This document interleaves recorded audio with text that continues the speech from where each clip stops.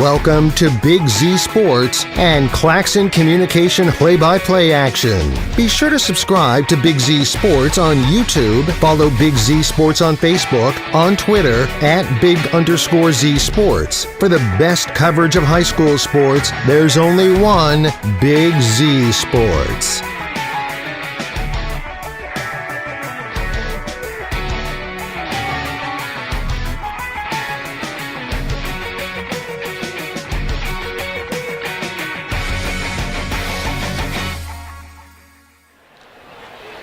Into Claymont High School for some wrestling out of the I.V.C. It is the I.V.C. tournament, and Big Z Sports is bringing it to you live on our YouTube channel. Thanks to all of our great sponsors this year and Claxon Communications. Nick McWilliams, Blaze McMorrow, and Travis Poland bringing you all of this exciting tournament action. See, I've been so used to saying duel, guys. We're in that. Now we're in the tournament. Tournament time. Easy for me to say. I'm too excited. You'll get it here. That's all right. No, this is the primer. This is the official second season starts, next Saturday. That's the sectional tournament. So this is the last tune-up for you get into the second season. Anything after tonight, whatever you did, doesn't matter. So what a great night to be here too. Now I got to ask, because Blaze and I have been doing a couple of the most recent wrestling broadcasts that we've had. You've been out there on the mat though. Just not competing, though. Not competing, no. You have fun doing that, though. That's a lot of fun. And I tell you what, I hope some young guys are going to listen to this, because there needs to be a whole bunch of more officials coming on. A lot of the guys are getting older. The Ohio High School Wrestling Officials Association, they're putting flyers out to try and get guys to come and join. Definitely need a bunch more guys. Great way to stay involved in the sport. You get a great seat at all the action, that's for sure. So been doing that. It's been great listening to you guys. I heard you guys doing the regional duels a couple weeks ago over at Indian Valley. What a way that one ended. Yeah, that was wild. But and Blaze, for you, thinking of that, keeping that in mind, coming in here, entirely different kind of idea or kind of different format. And for anybody who might be tuning in today and who has not had any kind of interaction with wrestling to this point, and maybe this is all new for them.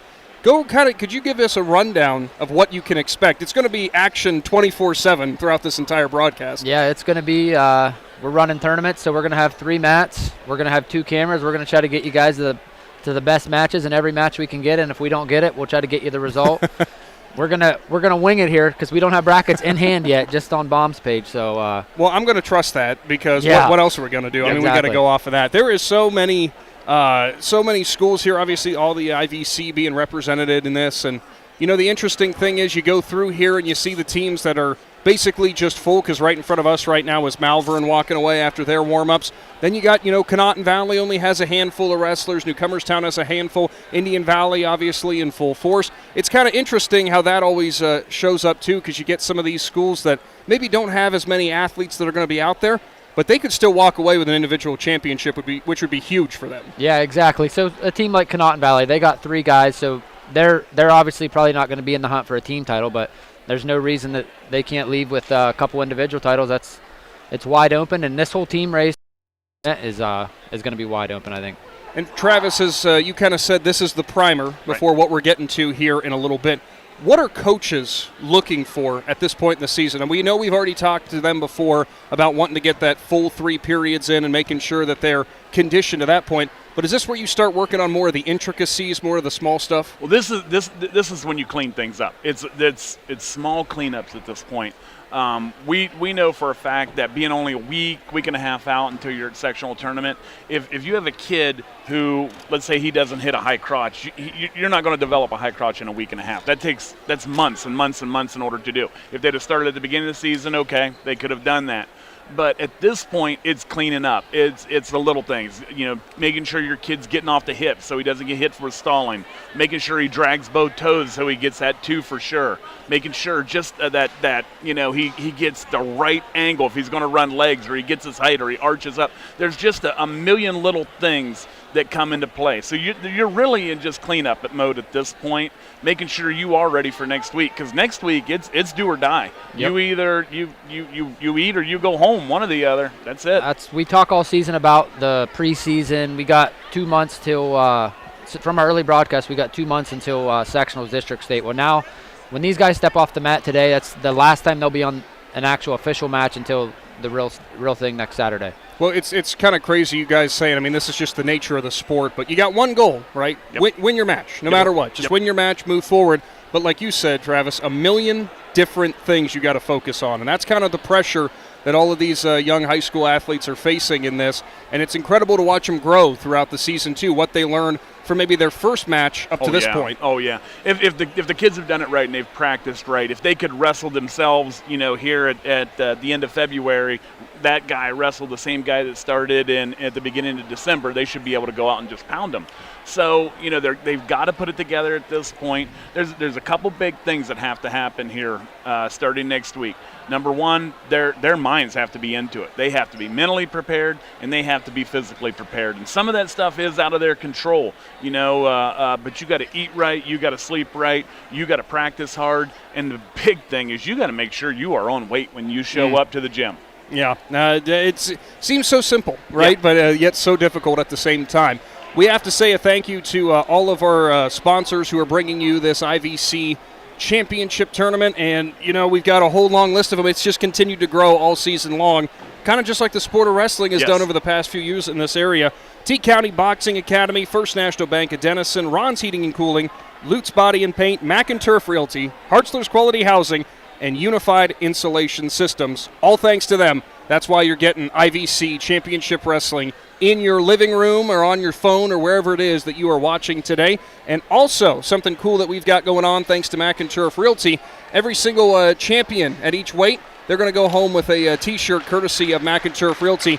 So, guys, we're only giving out a handful of those overall, and you know how proud these guys are going to be if they win in their weight class. Well, it's funny. These guys, they would rather have the T-shirt than the trophy. Oh. That's something they can wear. You don't wear a trophy around. You don't do that. But they wear shirts everywhere, and they're going to keep them forever. A lot of times at maybe at the end of their career or a couple years later for like a graduation present, old mom will have it made into a blanket, all the shirts that they've worked for and they've earned. So huge shout out. Thank you to Mac and Turf for donating those shirts. These kids will be really proud to wear those. Well, hopefully whenever these some of these guys get down to maybe the state tournament, maybe we'll see a couple of those shirts out there on the mats. That'd be pretty cool. That would be great. And I think there's a good shot that we're going to see that happen. Oh, we're going to see more than a few for the wrestlers who are competing here today who are definitely making runs at those state titles. We'll go ahead and take our first brief time out. When we come back, wrestling is on the way from Claymont High School. I.V.C. championships are up next.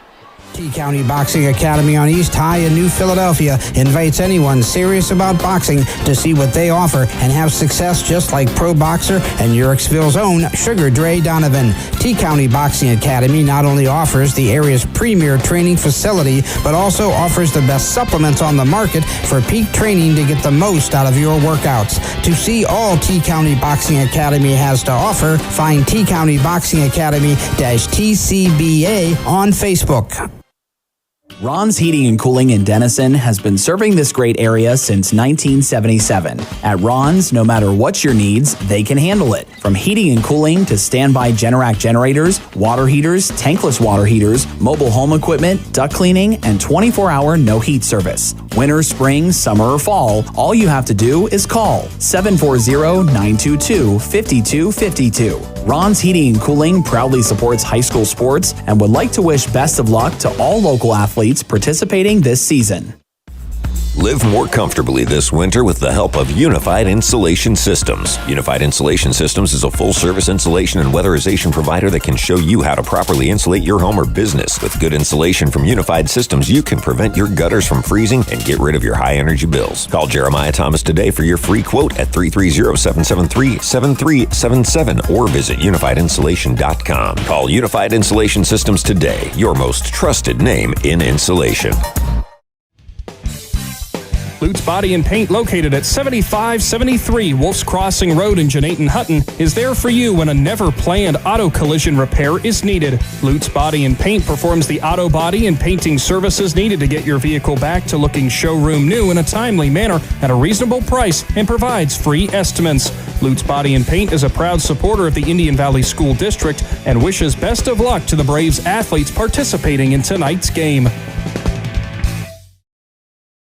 Hi, this is Jan McInturf. The past 30 years, the residents in and around the Tuscarawas County have made the call to the realtors and staff of McInturf Realty for buying and selling of residential and commercial properties. We truly live in a great community, and in all of those communities, there is nothing better than high school sports. For myself and all the agents and staff at McInturf Realty, we would like to wish all the area athletes good luck this season. And make the call to McInturf Realty, 330-364-SOLD, or find us online at McInturfRealty.net.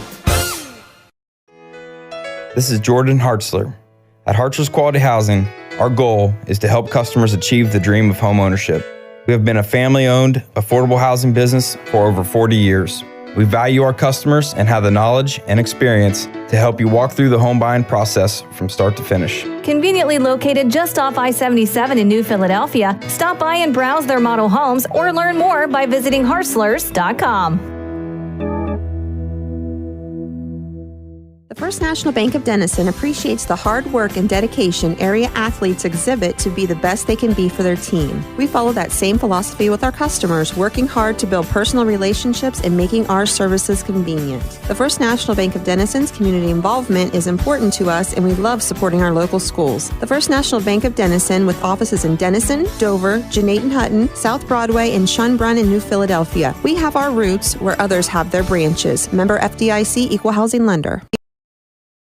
One thing every sports family knows is how crazy eating schedules can get. Well, let Papa John's of Uricksville and New Philadelphia handle the cooking. Papa John's offers a full menu including stuffed crust pizza, Papa Diaz, wings, cheese sticks, and so much more. See all that Papa John's has to offer by visiting papajohns.com and keep earning those Papa rewards. Papa John's of Uricksville and New Philadelphia. Just what you need for your busy schedule. Just waiting to get started here from Claymont High School as it is the I.V.C. Championships upcoming on the Big Z Sports YouTube channel. And thanks everybody for tuning in as all the I.V.C. schools are set to clash here from Uricksville. Find out who some of these individual champions are going to be, and of course the team champion out of the I.V.C. And guys, we were just running down through the brackets, taking a quick look here. You know, we've got the weights kind of in the middle, all stacked up, almost full brackets there. Lower weight classes, going to be a little bit quicker that they're going through, a little bit fewer representatives. Well, there's three wrestlers in the 106-pound weight class. So they won't even wrestle first round. No, they won't wrestle till one kid, Sweeney and Cochran will wrestle in the semifinals, and then whoever the winner of that is will go against Smith from Sandy Valley. So Smith gets one match. It's in the finals, yep. All right, well, it looks like we are going to take another timeout because it's National Anthem time. Big Z Sports is back after this. T-County Boxing Academy on East High in New Philadelphia invites anyone serious about boxing to see what they offer and have success just like pro boxer and Uricksville's own Sugar Dre Donovan. T-County Boxing Academy not only offers the area's premier training facility, but also offers the best supplements on the market for peak training to get the most out of your workouts. To see all T-County Boxing Academy has to offer, find T-County Boxing Academy-TCBA on Facebook. Ron's Heating and Cooling in Denison has been serving this great area since 1977. At Ron's, no matter what your needs, they can handle it. From heating and cooling to standby Generac generators, water heaters, tankless water heaters, mobile home equipment, duct cleaning, and 24-hour no-heat service. Winter, spring, summer, or fall, all you have to do is call 740-922-5252. Ron's Heating and Cooling proudly supports high school sports and would like to wish best of luck to all local athletes participating this season.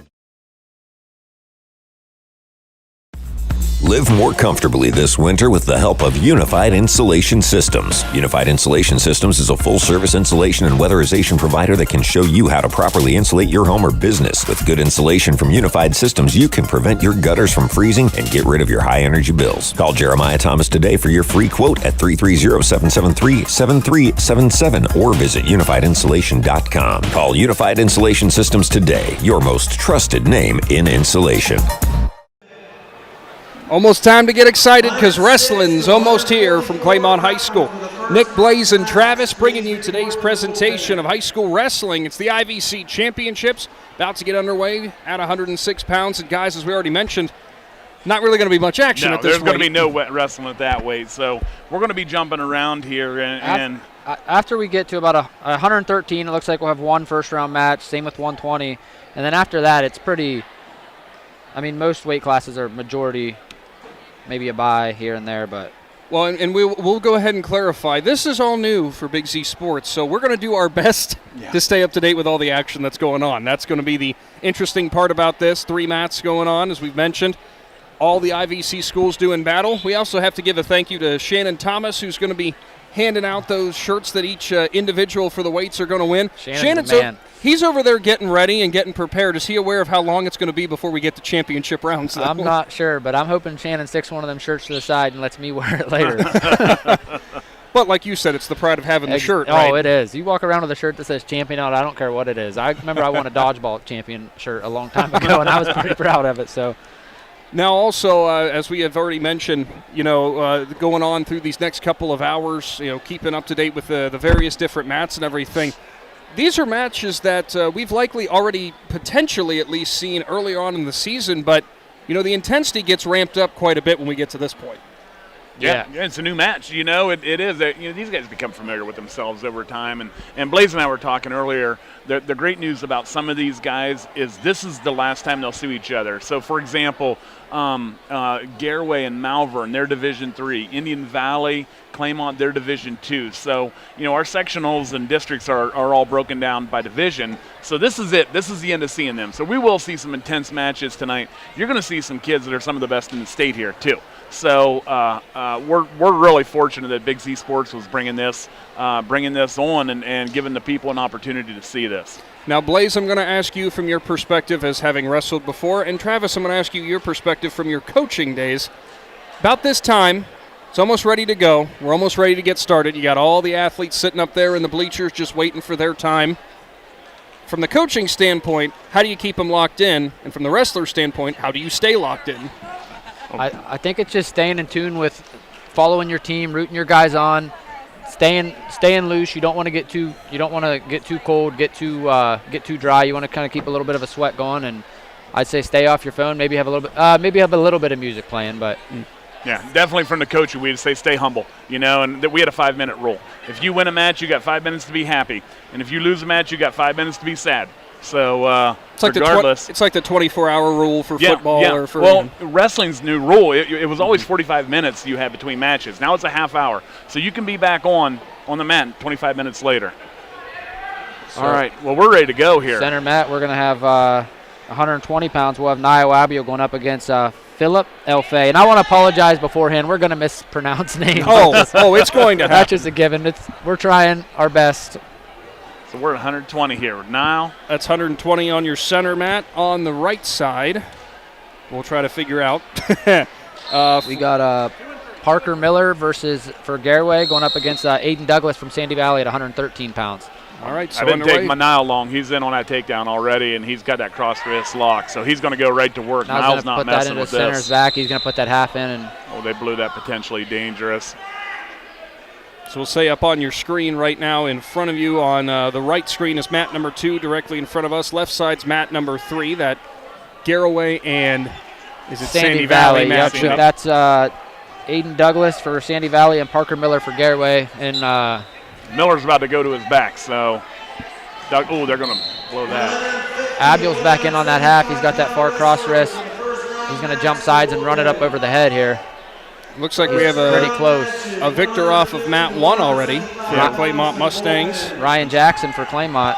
So he will be advancing. He got a win over Aaliyah Lawson from Sandy Valley. He'll advance to the semifinals at 132 pounds. We weren't exaggerating when we said constant movement everywhere. Yeah, it's going to be chaos, but whenever we get to the finals and stuff, it's going to settle down. And Niall's going to win there. He's going to pin. And Niall will advance to the semifinals at 120 pounds, where he'll have Nathan Gentz of Garraway. Now, here's the thing, too, guys. I mean, from your experience, is it more advantageous to try to go quickly in these first few rounds? You want to conserve a little bit more energy if you think you can. The reality is, it's a bracketed tournament is it's a filtering process. The theory is they get better as they go. So you start filtering out, Little better each round, so don't mess around. It is tournament time. You get a guy on his back, you pin him, and you get it over with. You finish it. This takedown time was in the other part of the season. We've seen too many times where you've had a guy maybe trying to toy with a guy, they get cute. Rack up points, they get cute, and then they get finished and end up getting beaten. Over here on the center mat, we got Carson Hostetler for Indian Valley going up against Lizzie Croston from Sandy Valley. That'll be on the right side of your screen. Hostetler trying to go to work quickly. 2 quick takedowns for him, and he lets her back up. Well, no, he was setting her up. Yeah. See, he's not messing around. He's going to cradle her right up. And here we go. She's in trouble here. Yeah, right to her back. He's going to stick that bottom knee right in the ribs there. Look in the ear, and there it is. So Hostetler is going to get away with the pin. There's a fall for Hostetler here. Quick work for the 132-pounder for Indian Valley. Still ongoing on the left side of your screen, the Sandy Valley and Garroway bout. Going into the second period, Sandy Valley leads 2-0 here. Douglas leads 2-0 over Miller. Aiden Douglas over Parker Miller, sophomore versus freshman. And then here on the center mat, we got, orange. I guess they're both orange. So right side of your mat. It's going to be Trevor McGar and Mitchell Tetrault from Garroway here. So we're going to do our best to try and call these and not talk over each other because that gets messy too. No, whatever do you mean? That's never happened once. Tetrault's a freshman for Garroway, but a really tough freshman at that. Yeah, he's 3-seed here, so he can definitely wrestle. McGar he's a wily veteran. He is a senior. Tetrault's ranked 27th in the state in Division III. Not mistaken, Tatro, one heck of a wrestler, but his sister, one heck of a softball player for those Garroway Pirates. Good bloodlines. Yeah. McGar. Good position to reverse that shit.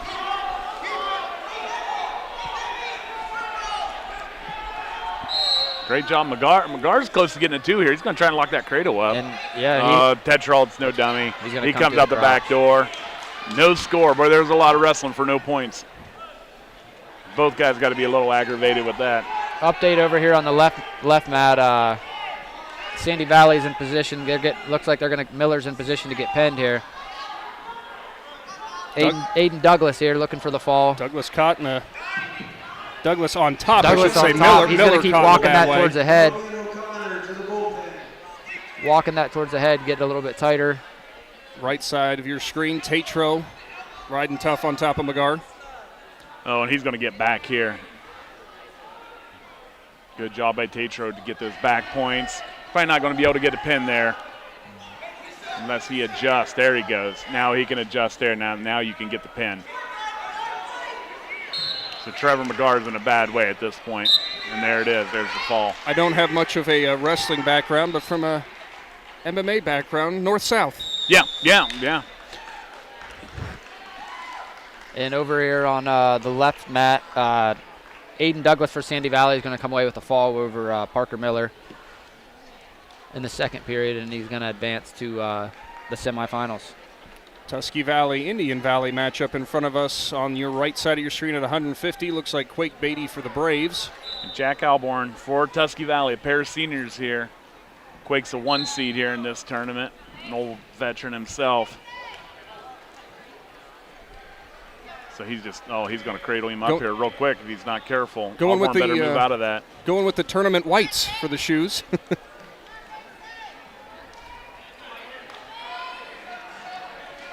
Great job, Alborn, fighting that off. Went right through that trip. in on a double. Over here on the left mat, I'm not 100%, but I'm like 80%. I think we got Gabe Campbell from Malvern going up against Alex Amser from Garroway. We're just going with the colors of the singlets. Some of the kids we know, but some of them were just having a match, and I think that's a quick takedown for Campbell there. And he's going to work on top. He's got that bar locked in. He's going to get to the side. He's going to run it. Big steps. The Garroway wrestler's going to need to sit on that, get his head up. You get a half and a bar. That is tight. Hampshire, just the freshman for the Pirates. Campbell, the junior for Malvern, and he's going to let Campbell go. Beatty's in on a takedown. He's about to score some near fall here. And this is the kind of tournament where every bonus points matter here, not just in duels. Every pin, every tech, every major decision, it's an extra half team point, extra team point, extra 2 team points. Well, we were talking earlier, and this is wide open. We don't know who's going to win. There were a handful of kids that didn't make weight for this tournament. There's there's a lot of variables that come into play. So really, we have no idea. Traditionally, if you come into a conference tournament like this, you know who the favorite is, but we really don't know. We have no idea who's going to win this is as wide open as it's ever been. Yeah. It's never been this wide open. So it's going to be really interesting how this all shakes out. The Malvern boys got him in a Campbell bad way. over here has him in deep trouble.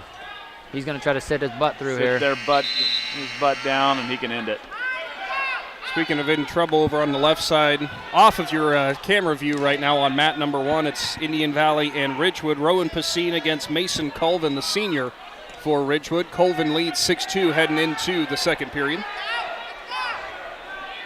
And that's a senior-sophomore matchup. Colvin the senior, Pacine the sophomore.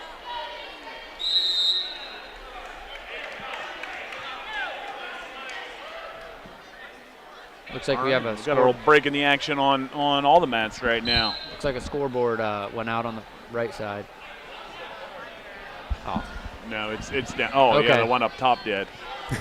Okay. We're learning as we go. That's what it is. Well, good time to remind you, thanks to all of our sponsors again, one of those being T County Boxing Academy, jumping on for all wrestling this season. As on your right, Matt, Campbell stuck down again. Not sure what. I think we might have a scoring issue on the center, Matt, or I guess it'd be right on your screen.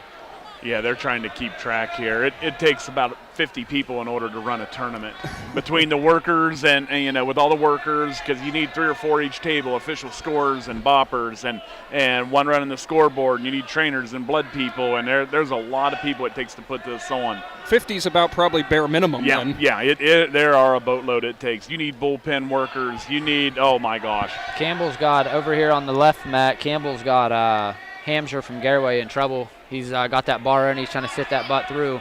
That's twice he's ran a bar on him. Hampshire has fought out of it both He's really times. tough with that bar.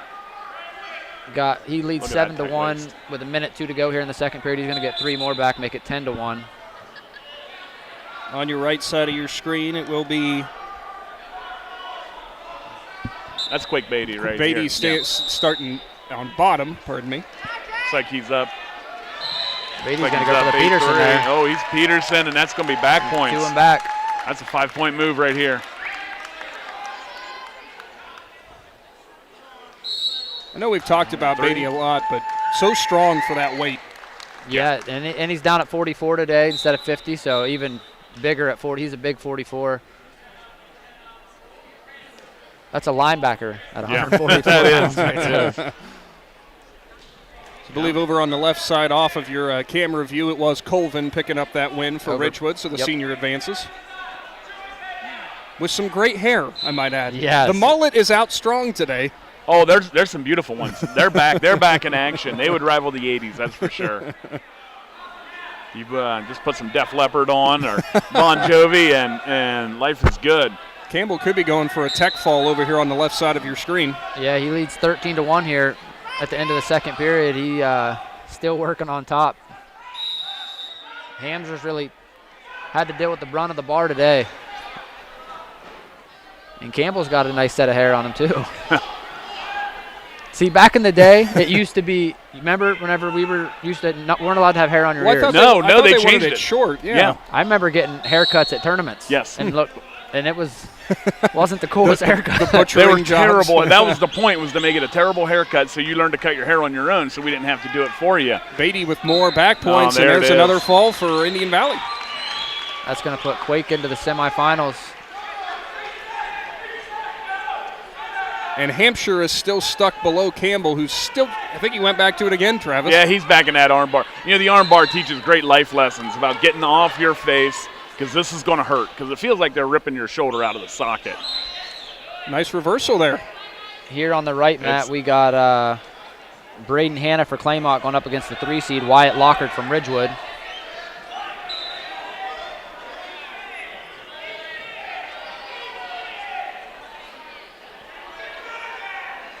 They're going to get stalemated out here if nobody can advance. He's got a cradle lock, but it's not. There he scored. Oh, there you go. He got it. You going to bump it over? pull it, take it straight back, or he's going to suicide it.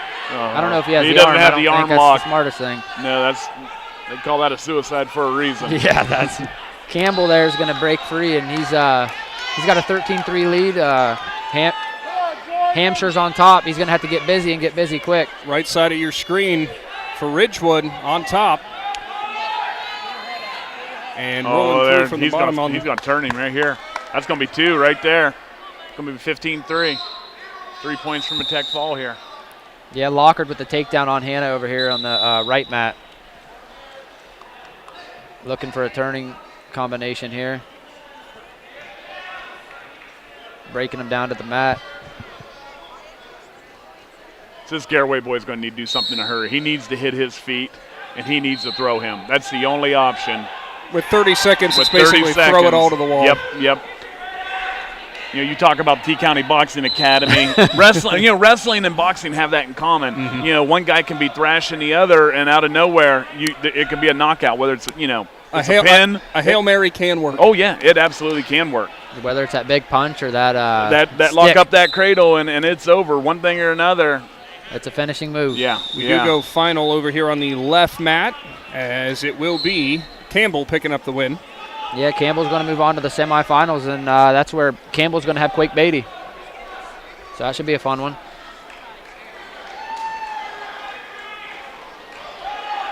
And here on this right mat, we still got Braden Hannas for Claymont. Lockard kind of trying to turn him, but he's going to run that T-bar here. Lockard with a 5-0 lead here with about 10 seconds to go here in the first period. Not looking like he's going to get more back points here. There's 5 seconds left in the period. Over here on the left mat, we got Drake Angle for Ridgewood going up against, looks like Matt Pucci for Malvern. We got a freshman senior from Malvern, freshman from Ridgewood. There's a shot in there by Pucci, blocked off by Angle. There's so many names. I'm trying not to throw the wrong one out here. I'm more impressed for you guys being able to scroll through this fast and finding all of them that fast. I'm still over here looking for the names, and you're talking about what the score is at the end of one. Oh, there's the lock hands. Oh, he got away with it. He got away. These Ridgewood kids up big, 6-0 right now, feeling pretty confident about himself. And rightfully so. There's a shot in there by goes in again. He's going to finish. This will be a 2-point takedown, give him an 8-0 lead here at the minute 40 to go in the second. Got a little rivalry matchup off camera. Claymont, Indian Valley, trying to see who's in there for both sides. This will be a good match. That's a good match. That's one that if we can get over to the we spin that camera over to that one. We got Trenton Cole for Claymont going up against Aiden Braun. And there we are on your left side. Asking you guys shall receive. Oh, look at that. Quick Braun with the 2. Braun. Great job. Cole's trying to get. Big mat return for Braun. Cole back up to his feet. That's the thing with Trenton Cole. You know you're going to have, you wrestle Trenton Cole, you're going to be wrestling for 6 minutes. Braun's going to kick him out. Neutral. So it's going to be 2-1.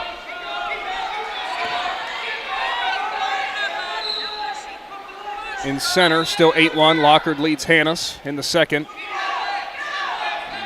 Cole tries to pop out, but Braun takes him back down on the left side of your screen. Oh, Coach Patterson showing up with the actual bracket. God bless him. I'm going to let you two handle that. I am going to butcher it regardless. So if we could all mess up names. Yeah. Well, Braun's really going to work here. Up on top, driving Trenton forward. He's going to lock that cradle up. Yeah, and Braun's a really, really long 150-pounder. Good job, Trenton Cole, peeling those fingers off, getting back to his base, but he's going to get back to his feet. He's got to get there. Braun, look at Braun keeping that pressure forward. Yep, riding tough. Trenton sitting out. Braun trying to chin him back. Lockard working hard on the right side of your screen, and now he's going to get Hannas on his back. Yeah, Hannas in trouble. Oh, and off he goes. That's going to give, as you get 2 back there, that's going to give him a 10-1 lead here in the second period. Boy, Braun's just going to work here, just going on his feet. Taking him down, kicking him out, taking him down, kicking him out. Trenton Cole's a dangerous wrestler, though. You got to watch doing that. Yeah, Braun's in on a shot. Cole, Trenton Whizzer in here. Braun trying to bring coming it right up. above that knee. You can't stop that now. Braun's going to look for a return here. Toes are in, and it's 2. Rocky Dusenberry declares 2. That's going to make it 6-2 here in the first period. for Braun. 2 more on your right side of your screen for Lockhart as we go into the third. He's up 12-1 on Hannes of Claymont. And Braun and Cole about joined the center mat, too. On that one. That's the thing. We're going to see that probably at least once today. Someone's going to come in someone else's camera view. It's inevitable. Yep, that's just hard wrestling. Braun breaking Cole down.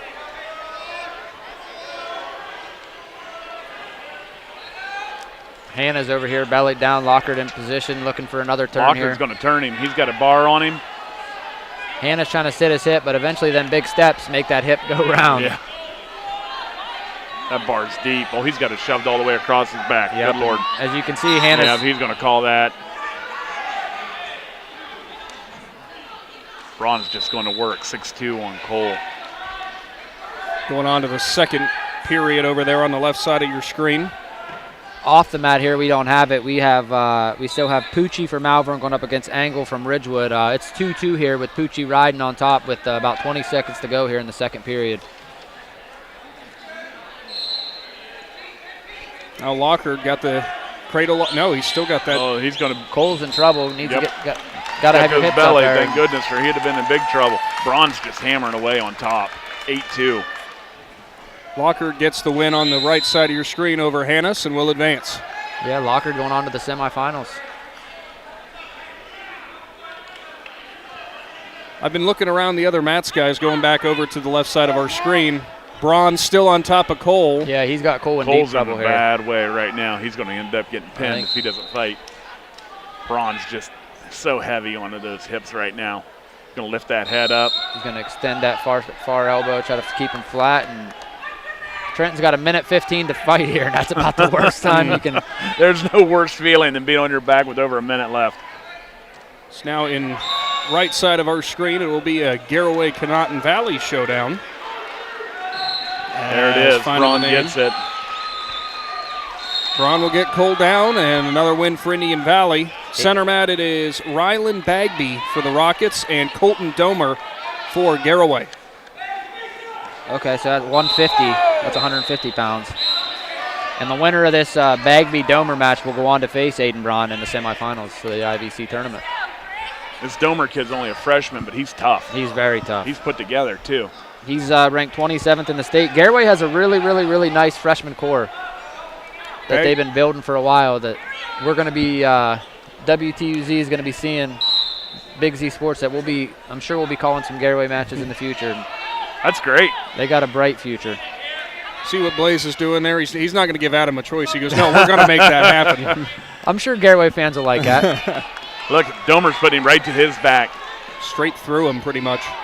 I was just about to say Bagby for Conotton Valley, so long, all that leverage, but Domer decided that didn't matter. Yeah, he didn't care. And there's a cradle, there's a cross-face cradle, and that's wrapped up tight. Boy, he looks pretty pinned from this angle. There it is. Domer's going to stick him. Over here on the left mat, it looks like we got Gabriel Lamnick from Ridgewood going up against Mason Shalosky, the freshman from New Cumberstown. Lamnick for Ridgewood is the 1 seed. Colvin, Lamnick, feels like for all the Ridgewood wrestlers we've seen, they also are on the football field. Yeah. Multi-sport athletes, again, like we like to say. Well, if you want to win, if you want to win, play more than one sport. Mm-hmm. If you just, the bottom line is these two sports go hand in hand. There's no doubt about it. If you ever Google football, NFL players who wrestled, the list is long and distinguished. In front of us on the right screen, or on the right side of your screen, Brogan O'Connor of Indian Valley, TJ Proctor from Malvern, the senior. Proctor is he's ranked 40th in Division III as a senior. It's 165 pounds. Okay, they're up at 65 now. Okay. Proctor's actually bumping up, normally a 57-pounder. It's one of those things I think Malvern did what they could do to kind of fill their lineup out, because every point matters in a tournament like this. Well, if you got a full lineup, you're going to be in a lot better shape to win this tournament, and it can be done. Malvern's got a shot to win this. Left side, we still got no score over there. Those guys have just been jockeying for position. That's a battle of 36, New Cumberstown and Ridgewood. Mm-hmm.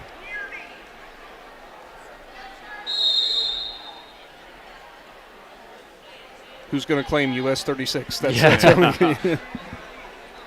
That used to be one of the great football rivalries, you know, right up the road from each other. Newcomers Town kids got some heavy hands. Have to watch getting them in the face there. O'Connor and Proctor here, still kind of hand fighting. There's kind of a dump attempt by Proctor. He's trying to walk that knees forward, blocking it off by O'Connor. O'Connor with double underhooks here.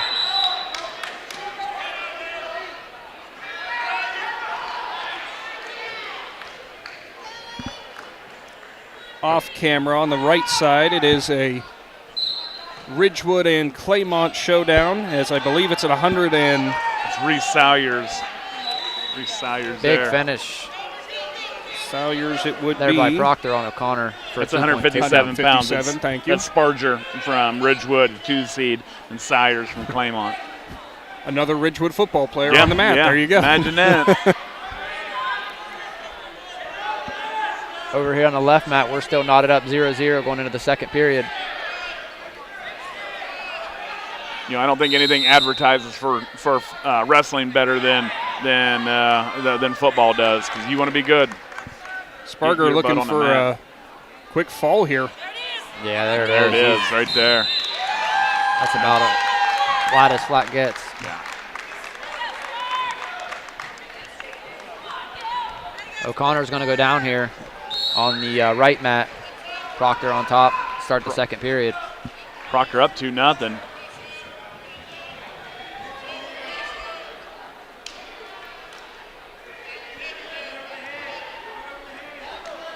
I believe still no score in the second here on your left side of your screen. It's going to be a takedown there we over go. on the left-hand side. 3-0. Yeah, Lamnick got the escape, and then he's got the takedown. He leads Shalosky from Cumberstown 3-0 right now. He's putting him on his back, too. Here come the front near fall. Rocky Duesenberry getting on top of that. And that's kind of what you expect when you see the 1 seed going up against the freshman. There it is, right there. It's the fall. Big fall for Gabriel Lamnick for Ridgewood. He'll move on to the semifinals. Back-to-back falls for the Generals. Oh. And on the other side, off camera. Boy, that was a slick little throw right there. That one's off camera. For Garraway, getting that win. Looks like that would have been Jonathan Domer at 175 over Johnny Kaser of Ridgewood. That one happened quick. Yeah, that took no time. Yeah, I think the final was 18 seconds, and that might have been generous. O'Connor now's got it knotted up. Yeah, 2-2 here with 45 seconds to go. They have the scoreboard marked first period. I think it's the second period. Yeah, I do believe so. On the left side, you've got Matt Barnett of Sandy Valley, the 3 seed, and Brody Cameron, a Claymont, a freshman, going at it. There's going to be an escape by Proctor here. 25 Barnett. seconds to go. Shot by Proctor, dump attempt, fireman's attempt. O'Connor trying to muscle him over. Ooh, He's in position. He's going to score. There's 2. O'Connor just scored on that. 2-point takedown. He needs to get that anchor in and just kind of ride tough here. He's got 10 seconds to go here. An escape here for Proctor. Reversal would be huge. Huge. Only 5 seconds left. You better get moving. I think he's going to ride it into the third period. O'Connor leading 4-3. And I think O'Connor wisely looked up at the clock and maybe realized that he was just ride it out. Sometimes that's what's nice when you got the big clocks on the side instead of the little ones on the table. The numbers a little bigger, make it a little easier. Over on the left mat, Barnett's up 2-0 on Cameron right now. Okay. Yeah. I thought he was on his back, but I've seen Coach Dustin Warner's head, so he kind of blocking it. And also Coach Warner not jumping up and down, telling him so he must have been in an okay position. Oh, exactly. Right? O'Connor's got him in a Proctor bad way. deep He's trouble. in trouble. He's in trouble here. He's real close to a fall here on Proctor. Still trying to fight through Proctor, keeping that shoulder up, and I don't know how he got out of that. Yeah, that's big. That's 3 back. He's going to make it 7-3, but Proctor's in position here to get 2 maybe, or a reversal. Here comes nope. O'Connor fighting hard, but he's got to watch. A minute 20 here to go in the third period. Connor might be just looking. Oh, never mind. There goes Connor's Proctor gonna cut again. Corners here. Climb the hip. Step right over this. There he is. Stepped over, and he's still in good position. Now he's going to drive him forward and keep that weight forward. Look, his legs crossed. O'Connor, typically a 50-pounder, wrestling 65 today for the team. Wow, did he jump up a lot. No easy task. Yeah. He looks good. over here on the left mat, we got New Cumberstown and Ridgewood.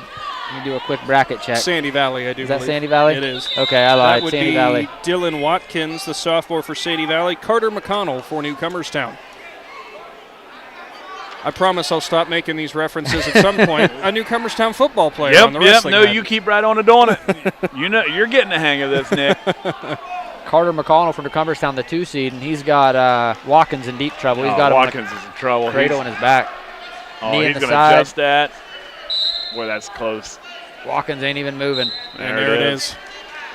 That's a fall for Carter McConnell from New Cumberstown. He's going to move into the semifinals going up against Luis Wall from Garaway. I asked you guys about the maybe doing quick work thing. It took 1:40, so I'd say he he got the memo. Quickly. Proctor got a reversal here with O'Connor's less than in trouble. 10 seconds to go, but O'Connor's going to win 7-5 here and advance to the semifinals at 165 pounds.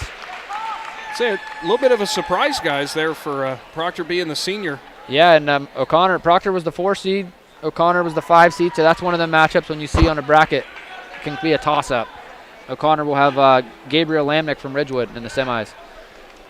So we're now getting right in front some of these us, bigger boys here. This is going to get interesting real soon. Garaway and Tusky Valley on the mat, as we'll see which one that is. That looks like Kyler Postlethwaite from Tusky Valley going up against Hunter Ksonka from Garaway. Do believe so. That's 165. Trip for Postlethwaite. On the left side, Ridgewood and Malvern, as I believe that would be up to 285. It sure will. It's Logan Sesser against Aiden Renz of Malvern. Sesser going right through Renz with a takedown. Sesser, the 1 seed here. He's only a junior, so he's got another year of growing. And I'm going to bet Sesser's a football player. You'd be guessing right, I do believe. Postlethwaite just rolled him right through there. I've watched this Postlethwaite boy wrestle for years. He can get it on. He's pretty good. 2 seed here at 65. That's on He's your got right. like a fish's cradle locked up here. That's on the right side of your screen. That'll be 2. Sesser going to work over here. Malvern boy's kind of balling up. He wasn't satisfied with just the 2 and then ride it out to the end of the first. He wants to turn him. Sesser wants that fall. Then Ridgewood's a sneaky team in this team race. They've had a good round so far. Yeah, they've had a great round. Hardly seen them get beat. I do believe they just have the 1 loss, if I'm not mistaken. Yeah. And then they're actually over here on the mat. That's not. Postlethwaite's about to score back here. Keeps him turning. We say that as Sesser's got in deep trouble here at 285. He's got Renz down, and there's a There it pin. is. Sesser's going to advance to the semifinals. This should be interesting. Next, I think we got Brent Smith for Indian Valley going up against Hunter McLaughlin for Conotton Valley on the left mat. On the right side, it is Postlethwaite leading 4-0, but credit where credit is due for Zonka Garaway. He's been in some perilous spots. Man, Sesser's a big dude. He's put together. He is.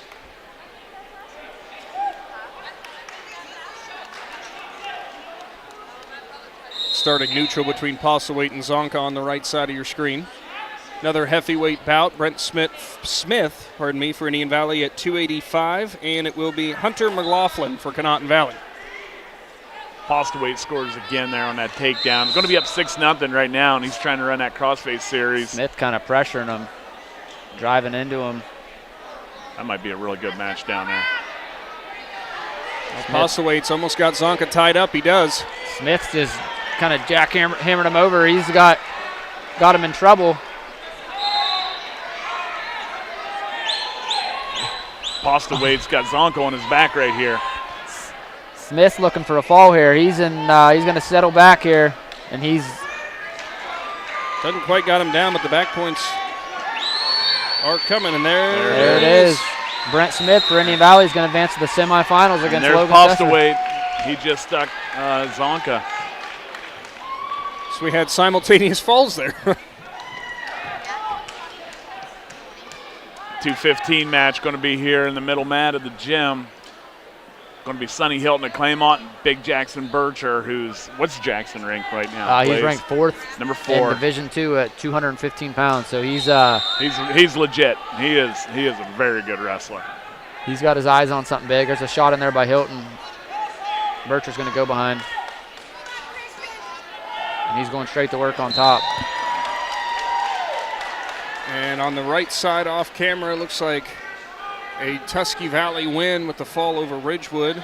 And it was Colton Solinsky over Christian Ford, so the senior for the Trojans will advance. Bircher's got that bar on, and he's going to start working that across his body. Sonny Hilton's in a bad way right now. Good job fighting off there. Over on the far mat, I don't know if the camera's on it. We'll be going over to that here as we go, on the left side of your screen. For Claymont going up against Martin Hernandez, a freshman from New Cumberstown. Yeah, first time I saw Martin, I said, that's not a freshman. Yeah, he doesn't look like a freshman, does he? That's what I was just thinking. I was like, a freshman. Good job, Hilton getting off his back, but right back to that bar goes Bircher. And Hernandez goes for the tackle. Doesn't quite secure it. He's serious. He's an athletic heavyweight, really athletic. Wow. Bircher's got Hilton in deep trouble here. He's real close to a fall. Just needs to push down a bit more. Settle his hips back here, and I think not quite. It's very close. There's still 30 seconds. There it is. There's your adjustment, and Bircher with the fall. So we're now down to Hernandez and Ferber. Yeah, and Bircher's going to advance to the semifinals where he'll wrestle Zach Babicek from Malvern. Babicek, yeah. Babicek, and that's a big matchup for semifinals. You got Babicek ranked 8th in Division III, returning state qualifier. Jackson Bircher ranked 4th in Division II, returning state qualifier. This is, I think it's pretty obvious that's going to be our best weight class here. It looks like, at least on paper, it's going to be some great wrestling in that 215-pound class. So Hernandez using his big, heavy hands of his. Boy, is he athletic. Kind of like a little snatch single there, and he's going to drive double. Right and through he's going to Jones. Ferber's in trouble. Ferber's been. Man. Wow. So the freshman moves on for the Trojans. And we will reiterate, he is a freshman. That's a real freshman. Holy moly. I hate to bring out the football reference again, but boy, if he doesn't play, I'll bet the football coach is knocking on his door. Left guard turned fullback. Okay, for the Cumberstown football program. You can see the fullback in him. Yeah. Because he don't move like no heavyweight. And not at all. So, fast and furious to start things off, guys. Not too bad. So we'll try to see if we can keep up with it. And I'll tell you what, why don't we take a brief break, pay some of our bills, and we'll be right back. Bouts Body and Paint, located at 7573 Wolf's Crossing Road in Jeanette and Hutton, is there for you when a never-planned auto collision repair is needed. Bouts Body and Paint performs the auto body and painting services needed to get your vehicle back to looking showroom new in a timely manner at a reasonable price and provides free estimates. Bouts Body and Paint is a proud supporter of the Indian Valley School District and wishes best of luck to the Braves athletes participating in tonight's game. Hi, this is Jan McInturf. The past 30 years, the residents in and around the Tuscarawas County have made the call to the realtors and staff of McInturf Realty for buying and selling of residential and commercial properties. We truly live in a great community, and in all of those communities, there is nothing better than high school sports. For myself and all the agents and staff at McInturf Realty, we would like to wish all the area athletes good luck this season. And make the call to McInturf Realty, 330-364-SOLD, or find us online at McInturfRealty.net. This is Jordan Hartzler. At Hartzler's Quality Housing, our goal is to help customers achieve the dream of home ownership. We have been a family-owned, affordable housing business for over 40 years. We value our customers and have the knowledge and experience to help you walk through the home buying process from start to finish. Conveniently located just off I-77 in New Philadelphia, stop by and browse their model homes or learn more by visiting Hartzlers.com. The First National Bank of Denison appreciates the hard work and dedication area athletes exhibit to be the best they can be for their team. We follow that same philosophy with our customers, working hard to build personal relationships and making our services convenient. The First National Bank of Denison's community involvement is important to us, and we love supporting our local schools. The First National Bank of Denison, with offices in Denison, Dover, Jeanette and Hutton, South Broadway, and Schönbrunn in New Philadelphia. We have our roots where others have their branches. Member FDIC, Equal Housing Lender.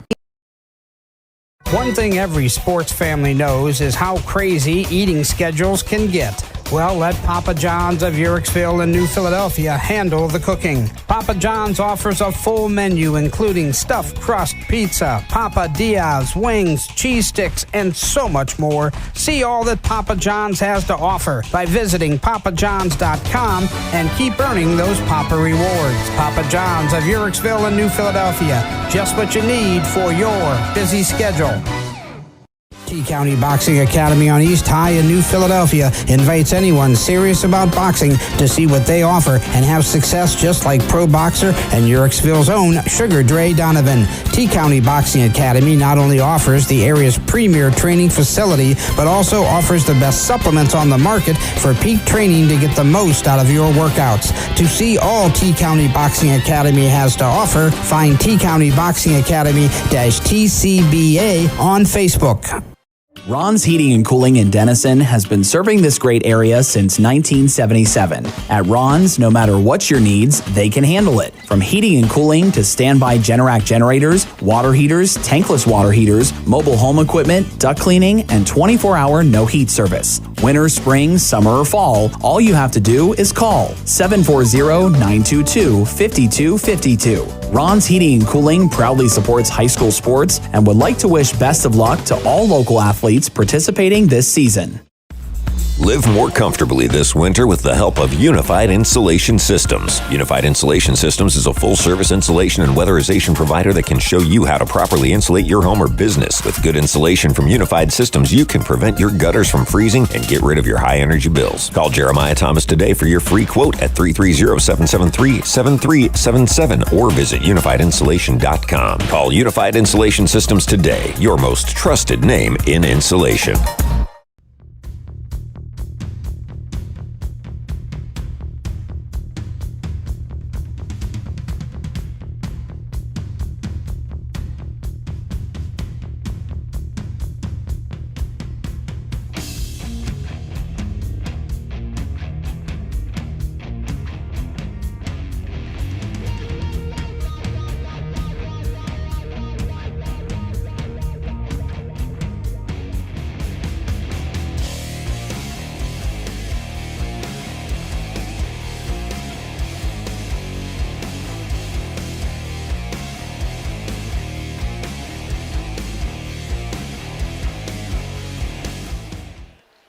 Big Z Sports bringing you high school wrestling coverage. The I.V.C. championships are underway. We got through the preliminary rounds.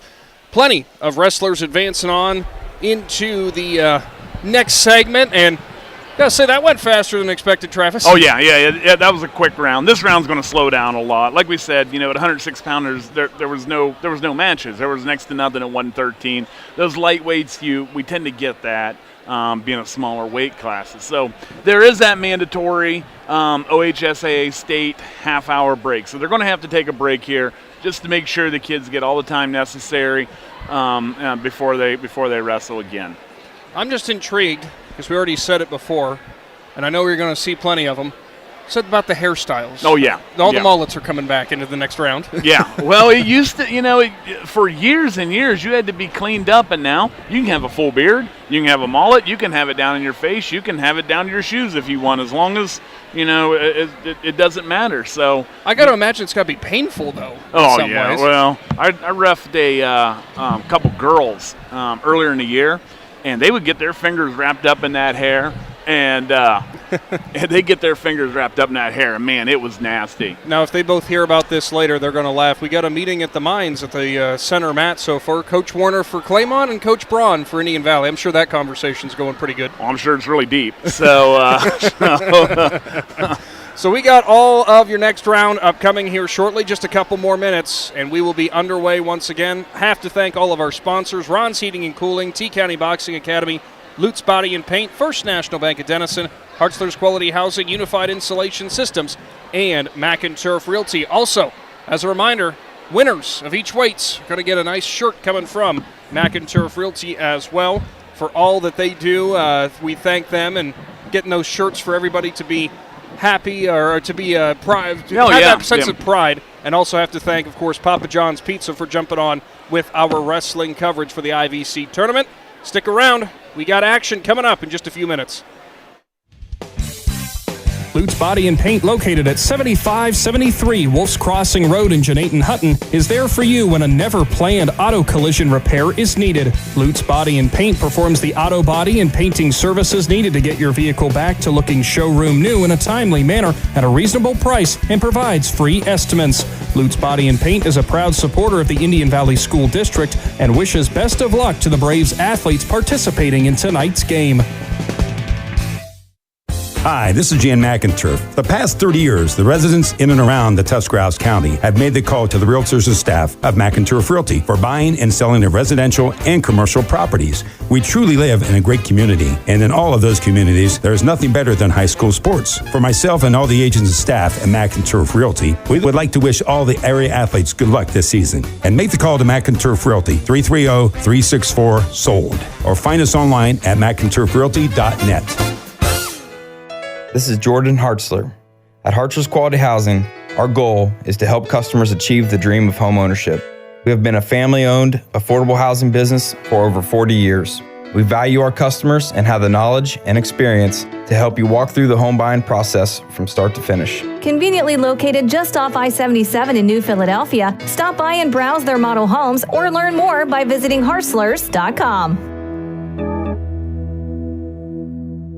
The First National Bank of Denison appreciates the hard work and dedication area athletes exhibit to be the best they can be for their team. We follow that same philosophy with our customers, working hard to build personal relationships and making our services convenient. The First National Bank of Denison's community involvement is important to us, and we love supporting our local schools. The First National Bank of Denison, with offices in Denison, Dover, Janayton Hutton, South Broadway, and Schunbrunn in New Philadelphia. We have our roots where others have their branches. Member FDIC, Equal Housing Lender. One thing every sports family knows is how crazy eating schedules can get. Well, let Papa John's of Uricksville and New Philadelphia handle the cooking. Papa John's offers a full menu including stuffed crust pizza, Papa Diaz, wings, cheese sticks, and so much more. See all that Papa John's has to offer by visiting papajohns.com and keep earning those Papa rewards. Papa John's of Uricksville and New Philadelphia. Just what you need for your busy schedule. T-County Boxing Academy on East High in New Philadelphia invites anyone serious about boxing to see what they offer and have success just like pro boxer and Uricksville's own Sugar Dre Donovan. T-County Boxing Academy not only offers the area's premier training facility, but also offers the best supplements on the market for peak training to get the most out of your workouts. To see all T-County Boxing Academy has to offer, find T-County Boxing Academy-TCBA on Facebook. Live more comfortably this winter with the help of Unified Insulation Systems. Unified Insulation Systems is a full-service insulation and weatherization provider that can show you how to properly insulate your home or business. With good insulation from Unified Systems, you can prevent your gutters from freezing and get rid of your high-energy bills. Call Jeremiah Thomas today for your free quote at 330-773-7377 or visit unifiedinsulation.com. Call Unified Insulation Systems today, your most trusted name in insulation. We are back to Claymont High School as we continue on the I.V.C. tournament coverage. Big Z Sports, Claxon Communications, all of our wonderful sponsors. We're going to get to the championship rounds. Those will be on mats 1 and 2. We'll have both of those when both of them are running. It'll be 106 pounds. It'll be Trace Swaney from Claymont and Maggie Cockrum from Malvern. As we are officially underway. And then here on the right side, Matt, we're going to have Aiden Douglas from Sandy Valley going up against Dalton Pennington from Malvern at 113 pounds. Sweeney's got her down quick here, and he's going to go right to work. He's about a 5'10", 106-pounder. He is long and lanky. All arms and legs. Kane Token-esque. And he is, he's going to drive that head to the knee. Cradle locked up right now. And there it is, real quick. Swaney will advance. Swaney gets that done. Swaney's going to advance to the finals where he'll wrestle Caleb Smith, who had a bye to the finals from Sandy Valley. 113 might get interesting here. 2-1 is your score on the mat in front of you right now. Not now. Douglas has Pennington in deep trouble. He's flat from what I can see. From our angle, certainly looks like he almost got him down. Great fight from underneath, though, and trying to spin out of it. Left side, we got Daniel McGarr of Claymont and Jared Moyer from Tusky Valley. This could be a pretty good match. There's your fall on the right mat.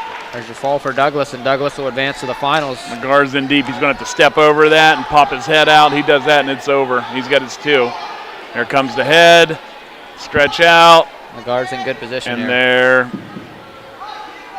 He's going to cross face. He's seconds away from 2 here. There it is. So McGarr's going to be up 2-0 on Moyer right off the rip.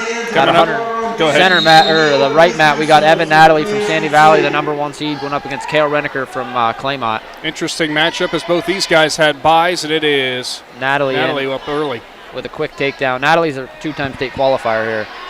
So this is a match. He's the 1 seed in the weight class that you would expect Natalie to handle his business. He's a senior, Renneker a freshman. McGarr's got a bar in right now, and he's going to start running that. It's going to get blown dead here if he's, right there. He's a potentially dangerous situation. Speaking of bar, Natalie's got he had double arm bar there. That was tight. That's a quick fall for Natalie. Our Sandy Valley wrestler will advance. Evan Natalie will advance to the finals, where he'll wrestle the winner of Nathan Gentz from Garraway or Niall Abiel from Indian Valley. And as we continue here, Blaze, I think you had the team score update, did you? I did. You not? So at the end of the first round. End of the first round. 1 second, clicking back on it.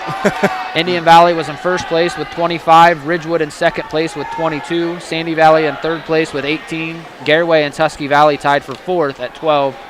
Malvern in 6th with 9. Claymont in 7th with 8. Claymont and New Cumberstown tied in 7th with 8. And then Conotton Valley didn't have a win that last round, so they're sitting there. But that's an up-and-coming big program trying to build a couple wrestlers. So on the right side on your screen, it is Ryan Jackson of Claymont going to work on Jalen Kimmel, the freshman from Conotton Valley, as it was Jackson who got the quick 2 on her. McGarr close to back points.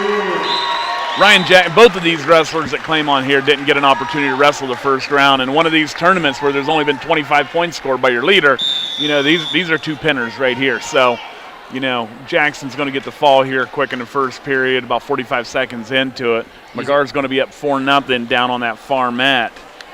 Another cool update, guys, I think, for Evan Natalie for Sandy Valley, that last win. If I'm not mistaken, reading the banner, that's his 100th for his career. Oh, congratulations, Evan. Evan Natalie, heck of a wrestler. He's a senior for Sandy Valley. Like we said, he's a 2-time state qualifier, and this year he has his eyes on standing on that podium this year. Here on the right mat, we got Brody Hardesty of Ridgewood going up against Jordan Burrows. Ooh, that's a wrestling name right there, Jordan Burrows. Not the Jordan Burrows, but he might be the new Jordan Burrows, because he's up right now on Hardesty of Ridgewood. No, he's not. Just keep close to 2. Just keep saying it is Jordan Burrows. Yes. Maybe we'll get a lot more people tuning in. Down on the far mat, McGarr's working in a circle here. McGarr's going to get out of there. Moyer's He's really high. high. There's 2. 6-0 McGarr. Meanwhile, here on the center mat, it's going to be 2-0. And Hardesty of Ridgewood up. But he's not in a great position here. He's high. He's high. That pull that hip down. Boy, if he just steps across him. He's kind of still sitting that hip down. Hardesty, Burrows is kind of in good position, but neither guys are really advancing here. Now Burrows going to try and step across him. Getting in better position. You can try to pull that shoulder down, kind of reach for the head, he's pop attached out. to the mat, and that's going to be, that's close to 2. Okay, he's going to get his 1, go neutral here. That's best case scenario for Hardesty there. Yeah, Hardesty got out of a bad way. McGarr still leading 6-0 over on the left mat. He's got it. Looks like he's kind of got a bar half he's running. A semi-bar, but he's got a deep half in, and he's going to keep taking big steps here.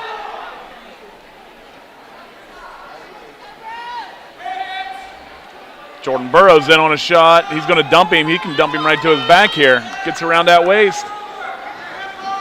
Oh, he lost it. Oh, he lost that arm he had trapped down, or he had the 2.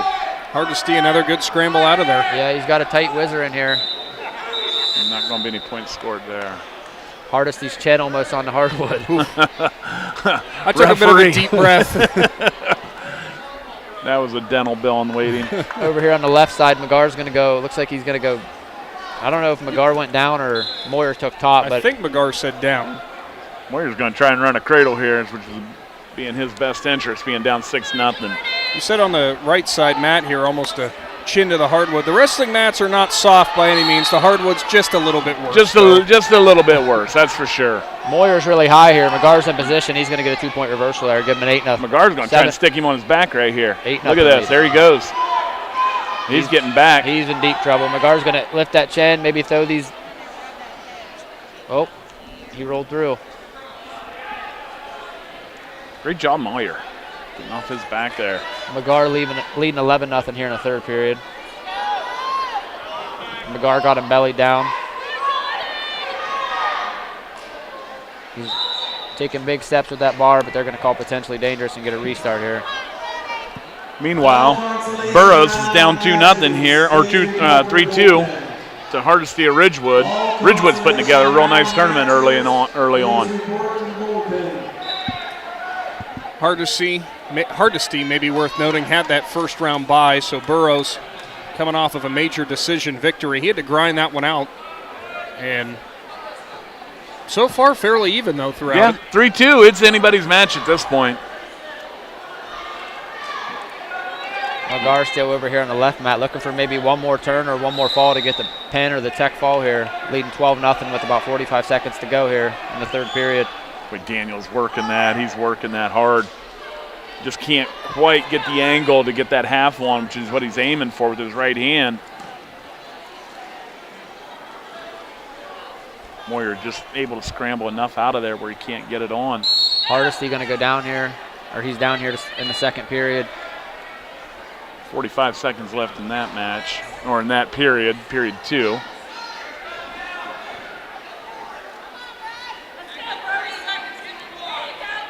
Nothing real close at this moment here on with Daniel McGar. He's up 12-0. About 5 seconds left. He's going to win this one with a major decision and advance to the finals. Where he'll wrestle Aiden Douglas from Sandy Valley in the finals. That should be a fun one.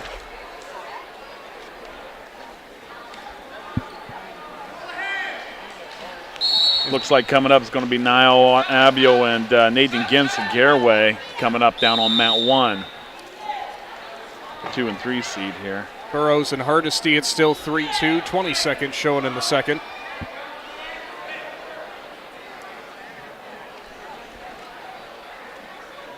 It's going to be a real interesting one for Indian Valley and Garaway.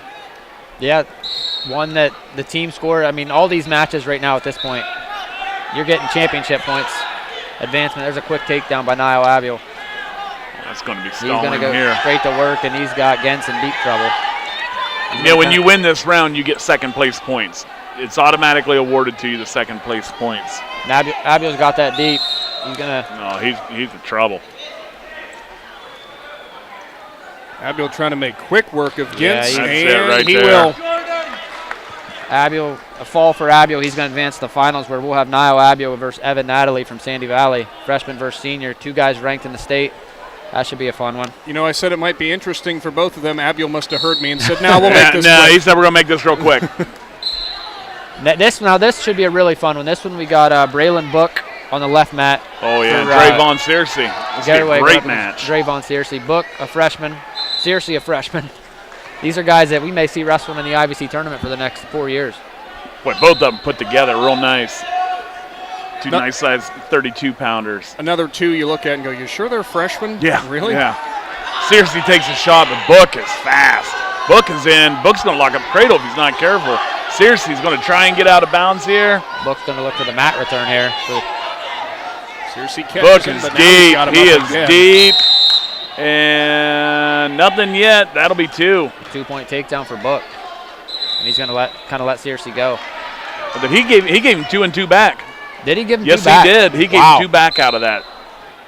I didn't even know I even see the back. Maybe that's just quite how fast Book is. Apparently. Wow, that's real fast. I kind of peeked over at Hardesty and Jordan Burroughs. And they're still 3-2'd, aren't they? Yeah, 3-2, and they're a minute 13 to go here in the third period. Looks like we got maybe blood time here or something. Searcy in on a shot, but Book is defending it well. Searcy's not deep enough yet. Now Book in on a shot of his own now. Searcy's kind of got a cradle locked up. He's high. Really high. He is out of position here. This is where Searcy wants to get his head up because Book could end up putting him in deep trouble. As I say that, Searcy's got a deep cradle and he's trying to kick it over. He is so athletic. And, oh, my. He's going to kick it over. Oh, my God. He's got a cradle and he's got Book on his back. He's got that leg hooked. He needs to get that leg out of there. Because Book's ain't able to keep his shoulder up. Book's being real smart here. Yeah, you're not going to pin him at this. No. Wow. What a move, though. Woo. So athletic. That's going to make it 6-4. Searcy leading here in the first period. This is a state-level match you're getting in the I.V.C. semifinals by 2 freshmen. Searcy riding tough here. Looks like he's in position to take this 6-4 lead here into the second period. 4 seconds left. What a great first period.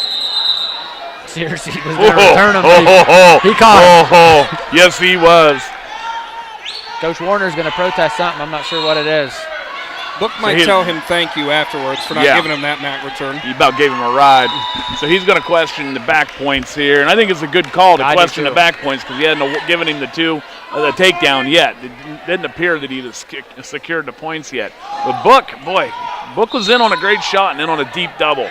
Searcy just playing defense there. So Searcy's going to go down. Over here on the center mat. We finally had a points update. All right.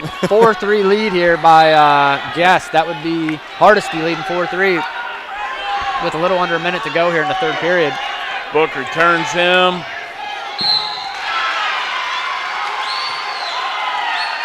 Off camera. Rowan Pacine took out Trevor McGar. McGar is going to be eliminated. Rowan Pacine will move on. Searcy's going to escape, score 1, make it 7-4. On the right side, Hardesty trying to ride it out for a gutty win. This would be a big win for Ridgewood. And oh boy. Nope. Wow. Malvern's coach Lawler is losing his mind over there. He was in good position and just lost it. Man. As close as going to get. As we say that, Searcy with a 2-point reversal. He leads 9-4. Final 5 seconds here on the right side. And it will be Hardesty with the big win for Ridgewood. He's going to advance to the finals. Brody Hardesty will advance to the finals where he'll wrestle Ryan Jackson from Claymont in the 126-pound I.V.C. finals. The Searcy's driving that forward, keeping all that weight forward. That was a heck of a match. Here on the right mat, we're going to have 132 pounds. We'll have Carson Hostetler, points for Searcy. Freshman from Indian Valley, going up against Aiden Slaughter from Ridgewood. This is the 1 seed Aiden Slaughter versus the 4 seed Carson Hostetler. Both freshmen. Searcy just racking up the back points still over here. Hostetler Quick just takedown. picks him up and drops him right down. We talk about long for the weight class. Hostetler's got to be a 6-foot, 132-pounder. Those are some long arms on him. He can stand up and his fingers touch the ground. Searcy still has on the left side, trying desperately to get that far shoulder down, or near shoulder, I should say. He's going to be up 12-4.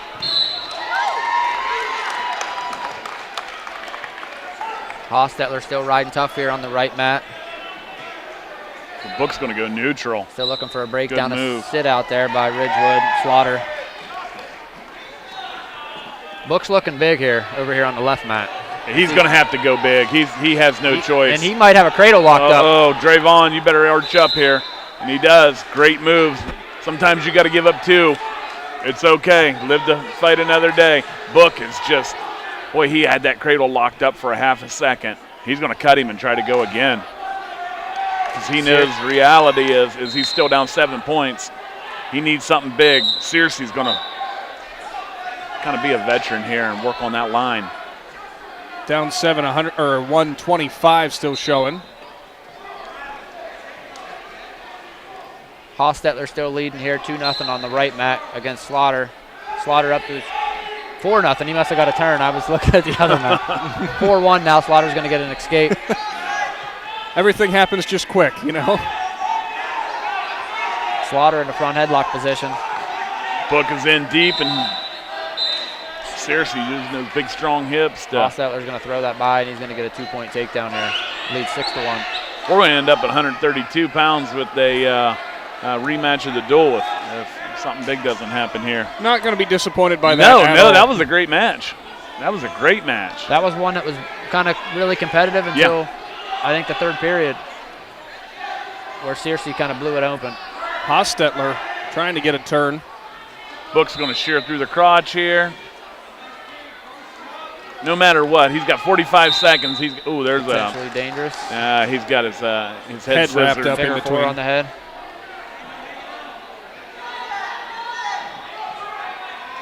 On the right side, Hostetler will be down to start the second, leading 6-1.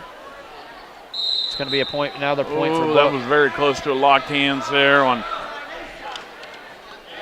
Searcy. Both guys both went for the shot at the same time, rammed shoulders. Book here, Searcy's gone double unders here. I don't know. I don't think his coaches are going to be happy about that. He's up by 6. Just ride it out and be smart here. That's something Book should be looking for. Yeah. There's a shot in there by Book.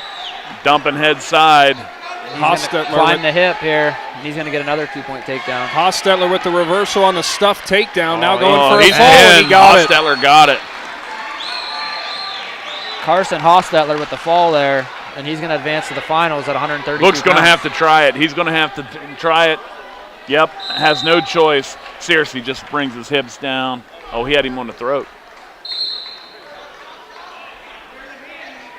Okay, they stopped that for potentially dangerous. We're down to 6 seconds. 14-9. Searcy's going to be up on top of Book. Here at on the right, Matt, we got Mitchell Tetrault for Garraway, a freshman, going up against Mason Colvin, a senior from Ridgewood, at 138 pounds. Boy, that was close. Tetrault's a freshman that we mentioned before. He's ranked 27th in the state. And this is that freshman, even though you're talking about a freshman senior, there's still that senior freshman strength that you can't compare.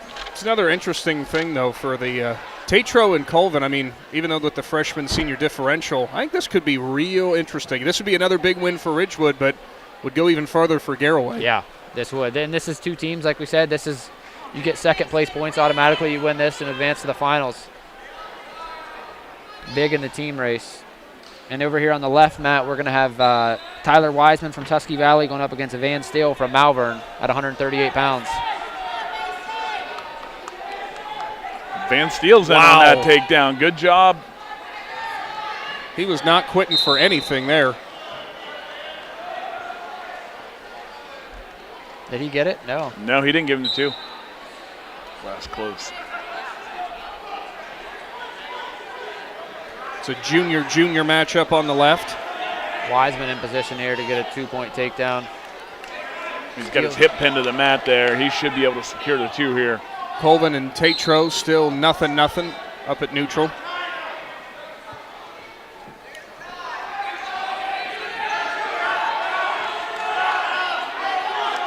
Wiseman in a front headlock position. He's going to kind of push him away, try to go behind, and he's going to get a 2-point takedown there.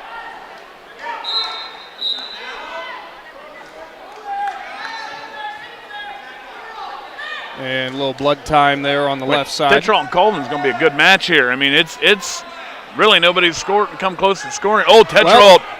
A nice shot. As soon as you say that, that's 2-0 Tetrault. Freshman coming up with a big double leg. Put him right on his butt. That's a big boy move right there. Up 2-0 going into the second. Boy, he got that with about 8 seconds left in the first period. Once again, I think somebody heard you. They heard us saying something, and hey, keep proving us wrong, boys. I love it. You know, I was thinking earlier, Nick, here we are on Valentine's Day, and there's no place we'd rather be. We love this. This is your Valentine's Day to yourself, right? It is. My wife said go. Yeah, exactly. All right. Well, Tetrault better get his hips up here. You can thank her then for the best Valentine's Day gift. Absolutely. Exactly. was going to say for Tatro with the lead 2-0. Colvin, though, for the weight, a big kid for this weight class. Yeah. But he's got his hip pinned down on the mat here. You're going to give up back points. Did he get 2? I think he only got 1. Oh. Only 1 swipe. Garraway coach is up here like, look like 2 to me. Tetrol, he's going to take try to make a big step around the head, and he's in position. He's going to start counting here. Maybe? Nope. There he goes. There. Oh. Boy, Colvin just slipped his arm out there. Coach Lucas Grove over there saying too careful. He's going to let him know he missed him. Over on the left side, still 2-0. It was going for the turn. Was Wiseman, just couldn't get him over. Steele fighting him off from down on the bottom. That'd be Steele of Malvern. Trying to keep all the schools straight, too. Yeah, that's the other hard part. Because you see green, you think Connaughton, Malvern. Wiseman's really, really high. He's in position to get reversed here, and Steele's going to climb the hip. Steele got it. There it is. And then he's going to switch. Nope. Colvin tries to reverse around Tatro, can't quite do it, gets him flipped over, still can't get the 2. It's another one where Tetrol's hips could end up being the issue, or he's going to have to get them off the mat. Get them off, yes. See, that's what we talked about earlier, the cleaning up the little things. Get your butt up off the mat. That's something he's going to need to focus on starting for next week at sectionals. You'll get in trouble when you put your butt down there. Good kid will Tetrol's got a cradle locked up, but time expires. And Garraway coaches are going to I was going to ask about those back points right there. Luke Grove is he got it. He was saying you did 2 swipes. Gave him the swipes. That's going to put Tetrol up 6-0 here going into the third period, correct? I think 4-0. Okay, so they did give him. Okay. I think he agreed and said I did, but he never held up the 2. That was the problem. Tetrol's going to go down here and start the third. Had another little bit of blood time there on the first mat. I think it was Steele's nose again. Wiseman leading 3-2 here. Just now starting the second period. Colvin's got Tatro locked up. He's got him extended. He's going to.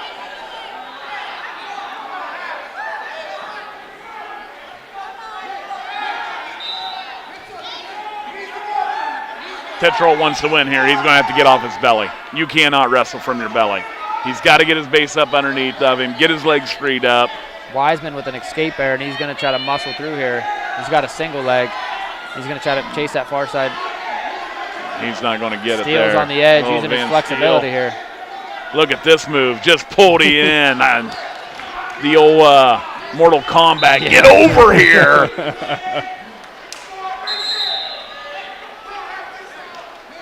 It's going to give Wiseman a 6-2 lead here with 1:33 to go here in the second period. Still on the third in your right side of your screen. Tatro down. Colvin on top. Tatro still up 4-0. Off the camera mat over here in the Consolations, Trenton Cole's going to pick up a win over Connaughton Valley and advance in the Consolations. Tetrol's toes down, get to his feet. Oh, and there's a reversal. That's 2. Tetrol's going to ride heavy for the next minute. I know our cameras probably weren't close enough to pick that up. You saw Colvin's face as he was trying to throw him up over his hips, and he just looked up to the sky and sighed because he knew. He's hipping over. He's looking for back points. Trayvon seriously walking by here, getting it done, kind of hobbling. He came up at the end of that last one holding the ankle, which any tournament format, you're going to have your bumps and bruises. Yeah, well, this is the end of the season. This is where we talked about it. You got to have a little bit of luck that your body is able to hold together at the right time. And this is where when you're cutting weight, sleep's important, your diet's important, all that stuff's so important this time of the year. More blood time over on the left side between Steele and Wiseman. Steele's nose still a problem. At this point, they may have to do the old Kyle Warner and tape his face. Tape his face up. A whole roll of gauze around around the face. Steele's going to run out of blood. They might have to call somebody down to give him some. Now, I couldn't tell. I thought time expired here in the third. I think they are going to give him another second or two. Colvin's still down. Looks like the freshman Tatro, though, going to move on. Garraway coaches would be more than happy to just let this run out. Okay. Looks like about 1 second is going to be left, and they're happy to just run it out. There it is. The win for Tatro at 138 pounds, is it? 30. I think it's 30. I lost. It is at 138. So Tatro, the freshman, moves on. He takes on the winner. Well, I was going to say the winner of Steele and Wiseman, but they're still dealing with the blood time over there. Right now, as it currently stands, a minute 14 going or left in the second. Still no score. Or pardon me, 6-2. Yeah, I should say. 0-0 I read the bottom side. I actually didn't see. Is it Steele who's in the lead? I believe. Steele ought to be the green, so I would guess not. I've got that backwards. You're right. Over here on the right, Matt, Quake Beatty for Indian Valley going up against Gabe Campbell from Malvern, and Beatty's going to get a quick takedown, and he's looking for back already there, looking wasn't for he? back points 10 seconds into the match. And he's going to kick him out here, get back to work on his feet. Quick. Pretty ankle pick. Going to give him a 4-1 lead, and he's going to go back to work on his feet. There's the football background. The quickness getting into the legs. Like There's another 2 by Wiseman. He's going to be up. More blood. Holy moly. We're going to get to a point there where I don't know if, well, like you said, the gauze or. Yeah, we may have to see him wrapped up. Well, by rule, you get 5 minutes of blood time, but it's unlimited cleanup. So as soon as they get that plug stuck up in there, they cut. They usually cut blood, but you can clean up in theory for 2 hours. He's probably flirting with the 5 minute, or maybe. There's another quick takedown. He's going to dump him right on his back here. Back. Beatty trying to pop that head out, cannot. This is where Quake Beatty, a returning state placer, it's crunch time for him. This is his last shot to chase the podium, chase Columbus, so you're going to see his best these next few weeks. So this is Quake Beatty in tip-top shape right here. Beatty was not happy there. He thought he had him down for going for back points, and they were still in, but it was whistled out. Quake Beatty going to give an optional start here. Get back to work on his feet. It's going to be an escape. Beatty's going to lead 6-3 here.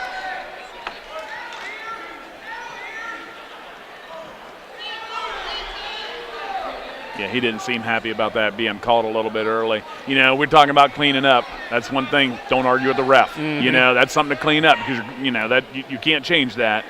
And I'd imagine, Beatty somehow gets through it. Almost. Oh, he had him spladled for a hot second there. Holy moly. What looked like Beatty in trouble, he comes out with a 2-point takedown. And he gave him 2 back. Did they really? They gave him 2 back. Yeah, they had. He had to give him 2 back there. Now Beatty, puts on the pressure. And Beatty's had enough of this. He said, that's exactly why sometimes we say you can't mess around with somebody because all it takes is. That's the knockout. That's the knockout punch that'll do it right there. End of the first, it will be Beatty in the lead. And something else you mentioned about the cleaning the stuff up there, Travis. Maybe his coaching staff might tell him don't get too distracted trying to talk to the official either. Nope. Control what you can control. That's all you can do is control. Coach Barr over there from Indian Valley, he's questioning that score. Yeah. Well, I think it's the 2 back points like you guys were talking about. Yep. It was quick. That's twice that we've seen on different mats from different refs. They've given 2 points, 2 back. If you had to guess what was going over here on the left mat, there's blood time again. There is. No way. You had blood time on your bingo card. You just hit because we're at blood time again. We're at some point we are going to figure out who's going to take on Tatro of Garraway. We just don't know when we're going to figure that out. Beatty trying to. Joe's down here, and he's just trying to score off the bottom here. He's going to get his hips up, and just like that, he's in a whizzer, unwinds it, and he should be at 1 if he faces him. This is where Campbell may try to just push him out. They'll give him the 1 there. Give him the 1 and go off your feet. Maybe you can spladle him again. It's going to be a 9-5 lead. Should be. It should be 9-5. I don't think the clock operator saw it. But Beatty with an inside single, and he's going to bring it up, pull him in, and jack it up. Campbell flexible there, though.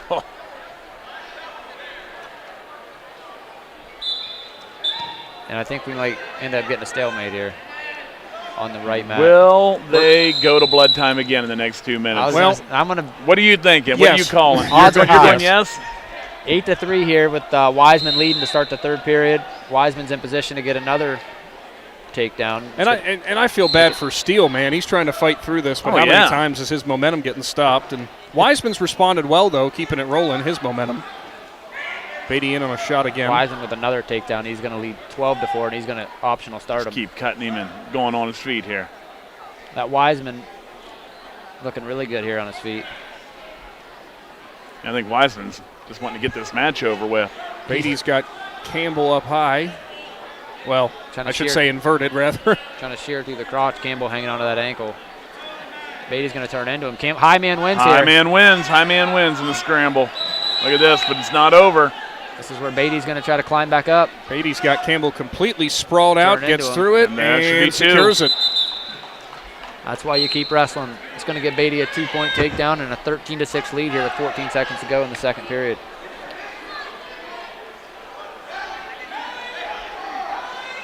Looks like Wiseman has steel on his back here and a barbed wire position. Got 50 seconds showing there. Anytime I see a barbed wire, I can't help but think of Wyatt Shaw. Wiseman gets him.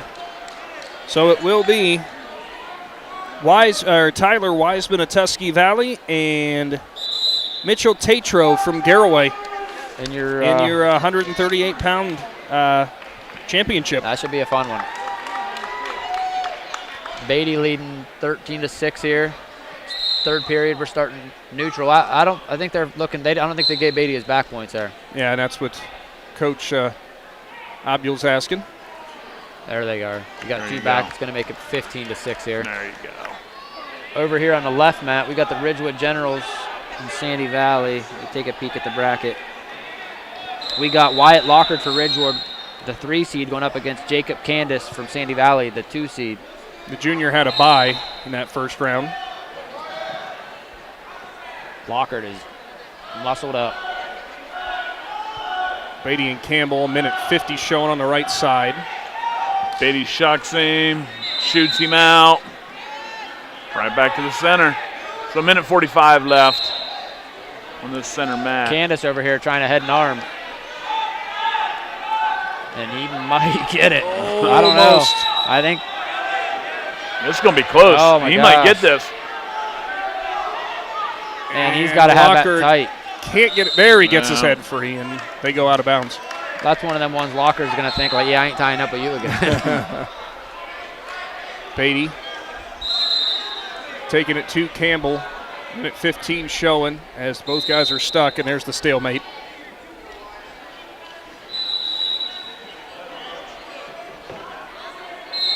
We got 150 pounds on both mats, so the winner of these bouts is who will be competing for the or 144 These are both 144 pounds. here. Okay. I storied. So used to seeing Beatty at 150. Beatty at 150. Yeah, so the winner of these matches will face off in the 144-pound I.V.C championship, competing for that I.V.C. The shirt. The I.V.C. WTUZ shirt. Of course, a big thank you to McInturf Realty for bringing Realty, those. Yes. Big thank you. Shannon Thomas will be getting all those handled for us on our social media platforms. And I hope to see a whole bunch of, well, it'd be 13 guys walking around here after this with those 14. shirts. 14 guys. Yep. And like we mentioned earlier, some of these guys will be seeing that they'll be in Columbus wearing that same shirt. Campbell now trying to lock up Beatty, but his foot touches the hardwood. Campbell, I give him credit. He's trailing 15-6, still battling. but he's battling. Sure, it feels like an uphill battle at this point, but he's still going. He's still going forward, taking shots. Even with 20 seconds going, still putting that pressure on. Beatty's going to get hit for stalling here. Lockard over here leading on the left mat, 2-1 here with about 3 seconds to go in the first period. Beatty goes for the quick shot. That one kind of came out of nowhere, and there's 2 for him. You got a swipe, but I think that's about it. That's going to be time expired. Quake Beatty's going to advance to the 144-pound finals. He's going to be taking on the winner of your left mat, as Blaze said, Lockard and Candace. 2-1. Lockard leading here, and he's starting down here in the second period. Oh, there's the locked hands. Yep, he got it. Here on the center mat, we got TJ Wilson from Tusky Valley going up against Drake Angle, Matt Pucci from Malvern. Senior versus senior. TJ Wilson, returning state placer for Tusky TJ Valley. Wilson can wrestle. 150 match winner, I believe, for Tusky Valley.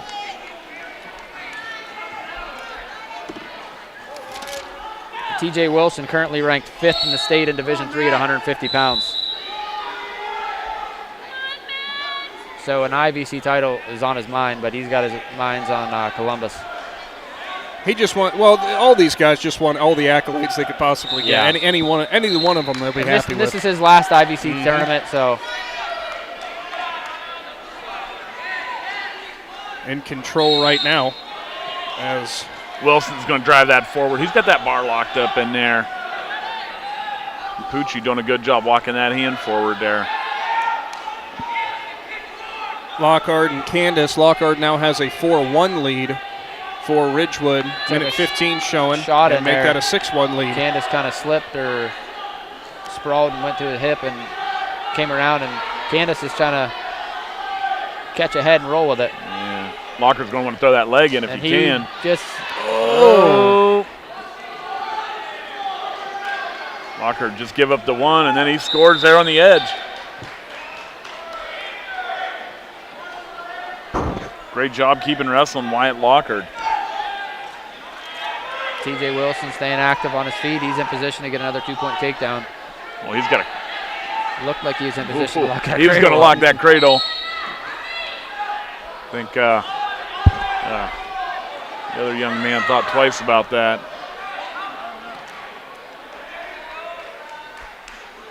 Lockhart still riding tough here. Candace still trying to roll hips out. This is why you this is a Peterson position. That's back points. Two it's and 2 more. and back. He got 2 back. Now yes, he Lockhart did. goes up and over Candace. It's going to be an 8-6 match. And then a reversal. Make it 10-6. Lockhart. Little sloppy down here at the moment. This is why hips and butt are important. 4-1 on the right side. Wilson leads heading into the second. Lockhart looking for back points. They're going to go out of bounds. I don't know if he gave him the swipes or. 3 seconds left. Looks like it's going to stay at 10-6. TJ Wilson, meanwhile, putting that bar on. Deep bar. Oh, yeah. He's got 1:45 to run that thing. Oh, he's going to reinforce it. Reaching right across that waist. He's going to tilt it. Yeah. Maybe. Pucci's still trying to fight it off. They're counting and back there's points 2, there. 3, 4. There's his 3 back. You got to let go of it or run it around his head. It's going to be a 7-1 lead for Wilson here. And here comes a cradle. And he's going to drive that tight. Candace is trying to catch a head over there. And nearly got him up over. Sometimes there's rules of wrestling that we say you don't never do, but then when you do them and they work. Yeah, they break them. It's hard to say no.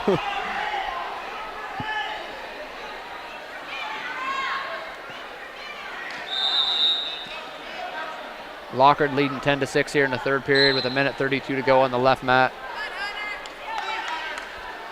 Candace down. Still in this match. He's shown he's hit a Peterson. He can hit a 5-point move. He's shown it, and he's only down by 4, so 1.5 left. Wilson still riding tough on top. Got Pucci belly down on his mat. He's going to kind of barbed wire, and he's getting back points again. Here it goes. He's going to try to walk it around the head. Oh, nearly didn't get that shoulder tucked in there. I thought This is going to get tight here. This is going to get tight for Wilson. Wilson's in a good position here. He's going to let him off of it. He let him go.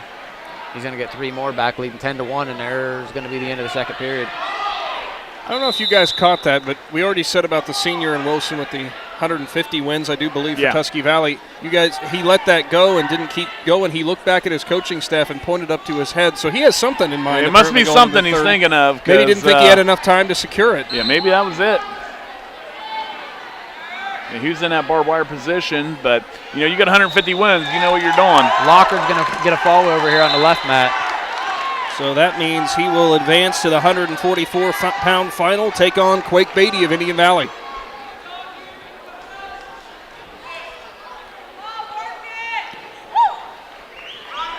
Pucci locked up on Wilson. Great idea by Pucci and trying to run to that near side cradle.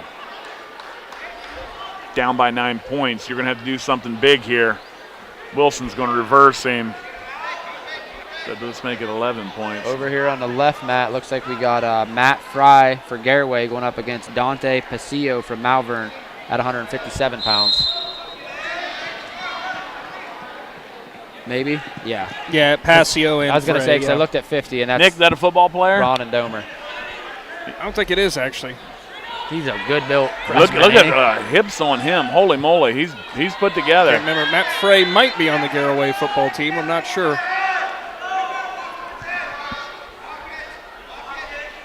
We're just going to go under the assumption with how many times we've said that. Yes. Well, Garaway had a great football season, so it would be reasonable to think so.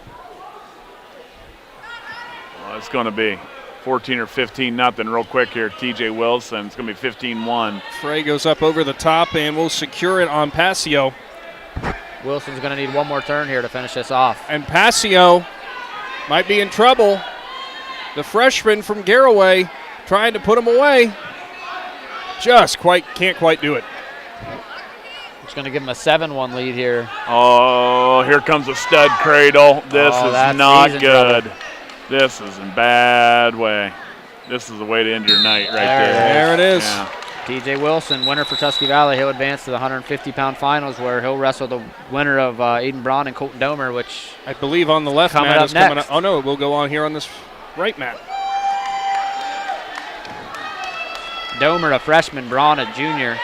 Another one of these Garaway freshmen that they have coming up. Boy, they've got some really good-looking class here. Over on the Consolation side, we're already up to the 285 range. Yeah, they're moving down there. And Frey again getting Pasillo stuck in a bad way over on the left. And he's going to collect and elevate that elbow, and he's going to walk that. He's going to walk that towards the head, and he's in deep trouble. Settle his hips back, but the clock might be his friend right here, and it is. So we'll be a 9-2 lead for Frey. Oh, take it back, 11-2 lead for Frey heading into the second. Braun and Domer here. Okay. Is that another freshman for Garaway? Yeah. Holy moly. Yeah, that's They're going to be legit here in a couple years. I mean, they're good now, but boy, we're talking. Braun in a dump position, and he's going to finish it. Great job by Aiden Braun. 2-point takedown here. Braun's looking for that and cradle. that cradle's locked up too. Oh, good job by Domer. Aiden Braun's a long 50. He's got them long arms, so he can hit that cradle from positions you don't think it's even possible. Riding tough here, got that anchor.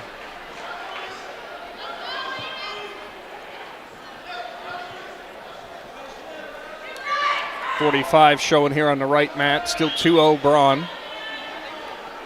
Left side, minute and a half in the second. Still 11-2 Frey. Frey's still running. He's running that bar. He's taking big steps. He's getting back points here.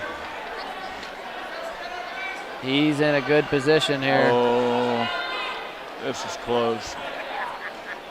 He's going to set that hip in here. And Pasillo still he's somehow gonna slide slithers out. Pasillo's got an extra joint in there or something to slip out of that. Oh, Frey. Braun's running that cradle. He's trying that cradle again. And he's going to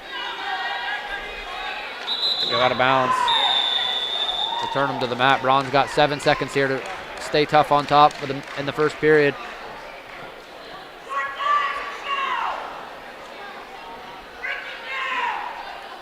Did Frey end up getting the fall, or did he get?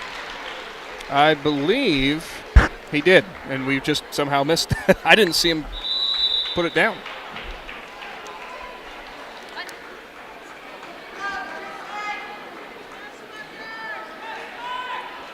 All right.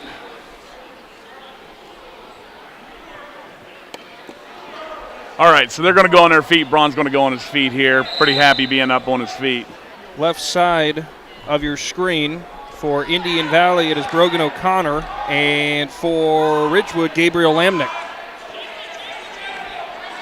Starting to get into Ridgewood, or feel like we're getting into the the heart of the Indian Valley lineup here. 165 pounds. Yeah, we went through a bunch of these guys with Beatty and now Hostetler, and we're really seeing a lot of them in these middleweights here. There's another quick takedown for O'Connor. Just slid right off to the side of him. And this is O'Connor wrestling up at 65, typically wrestling a 50. He's typically a 50-pounder. Well, he jumped 2 weight classes. That's impressive.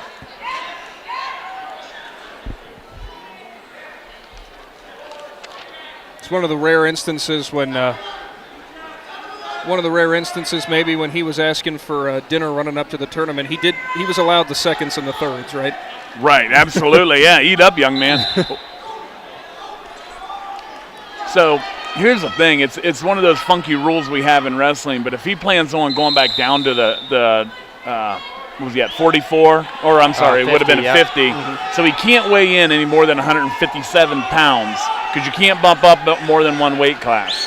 If he were, he would lose his eligibility at 50. So Aiden Braun with I think it's a 2-point reversal. So he leads 4-0 with 39 seconds to go here in the second period. He's got Domer flattened out here. So both Braun and O'Connor in control for Indian Valley on their respective mats, and it's been a pretty good round for Indian Valley. I don't think they've lost a match this round. Not to my memory. 57. I was going to say Tristan Bryan, he hasn't wrestled yet at 57. Looks like he might be on deck on this mat. Mat return there by Braun. Braun's all over him. Got that tight waist on. Not much more discouraging than a guy having his arm wrapped all the way around your waist. You cannot move. We'll move on to the third. Braun leading 4-0 on your right, Matt. O'Connor still leading 4-2. Looks like unless he gets a takedown on the edge, it's going to... Couldn't quite secure it, ran out of time. Going to be 4-2 going here into the second period.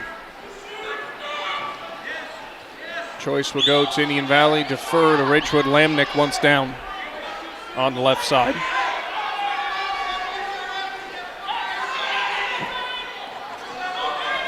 Did Fry choose neutral here? I couldn't tell. I was watching the other match. That's what I was doing. I don't believe well, maybe he did actually. I did not see. Well, there's a lot going on all at once, and you lose focus. And we're going to call a stalemate here on the right mat. Well, they're putting him back up at neutral, so that would. So there you go. You were right, Blaze. He must have chose neutral, knowing he needs probably a little. I mean, he's got time to do a couple takedowns, but going to need to take him down to his back. That's a big thing. Yep. You can get a 5-point move here. Lamnick got an escape down there on the left mat. He's trailing 3-4. There's a shot in there. He's Braun trying to fight it off. Oh, he's up too high. Oh! Good job by Braun. Maybe. Oh! Braun somehow gets through it and will let the 2 go through. That was almost dangerous. Wow, yeah, I don't know if I would have tried that. They decided to go upper body there for some reason instead of. He's going to kick him, and he leads. He trails 5-2 here, with 45 seconds to go here in the third period. And Garraway coaches are saying, "Get on him." Well, Domer knows he needs something big, but he almost just had it. Yeah. I mean, do you go back to the well? Might have missed his opportunity there. That was a big one. Braun's going to keep good head position and keep hand fighting in there. He doesn't want to be laying on his back again. Wonder if he can get off of it. There's a shot in there by Domer. Stuffed by Braun for the moment. Look at get that elbow down to the mat, and he's going to walk that around. Braun trying to shear through the crotch. Braun locks up, 10 seconds. Braun's in good position here to ride it out. Not be able to have to give up any points here. As I say, unless Domer goes, no, can't quite do it. So Aiden Braun advances. He will be taking on TJ Wilson of Tusky Valley at 150 pounds. Brogan O'Connor over there leading 6-3 here in the second period with 20 seconds to go. Over here on the right mat, we got this should be a good one. We got Tristan Bryan for Indian Valley going up against Aiden Sparger from Ridgewood.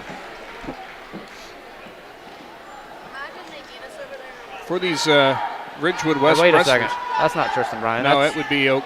Okay, that's O'Connor. Okay. Oh. That's O'Connor on the right mat. Tristan Bryan's out wrestling over on the left mat. Did Tristan get his hair cut? Because I swear that That's what I thought. So they look very similar all of a sudden. Tristan Bryan's wrestling on the far side mat, the left mat. So that would be at 157 against Aiden Sparger. Okay. We'll get this straightened out here. Because we got Indian Valley Ridgewood on both mats. On the right mat, we got O'Connor Lamnick. And on the left mat, we got Brian Sparger.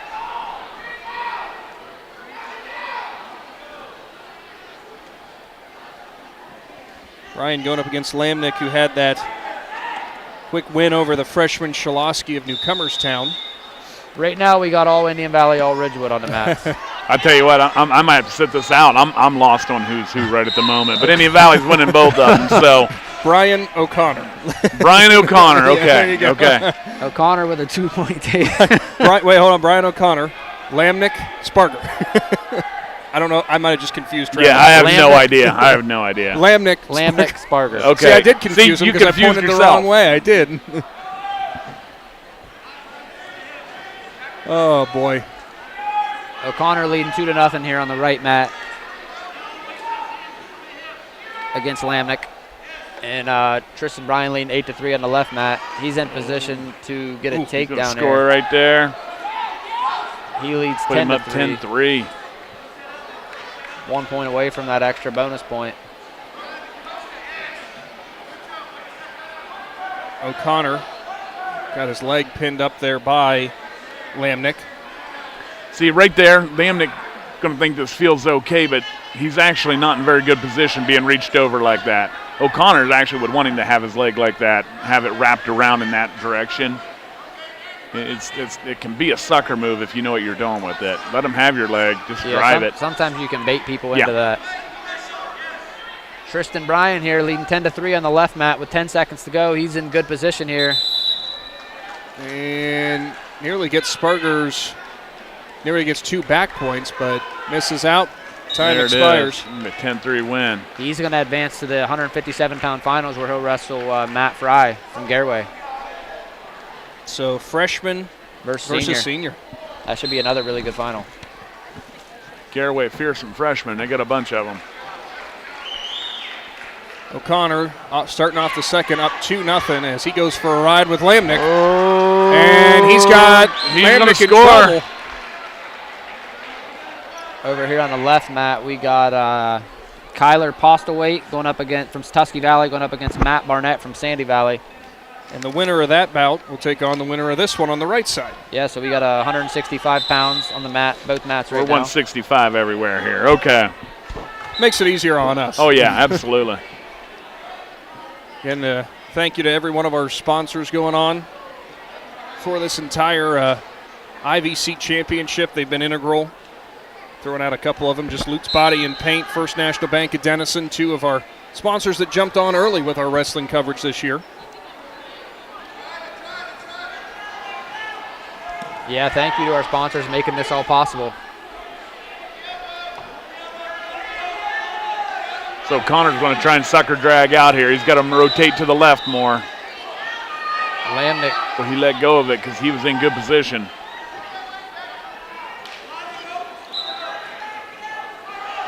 Lamnick's putting that head in the hole. He's going to try to catch that near side ankle, but O'Connor's going to kind of step up and he's going to circle right out of it, get himself out of a bad way.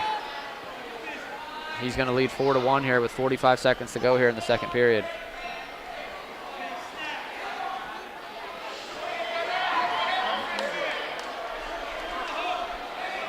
Postlewaite and Barnett are still scoreless over on the left mat, 0-0. Still in the feeling out stages over there. Got a senior and a junior year. I wonder over the years how many times these two have seen each other. You know, they're both 165-pounders. They're next-door neighbors. I'm sure they've done this dance a couple times. Lamnick still tied up with O'Connor on your right side near the boundary. And Lamnick tries to run around, but O'Connor's going to go almost with the reversal, but he's not going to secure it. I haven't looked at the sectional assignments for Division III. I wonder if they come out of the same sectional. You know, for traveling purposes, you'd sure hope so. I mean, they're next-door neighbors. Good Lord. was saying. So Barnett's going to go up 2-0 here real quick. Yeah, so Sandy Valley hosts their own sectional. That's where you'll have Connaughton Valley's there, Garraway's there, Malvern's there, Sandy Valley, Ridgewood, Tusky Valley. Oh, good. On the right side, we start the third period. And we're 2-2 down here with Tusky Valley and Sandy Valley. Postlewaite and Barnett. Postlewaite's going to choose down here after being deferred to. There's a lock and hands call on Lamnick here on the right mat. Free move here for O'Connor. This is where O'Connor can just get wild with it. Yeah, do what you want. Right there he does. Turn into it. It's okay. And it doesn't matter. Blow it dead here. Doesn't matter. I thought maybe he was going to get Lamnick up and over, but just couldn't It quite looked do like it. It's going to be 5-1 here. O'Connor's going to lead with 1:42 to go here in the third period. What a great time to try something. Yeah. Let's try something you've never tried before. Yeah, yeah. You can't. It's free. Still 2-2 on the left. He might have just missed another lock and hands call there.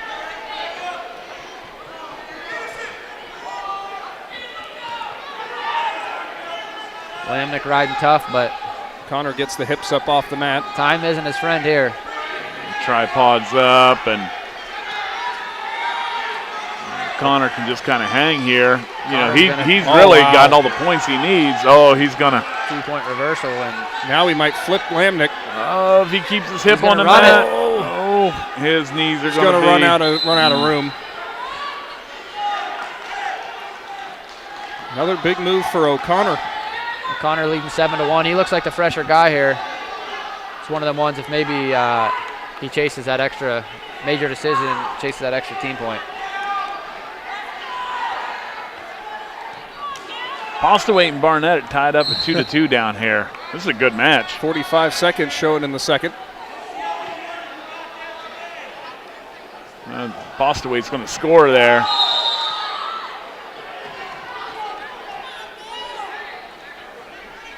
O'Connor kind of riding tough here. Looked like he was going to look for that crossface cradle. Just 40 seconds to go. Not sure how much pressure he'll put on, but. Oh, Boston. Oh. Going to look for a stack. Trying to run it over the head. And old three-quarter Nelson there. He's in position. He's going to try to maybe bump it into a half. Postlewaite's in good shape right now.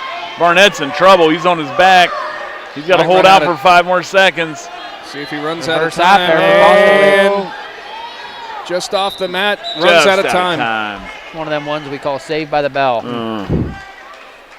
Postlewaite's going to take that 7-2 lead here into the third period. Final seconds tick away as it's going to be O'Connor who beats Lamnick. So he'll move on to the 165-pound championship. All right. Where he'll wrestle the winner over here of Postlewaite and Barnett. And then on the right mat now we'll have Tyson Clear. Tyson Clear for Malvern. Caden Riggs. Tyson Clear is a hammer. Returning state placer for Malvern. He's a junior. Went up against Caden Riggs, a sophomore. Had the privilege of watching Clear wrestle a lot over the years. Boy, he is tough. Riggs is a good kid too, so. Both of these guys in different ways for 170 pounds, big kids. Yeah, Tyson's actually a 65-pounder, which makes it even crazier. He's just wrestling up a weight class today for to fill the lineup out today. And he just outlasts Riggs there. Finally gets the corner. Lock that near side up. Gonna maybe stud it up here. Riggs must feel that coming. He's got a belly out of that.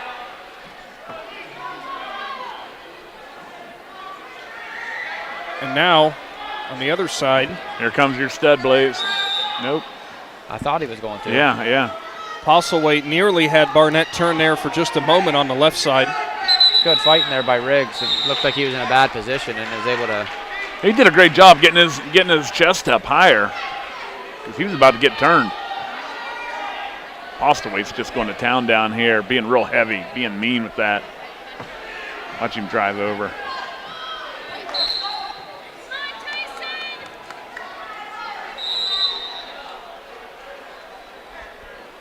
Tyson's got a bar, or Clear's got a bar on one side. Now he's looking for a cradle.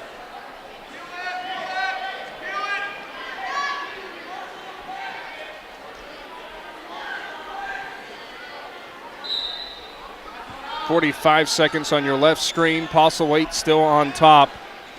And unless something major changes, certainly looks like he's going to be the one who moves on to the 165-pound championship against O'Connor. Tyson Clear is just driving him down and through the mat. Riggs going to have to get off his hips, get off his belly. You cannot score from there. Postlewaite's scoring more down on that other mat. It's one of them ones for Riggs, regardless of what way he sets up. Clear's just kind of a step ahead here. It feels like he's got his next 3 moves planned already. Riggs going to need to get his head off the mat. Clear's going to try to catch that. Riggs is staying tough on bottom, though. I mean, Clear. Give him credit. He's going tough against what'd you say Tyson Clear's ranked? He is ranked 4th or 5th, or I think he was a returning state placer. I think he got 4th last year. Okay. And he's ranked 7th this year. Okay. At 165, it will be O'Connor and Postlewaite who finishes it off for Tusky Valley. Another big win for them. Over here on the left mat coming up now, we got Cage Miller from New Cumberstown going up against Jonathan Domer for Garraway, the senior. Miller, the junior. If I was guessing, Domer has to be related to the younger Domer. Correct? I would assume. It's not a Smith name, not a Johnson or anything. I don't know for certain, but I would say you're making a good guess. Blood time on the right side as we pan over just to mat number 1. I believe it's Riggs had a kind of scab or mark on his elbow. Yeah, his elbow's all ripped up. And we haven't had blood time in a couple matches since that. Since the last time we had it, which I'm surprised it's still not going on. Oh, I know. I figured that match kind of blood timed us out for the day. I was hoping. That poor young man, Van Steele, he's hanging over a trash can somewhere right now.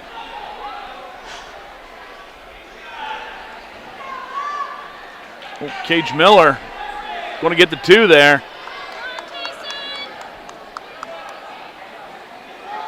Miller's a kid that's been on the local circuit since he was little. I think Clear, it was his choice and chose down to start off the second here on the right side. Clear's in position to escape, and Riggs drops down to a single. He's going to have to work up here. He's going to probably get hit for stalling. Riggs tries to pull him high. Nice little mat return, but again, got to work up. Yeah, he's going to. Rocky Dusenberry will hit him. Rocky's looking at it. And Miller, I thought was getting some points there over on the other side. I guess not. We got a team score update here from Shannon Thomas midway through the semifinals. Indian Valley in first place with 107 points. Claymont in second place with 65 points. Wow. Ridgewood in third place with 54. Sandy Valley in fourth place with 48. Tusky Valley in fifth place with 45. Garraway in sixth place with 44. Malvern in seventh place with 23. New Cumberstown in eighth place with 8. And Connaughton Valley in ninth with 3. That is a huge swing. Claymont came from kind of almost near the bottom. I guess when you look back at it, they have 106 in the finals, 113 in the finals, 126 in the finals. McGar didn't wrestle yet. Jackson hadn't wrestled. There are a bunch of guys hadn't had an opportunity to wrestle yet. So Clear nearly caught Riggs here on the right, but still fought it off. But that bottom, they must be running semifinals over here on the right side because I see Brenton Smith over there. Okay. Ooh. Against, wow. Oh, that would be Smith and Sesser, and Sesser might be making quick work of him. Wow. Just powered through. Just a big man move right there. Clear leading 4-0 here on the right mat. Still riding tough on top. Riggs still battling. There's the call. Sesser pins Smith at 285. Where he'll advance to the finals. I guess we heard incorrectly. I thought it was just mat 1 and 2, but that's all right. Well, once they started dealing with the time, True. It's half hour, so in a wrestling tournament can get bogged down in breaks. Mm-hmm. Yeah, because they still have to run another round of consolation. Yeah, they'll have to do consies and then consi semis and. It is just unbelievable how many moving parts are to this. Yeah. Yeah, and Claymont's top notch when it comes to running a tournament. Alan Patterson runs this, and you're not going to find a guy more organized or a guy better at it than him. So now the question is, in championships, do they bring the light down in the middle? That's an interesting question. I would hope not for this. I would assume no. Just wondering. No, I would assume no. Over here on, we don't have it on the screen, but at 285 on the far right mat. Well, that's an interesting matchup. As it is going to be Hernandez, from Newcomerstown, and Dylan Cogden of Tusky Valley. And Cogden's probably what, a foot and a half taller? Pretty close. Well, put it this way: Martinez plays, like we said, left guard or fullback. Congdon would be a great center. And I don't mean on the football field. Oh my! What is he? 6'8", 6'7"? He is a big man. And that's an interesting match because that's the first time I got to watch Hernandez wrestle. Was his last match, and I was very impressed for a freshman at heavyweight. Boy, Cogden's a first guy off the bus type of guy, isn't he? Yeah. 4-1 on the left side and going to work. Tyson Clear just getting it done. That's on your right side of your screen on Riggs. On the left side, it looks like, is it Domer's trailing? Domer's trailing. Cage Miller 4-1. There was a potentially dangerous, I think, call there. We'll reset at neutral. 10-3 on the right side. Riggs trails, and Clear looks like he's going to advance. But, that started off pretty close. Riggs was really fighting hard, but Clear just showing off why he's, what'd you say he was? He's ranked 7th in the state. Yep. He took 4th in the state last year. Yep. Only a junior. All making sense after watching how he's went to work today. Tyson's a kid that he wrestles, and he wrestles some more. On Sundays, he actually referees. Does he really? Yes, he does. Right. Yes, he referees youth. He's a good kid. Yeah. Really good kid. It's Congdon on the right side at 285 who got the takedown of Hernandez, who's stuck on bottom. That's not a fun guy to be on bottom against. And I think that is the end of one. Call goes to Hernandez, who, will defer and start, they say neutral, I think. Clear's going to get another takedown here. He's going to lead 12-5 with about 35 seconds to go here in the third period. Riggs, Granby attempt. Clear trying to stick him there. 30 seconds left. You're trailing that big. Just going to try something, I'm guessing. Yeah, and Clear. Riggs going to try a little Granby here. Looks like he has looking for a Peterson, but Peterson. Clear's sitting them hips in there. He knows that it's Clear's one of those guys. He's been around. Yeah. He knows what he's feeling. He says no thank you. Final 10-second showing. Looks like Clear going to move on. Cage Miller tied up down there with Domer, tied at 4. And did Domer let him out? Domer let him out. Oh, he gave him the 1 for that. And he's going back to work on his feet. He gave him 1 point at escape, and he never faced him. Oh, boy. Clear will pick up the victory for Malvern and advance over Riggs. Where he'll wrestle the winner of this match over here on the left mat, Domer and Miller. This should be a really good match right here. We got. Domer just put his butt on the mat. Look at that. He put his butt on the mat. And Cage Miller's in the driver's seat now. Miller no reason not to score. Over top. Yep, he's any second. Yep. Here on the center mat, we got Clayton Downs for Gareway going up against Colton Selensky from Tusky Valley. Another matchup of two big boys. 215 here. 215, but you could tell me they were 285, and I'd probably believe you. Yeah. These are two good built 215-pound boys. 10-second showing on the left mat. Miller going to just try to ride it out, pick up a big win for Newcomerstown. That's going to be Newcomerstown's first finalist of the night. Cage Miller getting it done. That would be a 6-4 win. So, guys, I think that escape they actually might not have given him and then gave him the reversal. Yeah, I'm not real sure what they did there. Regardless, it's kind of Miller wonky. It shouldn't have been. You'd think it wouldn't have been 1 because he didn't get completely free. No. And I think he just awarded it in anticipation. Well, regardless, it is Miller to move on. Yeah. Coming up next on the left mat, we got Jackson Bircher for Indian Valley going up against Zach Babicek for Malvern. This ought to be a good match. Two guys ranked in the top 10 in the state. Babicek in Division 3, Bircher in Division 2. I'm not sure if they've ever wrestled. I'm not positive on that, but it's going to be fun. Yeah, Babicek really controlling center here. Also off of our cameras on the right at the 285, it's still 2-0. Congdon leads Hernandez. Which, one of the more interesting matchups we've seen. Yeah. In terms of size, Congdon's going to get another 2. Babchek here with double unders. Now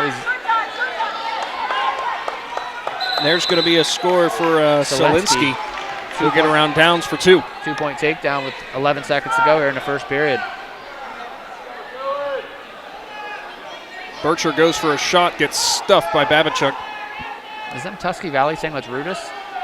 What's that? Them Tusky Valley singlets. I think they got a Rudis signal on them. It's pretty sweet. I believe they are in the front. That's pretty sweet.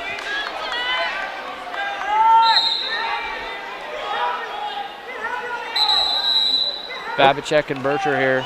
0-0 still in the first period on the left side. Move into the second on the right mat, as it will be Selinsky leading 2-0, and it will be choice for Domer, who wants down. Boy, Babchek and Birch are really going at it here. This is a great match. Another case of 2 massive 215ers. Oh my.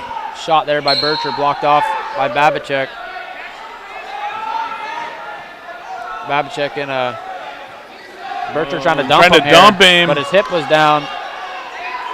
Bircher switches off to a single. Somehow, I thought Babachek was going to get the easy 2 up over, but somehow Bircher kept scrambling. Boy, Selinsky looks good here going against Downs. Downs a big 215-pounder. Your number 1 seed. Selinsky's just staying all over him. Got him broke down on his belly. Final seconds tick away on the 285 mat off of camera, and it looks like it is going to be your heavyweight bout will be Dylan Congdon taking on Logan Sesser. So Ridgewood versus Tusky Valley in the heavyweight final. In that one. 2 big heavyweights. Oh my. Good build heavyweights. Bircher and Babachek going to the second period, 0-0. Bircher going down. Bircher kind of sits out. Babachek staying behind him. Babachek trying to chin him back here. Great job by Selinsky on our right mat as Domer broke free for a second, but he did not let him go to secure the escape. He's going to have to return him to the mat here real quick. Bircher up to his feet here. Babachek looking for a mat. Oh, he slipped. Yep, there's a locked hands. And 2. Reversal. That's 3-0 or 3-2 right now. Big mistake by Selinsky. Bircher here looking for a reversal. Babachek, I think their best position there is probably going to be a stalemate. Babachek kind of lost his footing when Bircher was going. As I say that, Bircher kind of gets his hips up, gets the anchor, and he's in position here. Maybe to get a 2-point reversal. I don't know. Babachek, he did it. He got it. Selinsky escapes, ties it up. Tied. 3-3 here with Selinsky and Downs.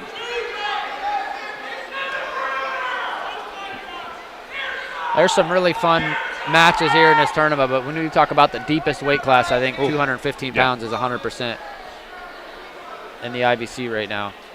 And we got it on the mat right now. This is a great match, Downs and Selinsky. Yeah, this is 4 guys I 100% could see wrestling in Columbus here in a couple weeks. Yeah. Third period on the right mat, 3-3. Selinsky once down from Tusky Valley. 2-0, left mat. Bircher leads over Babachek.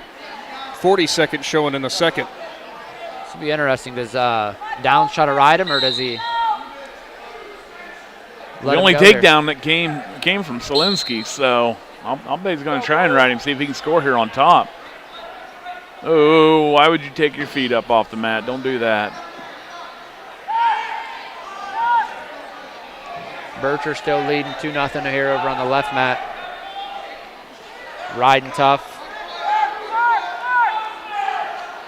Babachek kind of just staying solid, staying in his base. Bircher goes for a crossface. Bircher's out of position here. Oh, Babachek's going to get 2 and back. He's still in trouble. Get pinned. Babachek. Oh, wow. Babachek just pins Bircher. Wow. Great match. Those are some Studley 215-pounders right there. So the senior from Malvern advances to the 215 championship. And we'll take on the winner of the Bout right on your screen now, and Downs and Solinsky. It's 5-3. Solinsky's up on Downs 5-3. Wow. I think during that fall we missed something. Yeah. Well, was it down? It was 3-3. Yeah, Downs had to Solinsky ride went him. down. So Yep. Solinsky must have got a reversal Yeah. here. Man, that's a big win for Babachek.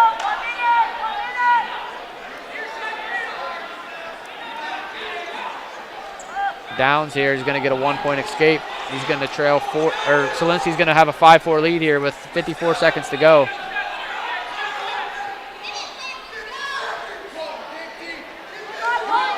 The Garraway coaching staff yelling out to him 50 seconds. Domer. Downs is pressuring. Oh, he's got that jacked up. He's actually trying to step on his foot, That's I what think. It almost looks like he's looking like a trip. Or maybe Solinsky's gonna have to kind of circle forward, or he's gonna Waiting get hit for the with stall Stalin call. here. 20 seconds. Down for the shot. Solinsky He's trying to stuffs bring it. it up. He's trying to throw it. No. We're down to 14 seconds. This would be a big upset for Solinsky. Down. Up 5-4 right now. 13 seconds left in the period. Downs pressuring in. Solinsky hasn't given up a stalling call, so he can stay solid. Nice letting throw him. He tries to throw it by. Downs needs to return him to the mat. 3 seconds. 2. Oh, Wow. And right at the buzzer, Wow. they give Downs the 2. What a great job by Downs. Never giving up That's on why that. you wrestle 6 minutes. Because Downs won it with 5:59. So it will be Wow. the 1 seed at 2:15, Clayton Downs, taking on the 3 seed in Zach Babachek for the 2:15 championship. Wow. Wow, what a great job by Downs, keeping up on that, never giving up the whole time. Whew. Not even looking at wrestlebacks, but I mean, you're going to have Bircher and Solinsky probably meeting for 3rd and 4th. Yeah, Can you they're imagine? going to cross the brackets up there, and that could be a really great match there in the finals. That's a fun weight class. Well, we move on to those championship rounds now. And guys, another quick thank you to all of our sponsors. I'll go ahead and let Blaze McMorrow handle that this time around. They're tired of hearing my voice. We got to with give a these. shout out to T County Boxing Academy, Ron's Heating and Cooling, First National Bank of Denison, Lutz Body and Paint, McInturf Realty, especially for those cool shirts that I'm hoping to get one, Archer's Quality Housing, Unified Installation Systems, and Papa John's Pizza. Well, if they're the 165-pound champion here notices his shirt gone and you taking off running. I might be guilty. Yeah. Well, you're going to be running away from at 165, as we said. The 2 championship contenders are O'Connor and Postlethwaite. I might take my believe, chances so. at the 100. I don't know if I'll fit the 106 pound shirt. You're not going to fit that. All right, gentlemen, we'll step away again and return from Claymont High School. Championships of the I.V.C. Wrestling Tournament are on the way. Ron's Heating and Cooling in Denison has been serving this great area since 1977. At Ron's, no matter what your needs, they can handle it. From heating and cooling to standby Generac generators, water heaters, tankless water heaters, mobile home equipment, duct cleaning, and 24-hour no-heat service. Winter, spring, summer, or fall, all you have to do is call 740-922-5252. Ron's Heating and Cooling proudly supports high school sports and would like to wish best of luck to all local athletes participating this season. Bouts Body and Paint, located at 7573 Wolf's Crossing Road in Jenaton Hutton, is there for you when a never-planned auto collision repair is needed. Bouts Body and Paint performs the auto body and painting services needed to get your vehicle back to looking showroom new in a timely manner at a reasonable price and provides free estimates. Bouts Body and Paint is a proud supporter of the Indian Valley School District and wishes best of luck to the Braves athletes participating in tonight's game.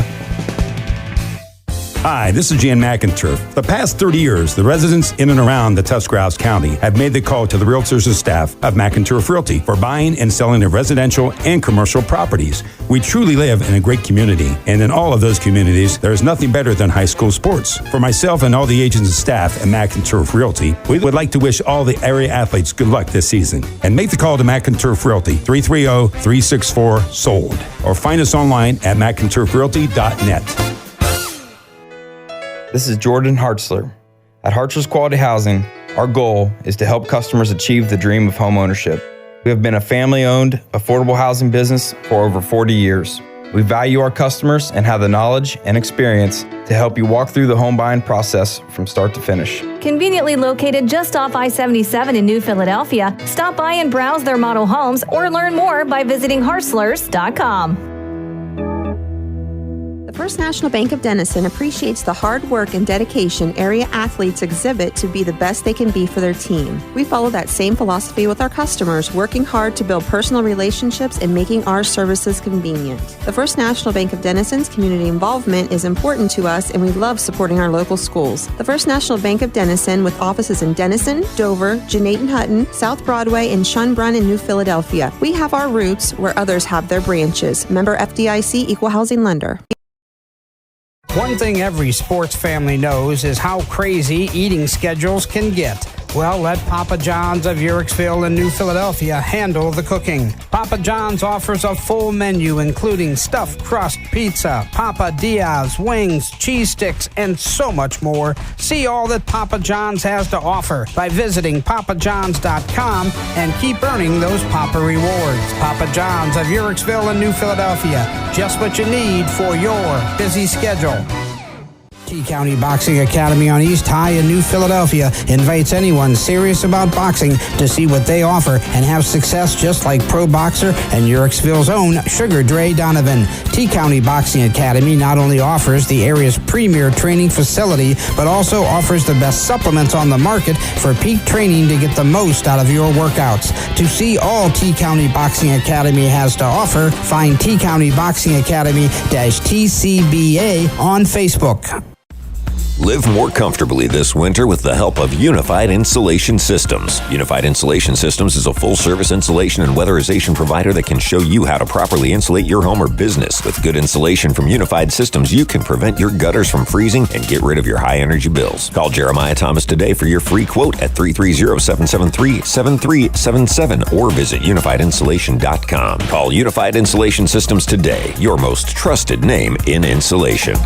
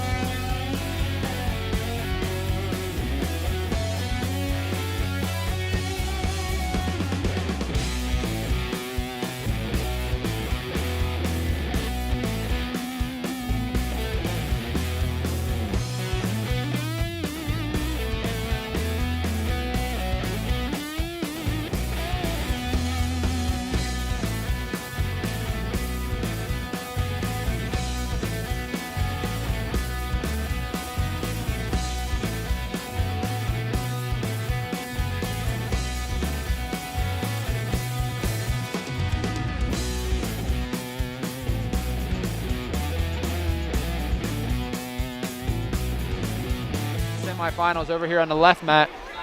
We're back at at Claymont High School for the I.V.C. championships. We're in the consolation semifinals here. We got on the left mat.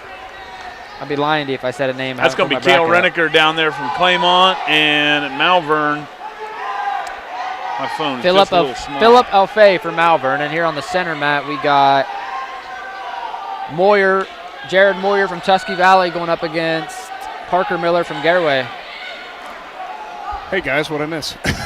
Oh, you're out there in the hot dog line is the problem. You're worried about food. Get in here, Nick McWilliams. I told him if you're in the hot dog line, we ain't going to see you until the finals. Well, that's a big line. Here's the thing. I wouldn't have made weight today if I had to worry about that. Oh, Renneker's got him on his back right here. If he can lift his head up. Kind of walk that towards the head. Up on his feet. Oh, he went to call that. Getting ready to call it, and he's going to get saved by the bell. So this round's going to go even a little bit quicker. There's not as many matches, and it's 1-2-2. So the first period is going to be 1 minute long. It's going to scoot right through here. Yeah. And these guys, wrestling for third, obviously, guys and girls for that matter.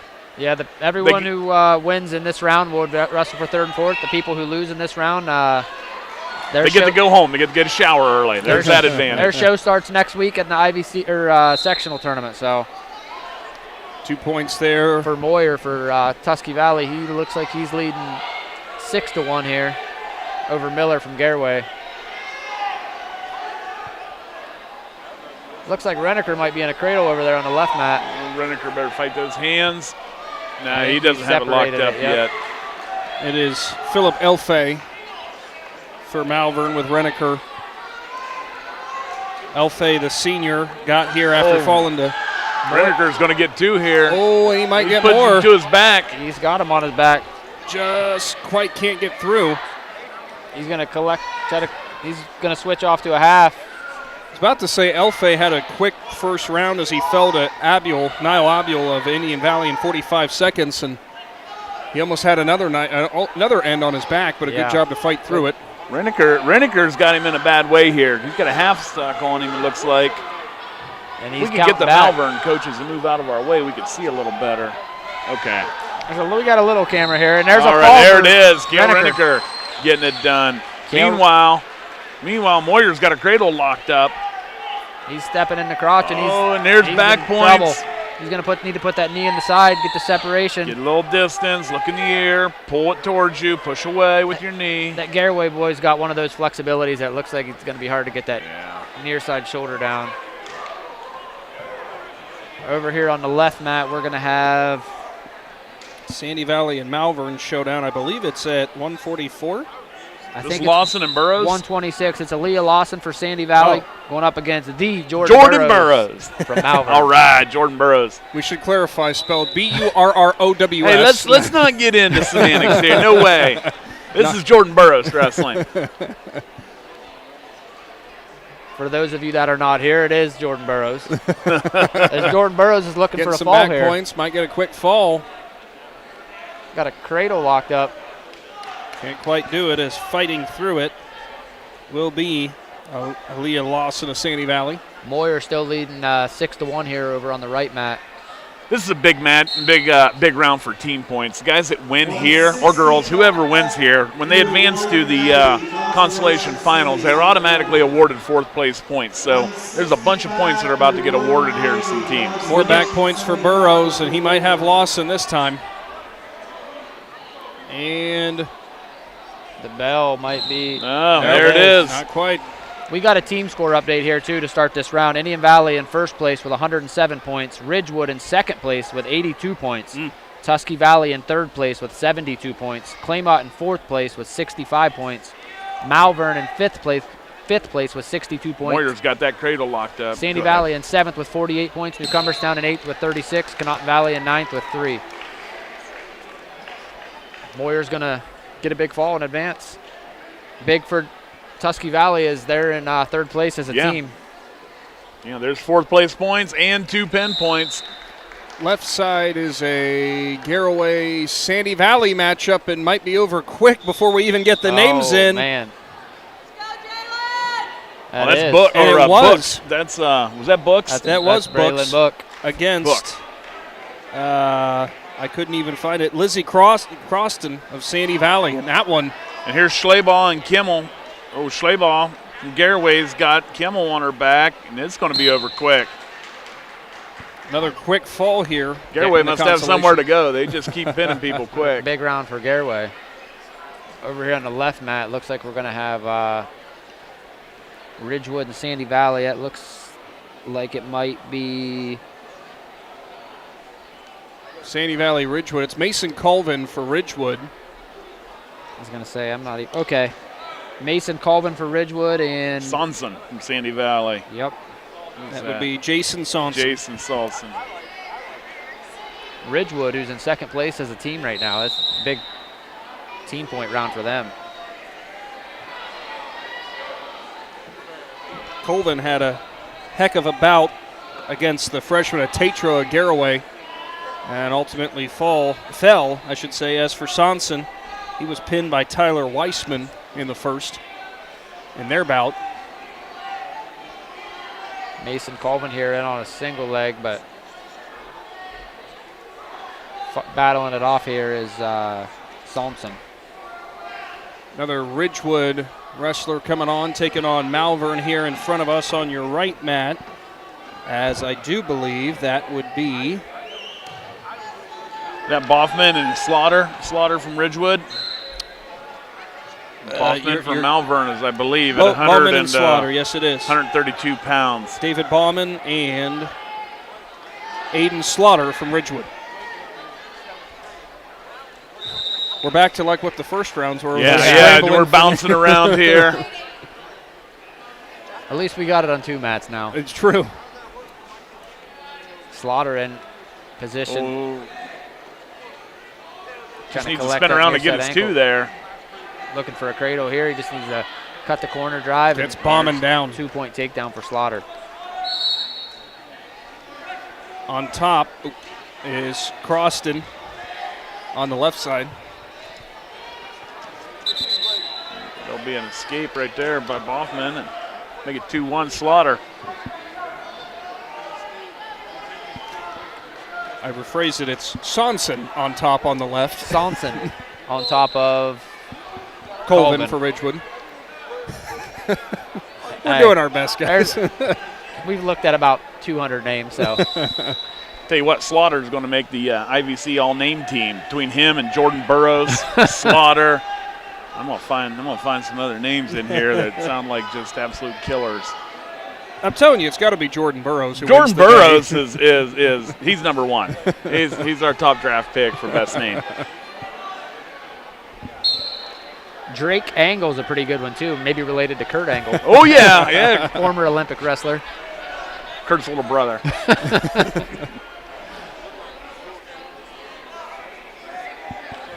Anybody tuning in just now is going, what in the world are you doing? Don't turn off. There's still great wrestling to have. Bauman stuck on bottom under Slaughter on the right. Slaughter still tying him up. Left side, it is Colvin putting on the pressure. Colvin getting swipes, or he is close. On Sonson, yes, he is. Got and a he's deep trying to get half. that. He nearly had the shoulders down there for a second. It's still close. Colvin's in still a good working. position here. Well, right now Ridgewood's having a great round here early part. We're only up to about 132, 138, but they're really racking up some team points here. And look at that, Mason Colvin with some more. There it is, yeah. Every time you pin somebody, it's 2 points, bonus points. That's huge. Now coming up here on the left mat at 138 pounds. Is that Pacine? We're going to have Rowan Pacine going up against, Bloodman Van Steele. Oh, man. Hey, there's number 3 right there, Van Steele. All-name team. You need to tell him after this that's his new nickname. Oh, right? yeah. He's the man. Now, let's just hope poor guy doesn't have the blood time problems that he had in that last round. There's a shot in there by Steele. Blocked off by Pacine. Probably had an entire tissue box stuffed up his nose for this. I'm surprised he didn't get no blood on the singlet. Looks clear from here. Slaughter over here. Just grinding him down into the mat. Wrestling hard on top. Only leading 2-1, but taking control here on top. Pacine with a shot on the left. This might be a smart move by Boffman here. He's down 2-1. Keep that close where you can hit something at the end and try and win. And because he's really not doing much. There's close to a locked hands right there. Yeah, how many times have we seen a guy close match 2-1 like, oh, their score don't do the discrepancy, and then next thing you know, boom. Yep, out of nowhere, it's there it is. Match is over. Steele on the left side hoists Pacine up and takes him down for 2. Pacine there trying to fight hands, belly down here. Steele's got him in a good position. Looks like he's going to take a 2-point lead here into the second period. Another lock and hands call over here on the right side. So there it is. It's tied up. Yep. No. Okay, 3-1, right? Oh, and Slaughter. He's got Bowman down. Back. Slaughter just. It's over. He's flat. Wow. Flipped him right up over his hips, and again, Ridgewood continues to roll into consolation. That's at least 6 bonus points they've made with pinpoints. Man, Ridgewood's having a great tournament. Sandy Valley, Tusky Valley, the Battle of the Valleys up next, and that appears that it is going to be Jake Alborn for Tusky Valley, as well as Jacob Candace for Sandy Valley. This is at 144 pounds. Yes, it is. Over here on the left mat, Steele still leading 2-0 over Pacine with 1:34 to go here in the second period.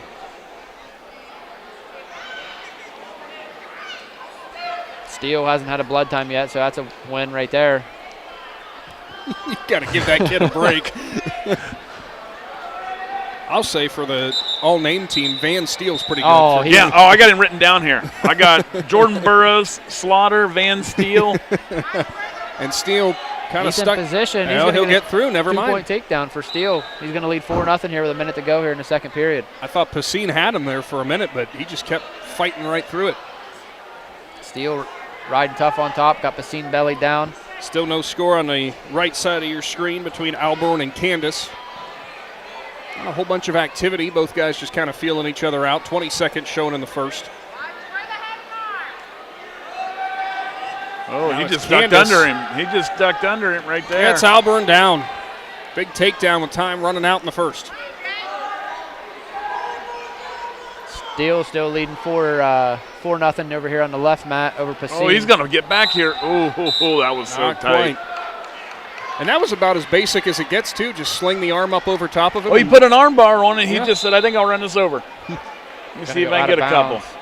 Going to be a stall call on Steele. Leading 4-0 with. And I think we got a headgear problem on Steele. 18 seconds to go. Steele's headgear looks like it's around his. This poor kid cannot catch a break. His hair wrapped up, and I tell you, Van Steele might double the all-name and all-hair team. So he does got a nice set of hair. Tough as nails, too. Oh, man. Because Pacine's no joke. He's a good kid. He is. He is a tough kid. Pacine Is he a freshman or sophomore? I think he's a sophomore. I believe so, yes. Pacine's going to get an escape bear with a couple seconds to go here in the second period. Candace nearly cut the angle on Alborn, couldn't quite secure. All right. Van Steele's going neutral here. Meanwhile, Candace is getting a call for potential there. Dangerous there. Steele pressuring in. And Pacine trailing 4-1, but Steele does have a stalling call against him. So, I mean, one more stalling call can tie it up, and Pacine only needs a takedown to tie it up. Pacine keeping right on him. Now we'll let him free. And we have conversation here on the right mat between Candace and Alborn. Not really sure what it was. Shot by Steele. Pacine's trying to take his head off. Head and arm. Steele's in a good position to pop his head and get a 2-point. He just did. Takedown. He's going to lead 6-1 here with 1:15 to go in the third period. Candace on top here on the right mat. Alborn looking for a reversal. Oh, he's going to have 2. It's going to be tie ball game, 2-2. Steele over here on the left mat running. Looks like he's running the barbed wire here. Got Pacine flattened out. And Candace back over on Alborn. Now Alborn through, but he's still going to get stuck on bottom. Going to be 4-2 Candace here. I don't know. Referee's a little confused. He's not even sure what to do. Yeah, it should be 4-2. He started moving his hands for reversal. And now it's another. It should be tied at 4 right now, I believe. Which I'm sure with 20 seconds left here in the second, they'll get that correction. Coaches here. will probably look up here. What is going on here? Oh, and Allborn. He's going to be 2 back. He's going to get in a 2 Peterson back. position now. Oh my gosh, this is going to be fun to sort out. That's one of them ones that Travis can attest as a ref. You almost like, oh my goodness.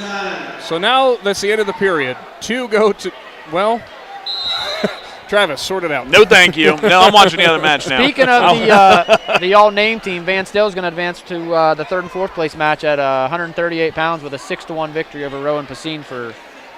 Good win for Steele, and no blood time. No blood. Hey, that's a no, double. All right. So now we are trying to sort out the score here. Yeah, on this right, or on the mat right in front of you now. We got it on the center screen. Then over here on the left side, we're going to have Braden Hannas for the Mustangs going up against Gabe Campbell for Malvern.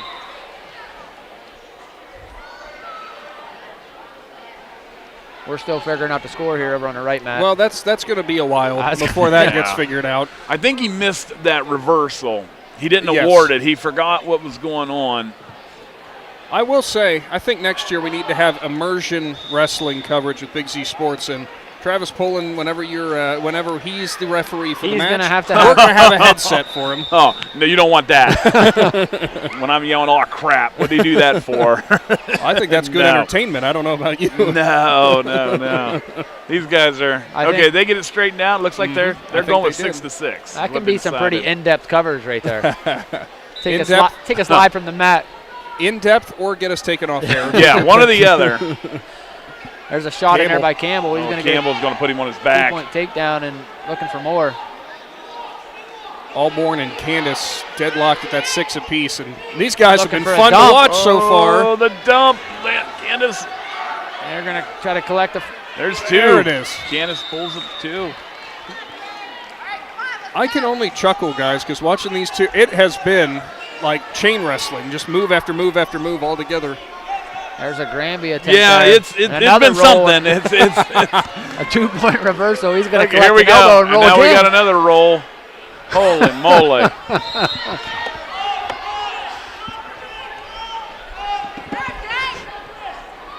I don't know. They keep scoring points, so that's what you got to do. There It's 8-8 goes right Allborn. now. Somebody's getting back points, and then somebody's popping Candace out for a goes 2-point reversal.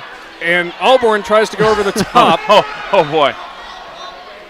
There might not be enough numbers on this board by the time we're all said and done. That makes me wonder, what is the highest that you've ever actually seen, Travis? Years ago, I refereed a novice wrestling match. This is no joke.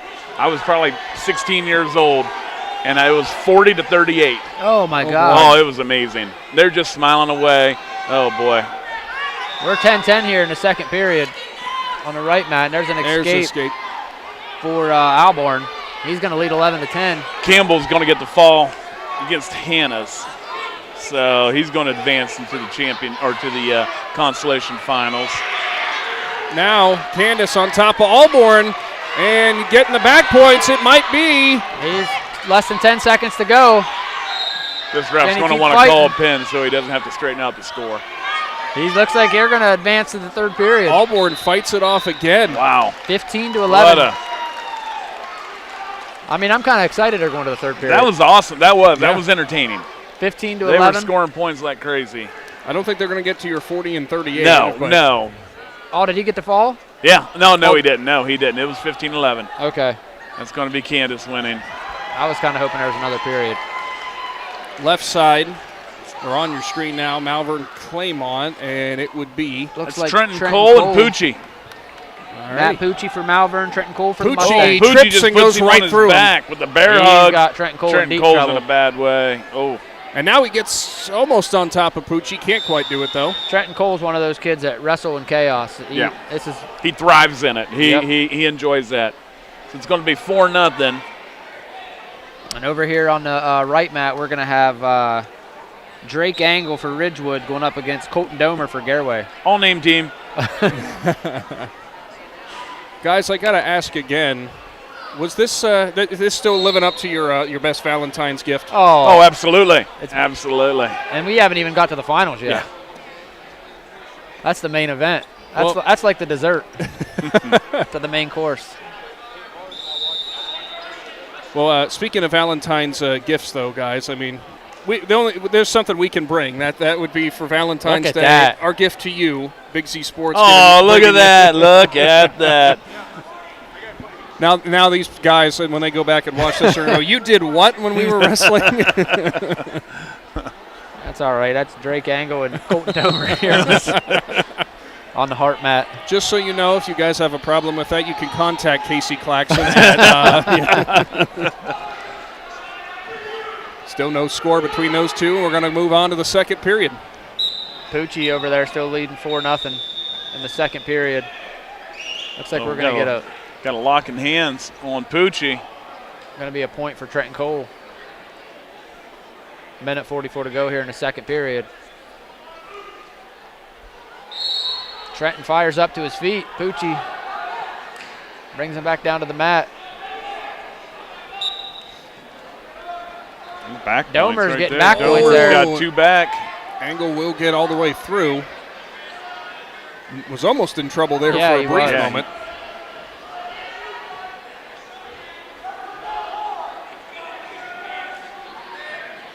Looks like we got, I think, more consolations starting up on the right mats. Might be on the far right. It's that half hour, you know. Once they get by that half hour, they're in good shape.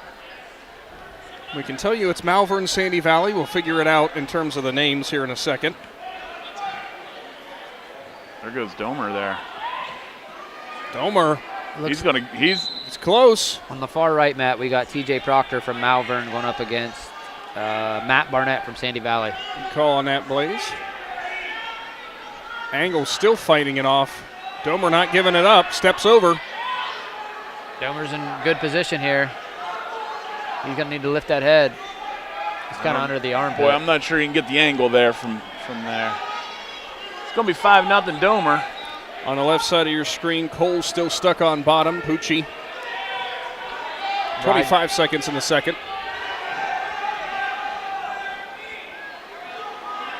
Pucci still riding tough. Oh, he's going to get back. Oh, he's going to pin Trenton Cole right here. There it is. Big win for Pucci, and that helps Malvern quite a bit. Yeah, that's going to be some team points for Malvern, and that's going to put Pucci into the consolation finals.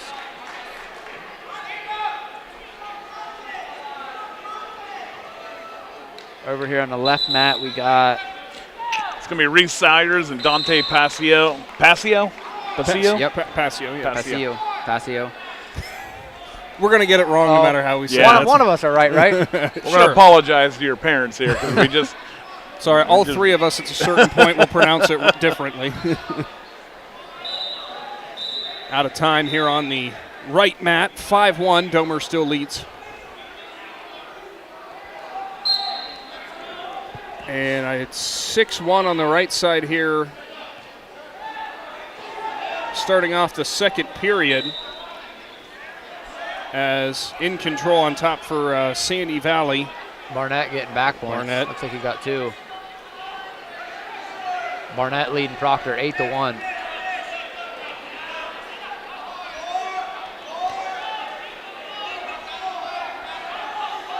Domer's going to get an escape here. Going to give him a 6-1 lead here on the right mat. Angle going to need to make up ground pretty quick. And end of the first on the left. Domer's in on a shot. He's going to get a takedown. Going to give him an 8-1 lead. 2-0 the lead for...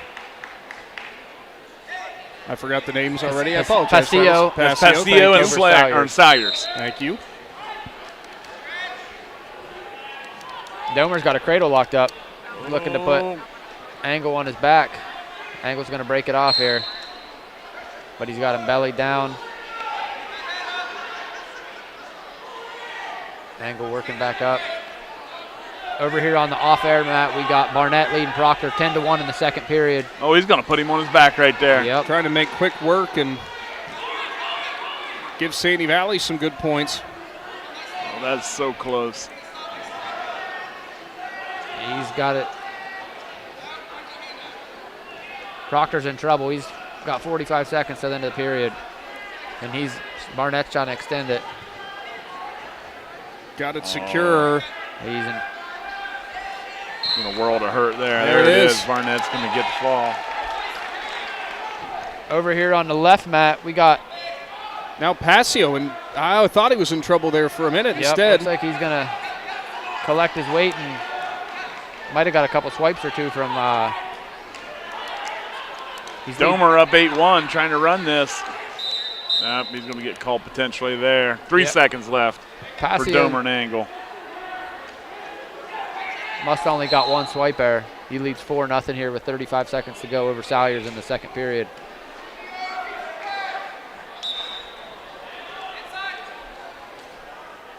Angle trying to sit it out and pop out there to end the second. On the off-air mat, we got Caden Riggs over here.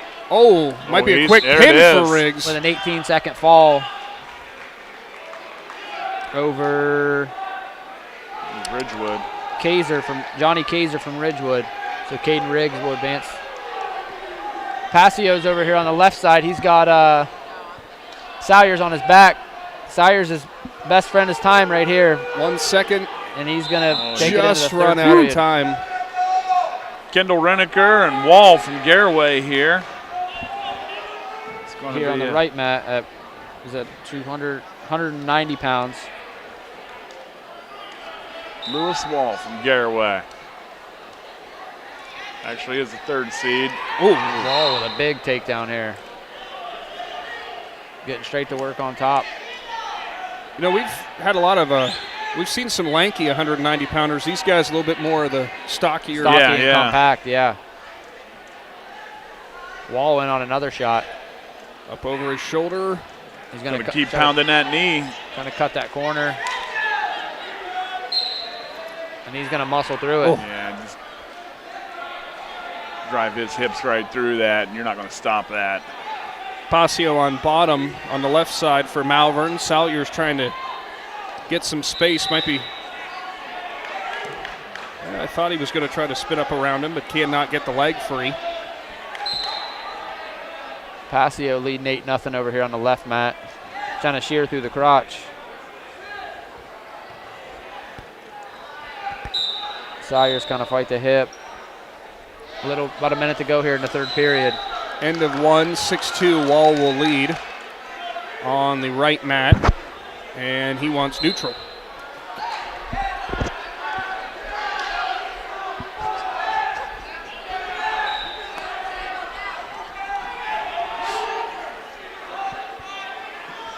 Wall takes it back down again. Wall's just putting on a clinic right now. And Passio looking for the fall. Salyers in deep trouble. There it is. Look at Salyers fighting away. Rolling through. Oh no! Oh, that could have been bad for Passio. Salyers trailing 12-2 here with about 15 seconds to go. Here in the third period. We're going to get a restart. 13 seconds to go now. Passio's in a pretty position to advance to the consolation finals. Reneker's going to have to hit his feet here at some point. Wall's just working him. Wall's got that crank. Oh, and Wall might get him stuck. Reneker in deep trouble. Oh, boy. He's and that should be it. There it is. There it is. Nice points for Pirates. Yep. Or for the Pirates, I should say. Lewis Wall is going to advance to the consolation finals.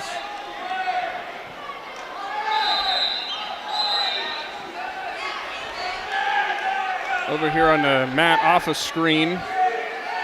Watkins and Crater. And it's Watkins in control. I think that's Crater from Malvern. It is Crater, that's you're right. Crater getting it done. Pin Dylan Watkins. All right. Left side. This is it's Lamnick. Here at 215 pounds on the right mat. Sonny Hilton and Solinsky. Solinsky from Colton Solinsky. Solinsky had that match wrapped up there against Downs. And just let it slip away there in the last, 2 seconds, Blaze? Yeah. I mean, there was no time left. Over here on the right mat, not aired, we got Jackson Bircher going up against Christian Ford from Ridgewood. And over on the far left mat, that would be Lamnick and Cameron. Brody Cameron from the Mustangs going up against Gabriel Lamnick from Ridgewood. Gabriel Lamnick from Ridgewood, which would be 170 or 160s. That's 65. 65, yep. How many names have we read today? That's the oh, boy. Off air, Jackson Bircher with a quick 2-point takedown here. One on the right side, Solinsky. That was quite the ending that put him here in the consolation. Great job by Downs. Yeah, that was one where if the match was 5 minutes and 55 seconds, Solinsky's in the finals. But yeah, that's why you wrestle 6 minutes. Yes, got a stoppage over here on the left side. Coach Warner for Claymont wants an explanation on, I believe Cameron might not have got awarded. I don't know if it was an escape or a takedown. He was not given. Well, that was the first period. It would have had to have been a takedown. Mm-hmm. Sonny Hilton with a big gnarly half on him there.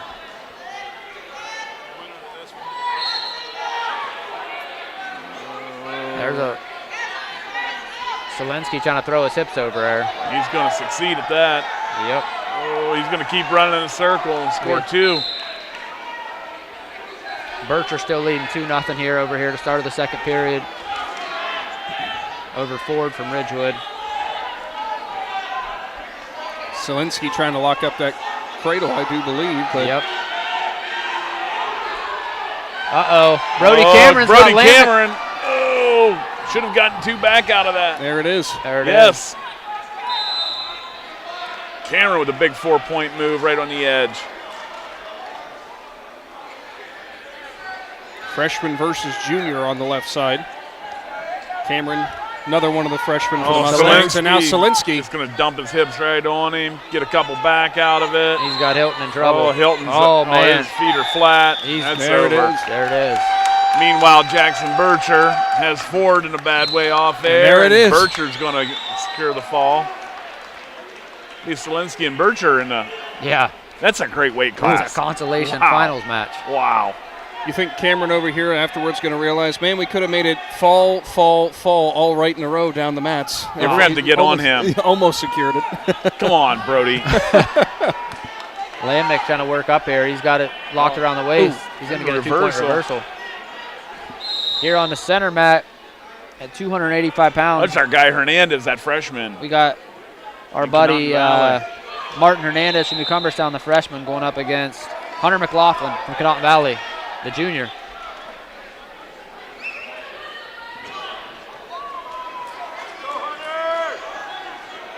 Cameron leading 4-2 on the left mat. 49 seconds to go in the second period. Switch attempt. Oh, no, Brody Cameron's going to go to his back. Ooh.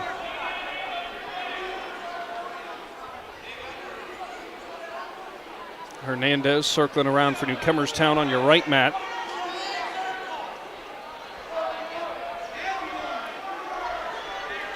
These 1 minute consolation first periods go quick. Big question is, are they going to have to take a break before the finals? Hopefully not. Just run right into them would be ideal. There's a shot in there. Oh, Hernandez. 2-point takedown for Hernandez, and you don't see that at heavyweight a lot. That looked effortless for the freshman. No big deal. Just come out and pick up a 285-pound man as I want. No big deal.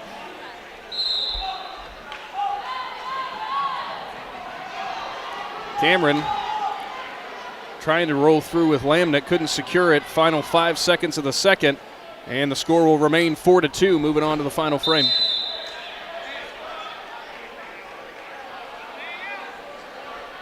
Breaking the action on both mats, but here goes Hernandez down. Consolation's a minute 30? No, they're okay, a minute. I was going to say they had a minute 30 up there. I don't think we're going to start that now already this far into the consolations. Yeah. I hope not. Cameron on top here to start the third period. Trying to turn Hernandez, but he's going to try to break free, and he will. Nice 2 for him. Cameron trying to lock up a cradle on Lamnick, can't get it. Oh, he's high. His hips are on the mat, and he's going to give up too here. He better watch his back. This is where Lamnick just needs to give up. Look at Hernandez here. Going to drive this right over. Hernandez trying to get up over the top.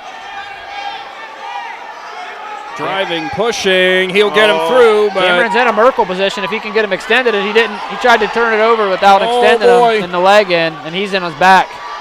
We might have 2 falls. Same time. Same exact time. Cameron had that Merkle position. He didn't have the leg in. He didn't extend it, and he tried to jack it over. Just inexperience right there is what that is. That's a freshman that he'll learn from that. He'll learn.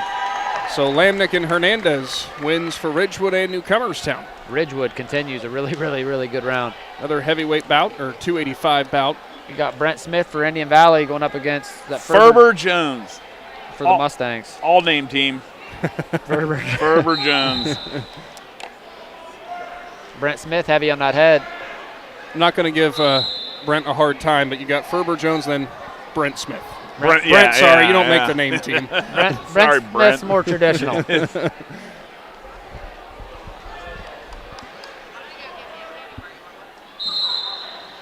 You don't make the name team, but you can make the I.V.C. championship finals. That's right. That's right. Consolation finals with a victory here. And this is big in the team score race. Brent Smith pressuring in. Kind of pushing Ferber around. Ferber trying to hang heavy on that head. It was Smith who in the semis, it was Logan Sesser from Ridgewood who just hoisted him. And he's a victim got of him down quick. Logan Sesser, which is a full-blown man, I think. And he's only a junior. and what a 285 bout we're about to have with him. Him and Congdon, who's 6'8". All these matchups for this I.V.C. championship tournament are going to be great. End of the first, no score. Decision will go to Ferber Jones. Defer. They're deferring it? Yeah, they are. Yeah, they're going to fix that headgear before they decide anything. It's one of them ones that they might be looking for another pair of headgear. Yeah. Might have just snapped through. Actually, I think the button came. He was looking for the buckle, I think, on the ground. Well, he's got to find another guy who's Jackson Bircher. Where's your headgear at? You're 215 pounds. Hey, look, there's Coach Abio coming over with about 4 pairs of headgear. Try one on. Come on. It's actually amazing to me, guys, that we don't see more headgear breakage with how much these things go through all the punishment. Well, they take a beating because they wear them every night at practice, and really it's a miracle they survive a season. I don't think that pair is going to work for Brent Smith. Well, we'll take this break to say thanks again to all of our sponsors: Papa John's Pizza, Hartzler's Quality Housing, Unified Insulation Systems, McInturf Realty, Lutz Body and Paint, Ron's Heating and Cooling, First National Bank of Denison, and the T County Boxing Academy. Bringing you this wrestling coverage from Claymont High School. I.V.C. tournament doesn't get much better than this. As final the consolations here, Ferber Jones taking on Brent Smith. Smith on bottom for the Braves. Jones going to sling him back down. There it is, 1-0 Brent Smith. And the way that first period went, that could almost be your final score. It could be. It could be. Brent Smith's going to do it. Saying, "Oh, tackle!" I felt the gym shake there. Brent Smith driving through. That's what's tough whenever you drive through and you go out of bounds. All that work and for nothing. What do you mean? I got to walk back to the center now. I like seeing heavyweights commit to double legs and just driving through. Well, they might be the big guys on these teams, but some of them pretty light on their feet. Oh, they are. Yeah.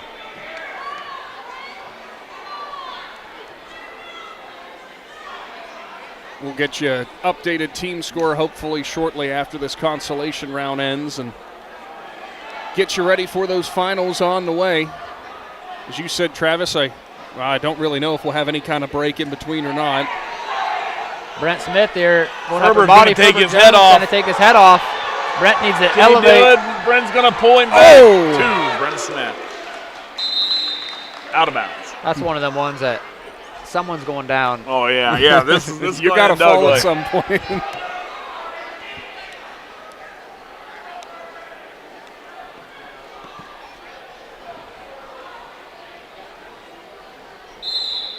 "55-second showing here as the whistle blows in the second." Brent Smith trying to break him down. Ferber staying strong in his base. Everybody's kind of looking for locked hands here. Looks like he's dying to lock him. Lock him up. Like, oh, turn around, referee. I'm going to lock these things. There you Ferber go, Jones Ferb. is up. And it's one Ferber. All right, Brent Smith up 3-1 on Ferber Jones. All eyes in the gym on this mat. This is the only mat going on right now. Oh, Ferber. Jones try to throw it by. Almost like a some sort of a shuck, shuck, right? yeah. The heavyweight shuck, Yeah, where he just throw that elbow. Jones was a little tentative in the first, but he's throwing some heavy arms in there. He's going again. There it is. Oh, Ferber let go of it. Come on, boys. Ferber's throwing he's banging hands there. Smith trying to walk him back. Jones walks back in from the boundary. Ferber's going to have to go back down. I remember the old days whenever, you remember when TC Cockrell would be wrestling heavyweight and the whole gym would be going, hoo, hoo, hoo.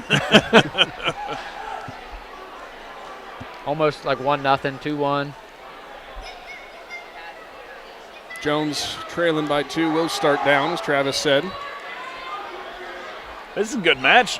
You know, like you said, it started out with a little tentative with Ferber, and now Smith trying he's to like, break I it can down. score some points there. But he's got all that weight out on his hands there like that. And Ferber's been in good position. Oh. Back up to his feet. Can he break the hands? Not quite. Brent Smith looks like he's trying to run a jack at half, and Ferber's keeping his base strong. Oh, he let his elbow up in the air. I said now Brent Smith's going to be able to drive that over with that elbow up. He's going to keep walking it. And there he goes. Eventually that hip's going to curl. There he goes. Yeah, it goes down. Jones and he's caught. planted. This is it. There's a fall. Some more big team points for Indian Valley. Brent Smith with the victory. A good match. And it will wrap up our consolation round. So, gentlemen, you know what's next. Championships It's the on final. the It's go time. This is what we came here tonight for. So, we did all this wrestling to wait for this wrestling. This is what we're here for. And again, you guys, I know you've said how happy this makes you on a Valentine's Day, and we got to say thanks to everybody who has tuned in throughout this entire broadcast, of course. I mean, showing how much, they love wrestling in this area. We're hoping you guys are eating a steak dinner, watching I.V.C wrestling on WTUZ, Big Z Sports. What kind of better Valentine's Day than that? I couldn't think of anything. Really? Nothing. You better hope your guys' wives aren't listening, right? Yeah. No. If so, we're lying then, okay? Yeah. So as we're waiting here for the finals to get underway shortly, we're waiting on the updated team scores, as those will take a little bit here to get on the updated on the site. We might have to get those when we come back, though. But on the way, all your championship bouts will be coming up, and also we'll let you know who's currently leading those team standings. It's the I.V.C Championships with Big Z Sports and Claxon Communications. We'll return after this. Ron's Heating and Cooling in Denison has been serving this great area since 1977. At Ron's, no matter what your needs, they can handle it. From heating and cooling to standby Generac generators, water heaters, tankless water heaters, mobile home equipment, duct cleaning, and 24-hour no heat service. Winter, spring, summer, or fall, all you have to do is call 740-922-5252. Ron's Heating and Cooling proudly supports high school sports and would like to wish best of luck to all local athletes participating this season.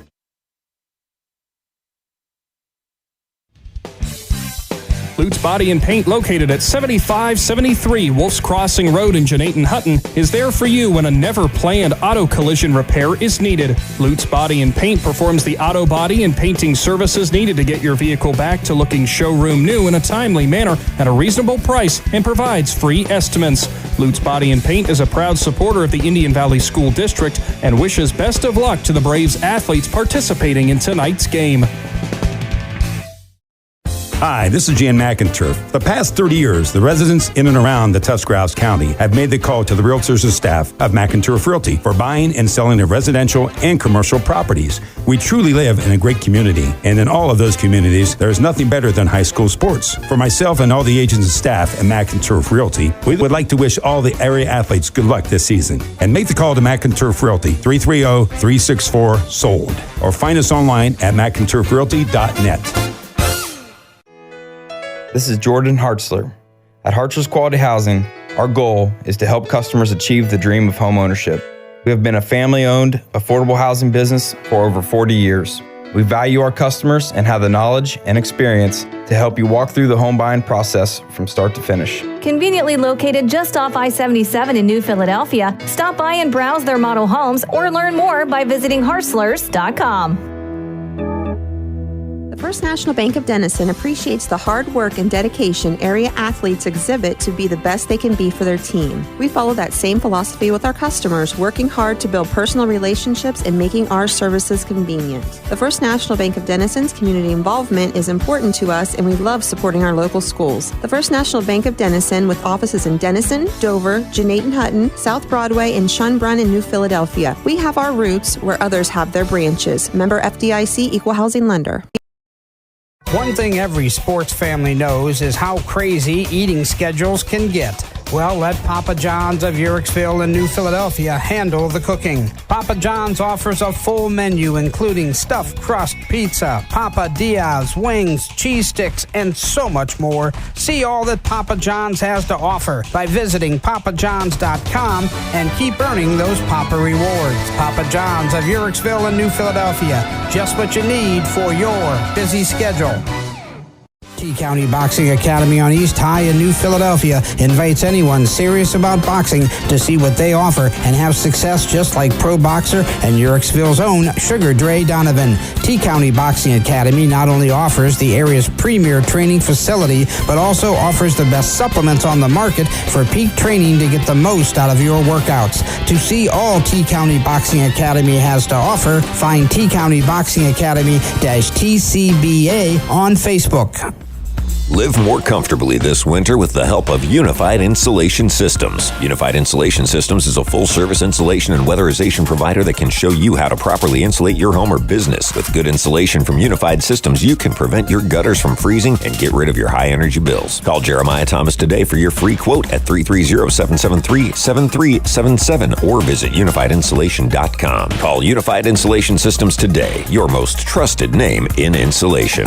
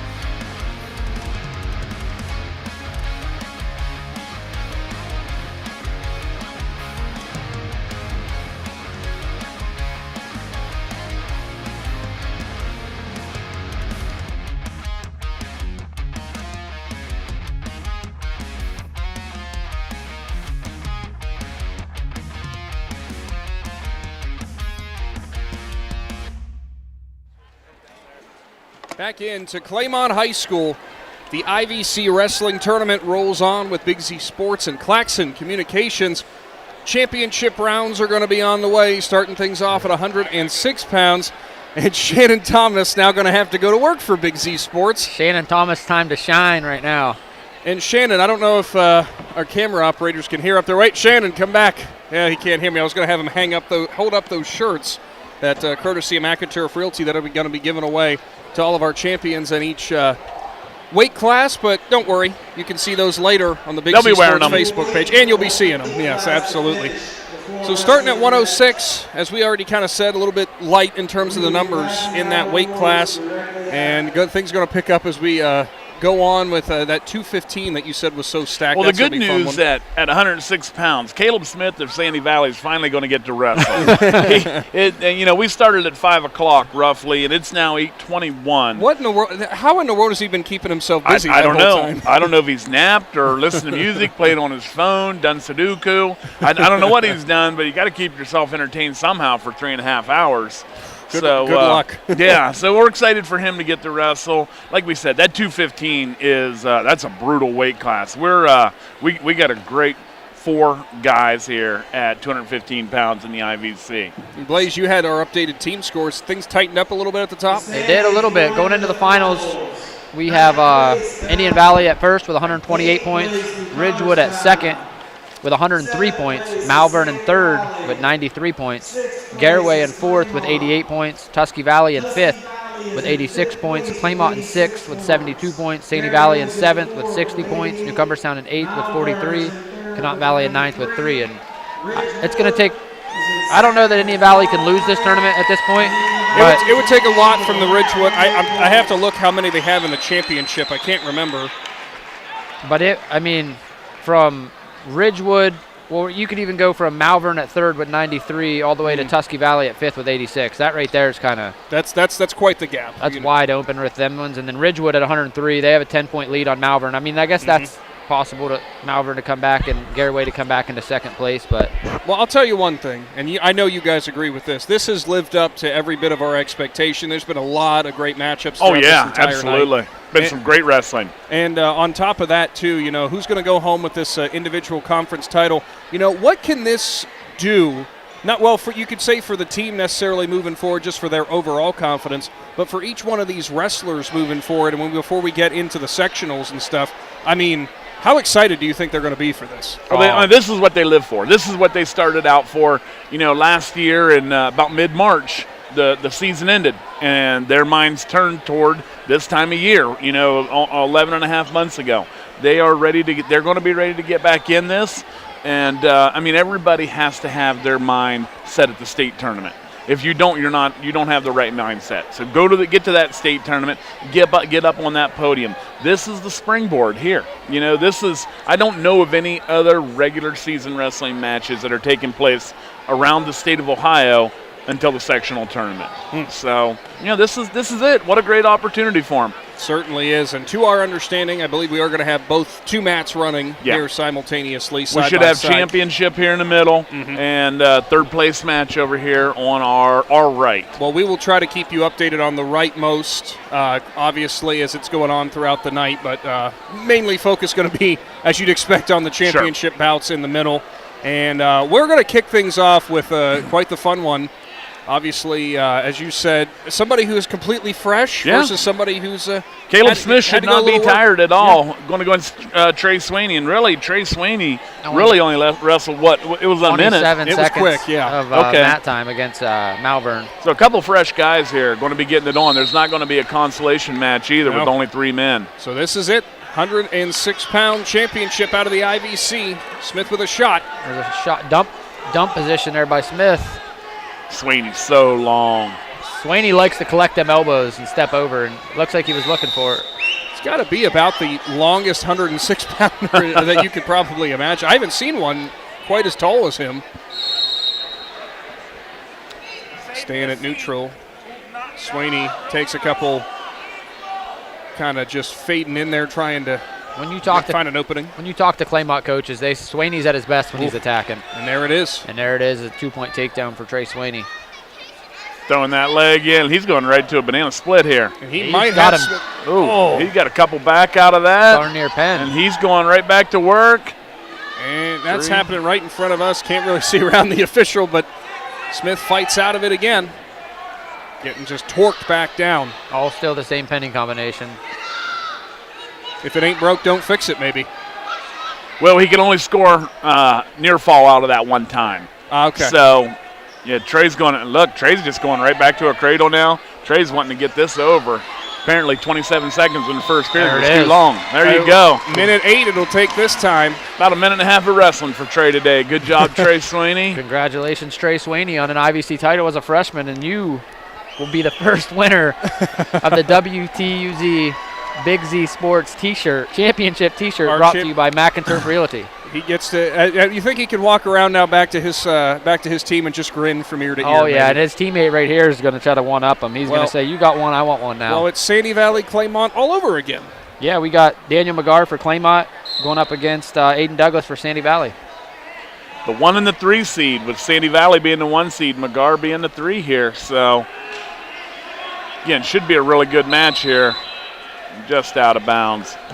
Both these guys going to have no lack of movement by any means, staying busy. The other match, we should have Moyer and Pennington. Oh, McGar with 2. 2-point takedown. He's going straight to that cradle. Right to it. He'll barbed wire to set it up, and he's going to try to grab that near side ankle and drive him over. Nearly put gets that him. Toe to the ceiling, right, Blaze? There He's it in goes. position. Little Turk.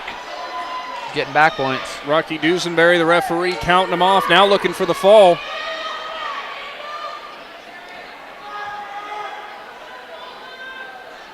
Still putting the pressure on. Be out of bounds there.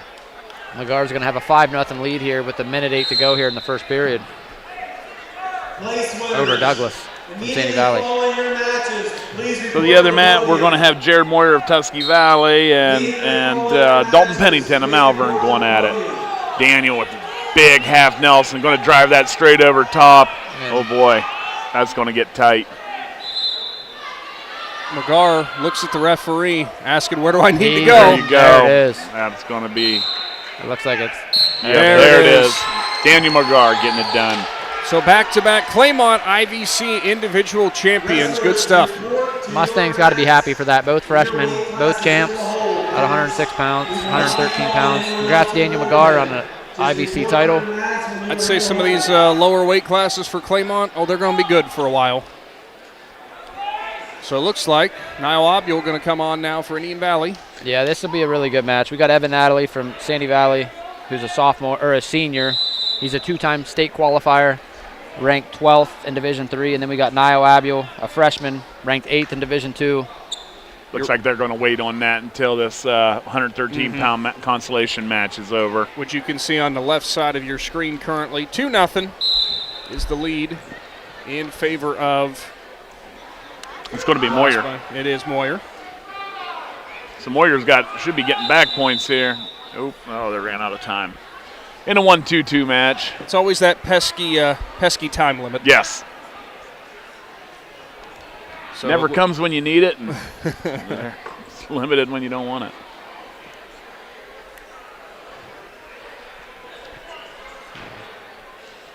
So it will be an optional start here for Moyer. Used to call that a freestyle start back in the day.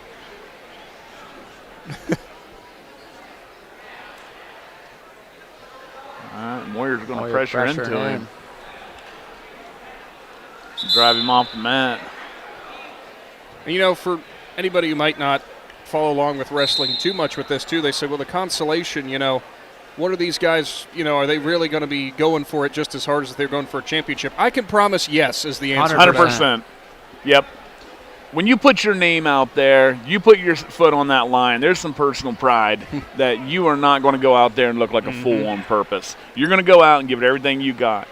Everybody wants to win, but only one champion, but you can win individual matches. Everything's about getting better.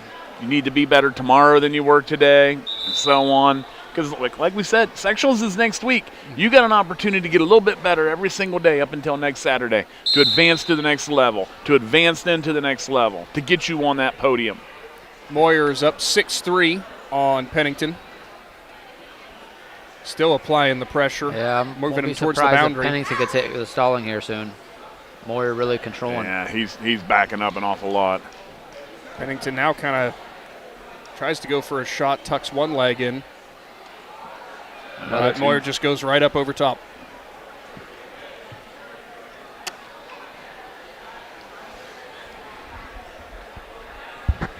Moyer leading 8-3 with 40 seconds to go here in the second period. Now, looking on the other side, and what's going to be the championship side with Abiel and Natal from Sandy Valley, this has got to be difficult kind of for them. They were getting amped up, getting ready to go, and now all of a sudden you got to wait. You're just trying to keep a little bit warm. You're trying to pace. You're trying to keep that sweat up. That's why. And so much going through your mind, too. Right. I don't know if it showed the camera, but Abiel had his singlet off, ready to wrestle. Coach made him throw a shirt back on. Keep yourself a little warm. Natalie still got his sweatshirt on. Still both guys still moving around, bouncing around. Well, you notice Natalie's been pacing back and forth in front of us, and I don't think now he looks over at the other mat, but his eyes have been forward the whole time. More back points there for Moyer. Abiel's watching that clock, wishing that thing would run out. Everybody wants to get going. Let's go. Moyer still in control. Final seconds tick away in the second, and it is going to be Moyer with the 11-3 lead. Shout out Sonny Hilton there. He just finished wrestling, half hour ago? He's already back on Vopit duty. That's a team guy there. That is team. Well, I think he loves it. That's probably what he just wants to be around it. That's a senior at that. Moyer with reversal, going right to a cradle. Suicide it. He's got him in trouble. Pennington stuck. I think that's all she wrote. There it Sure is. enough it is. So Moyer picks up the win for Sandy Valley.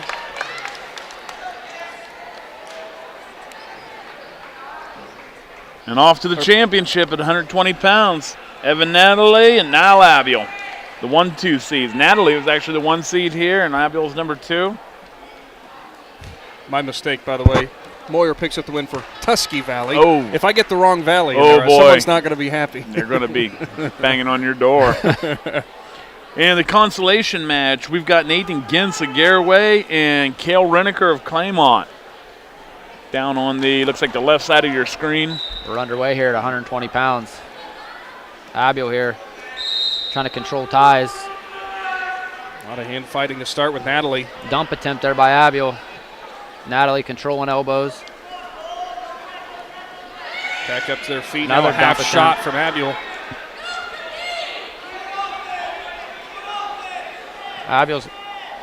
Natalie's got a deep front headlock there. He's going to try to maybe bring that back down to the mat. Just trying to find the angle. Really not able to improve out of it. Another dump attempt by Abiel. Meanwhile, on the other mat, Cale Reneker is in a cradle right now by Nathan Gintz, kind of in a bad way. And Natalie going to try to step over on Abiel, who somehow rolls his shoulders out.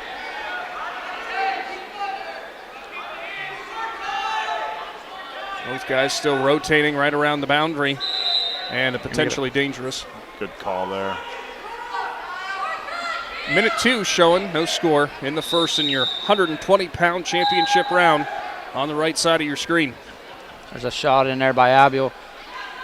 A little low single there. Keep driving and put him to his butt. Now he's going to try to come up through the crotch.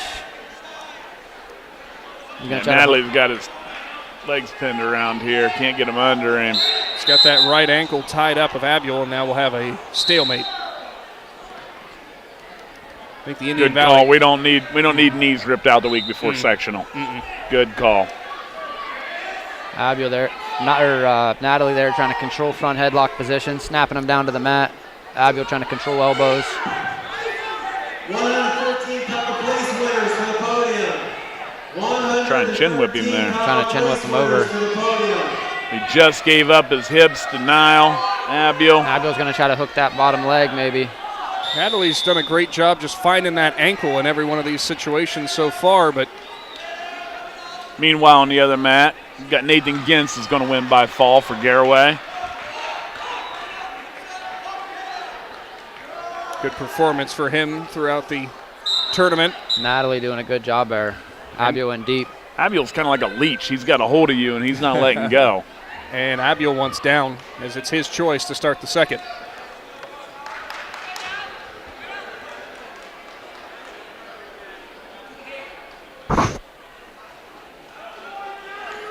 Zero, headed to the second period. Abiel on the bottom. Oh, a little quick on the jump there. It's all right. You Caution get there by Abiel. 3 of them. No nerves playing into that at all.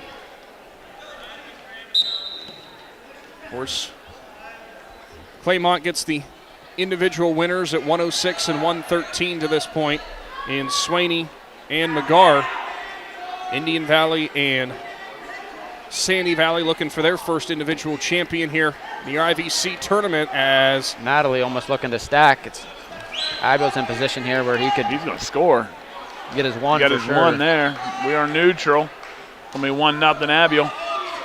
Abiel here with kind of an underhook. Natalie fighting wrists.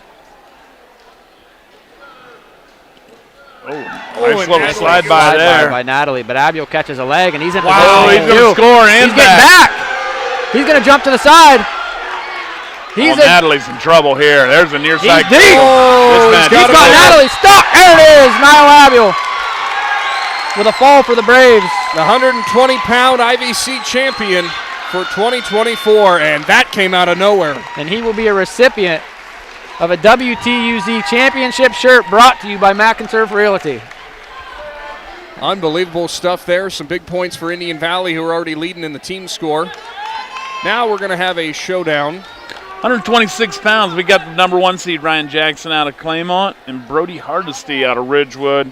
Our Jordan Burrows is making another appearance again on the consolation match. And Micah Schlaboff from Garaway, one of Garaway's super freshmen. For Jackson, the junior for Claymont in this championship round, he has had 2 bouts so far tonight. Neither of them have gone past a minute. Hardesty's trying to take Jackson's head off, but Jackson's in good position here to pop out. That's a veteran. There's an Merkel right position, there. And that's a Merkel over the back. Oh, my goodness. Jackson. He's going to step over here. Trying to make quick work again. He may be in position for a fall. Yeah, he's in a double grape. And that's a double grape. No, double grape. You might almost call it a wrap. That's a special feeling right there. Hardesty trying anything, but there's nowhere to go. Jackson still trying to secure it. He arches up. Look, Jackson arches up. There it is. Still no call. There it is. Ryan Jackson, 126-pound champion. Wow. And for Jackson, that bout took, what? 45 seconds. 44 seconds, 45 seconds? Yeah. Well, it was only his second quickest of the night. Yeah, Ryan Jackson's wasting no time. He's ready for the postseason. Unbelievable. He's your 126-pound I.V.C. champ. So that's for the Mustangs. That's 3. 3 of them early on. Great stuff. And when you think about it, I mean, I don't know the updated team score, but when you win, 3 of the 4 first weight classes, that's by fall. Yeah, by fall. That's a big deal. So now it will be Vaughn Searcy against Carson Hostetler. This is a rematch of earlier. Yeah, it is. That's the dual match. This is a really good match. That was a fun match. Jordan Burrows has the 4-0 lead in the consolation over on the right, or on your screen right now. Anytime we say right or left, it's our orientations.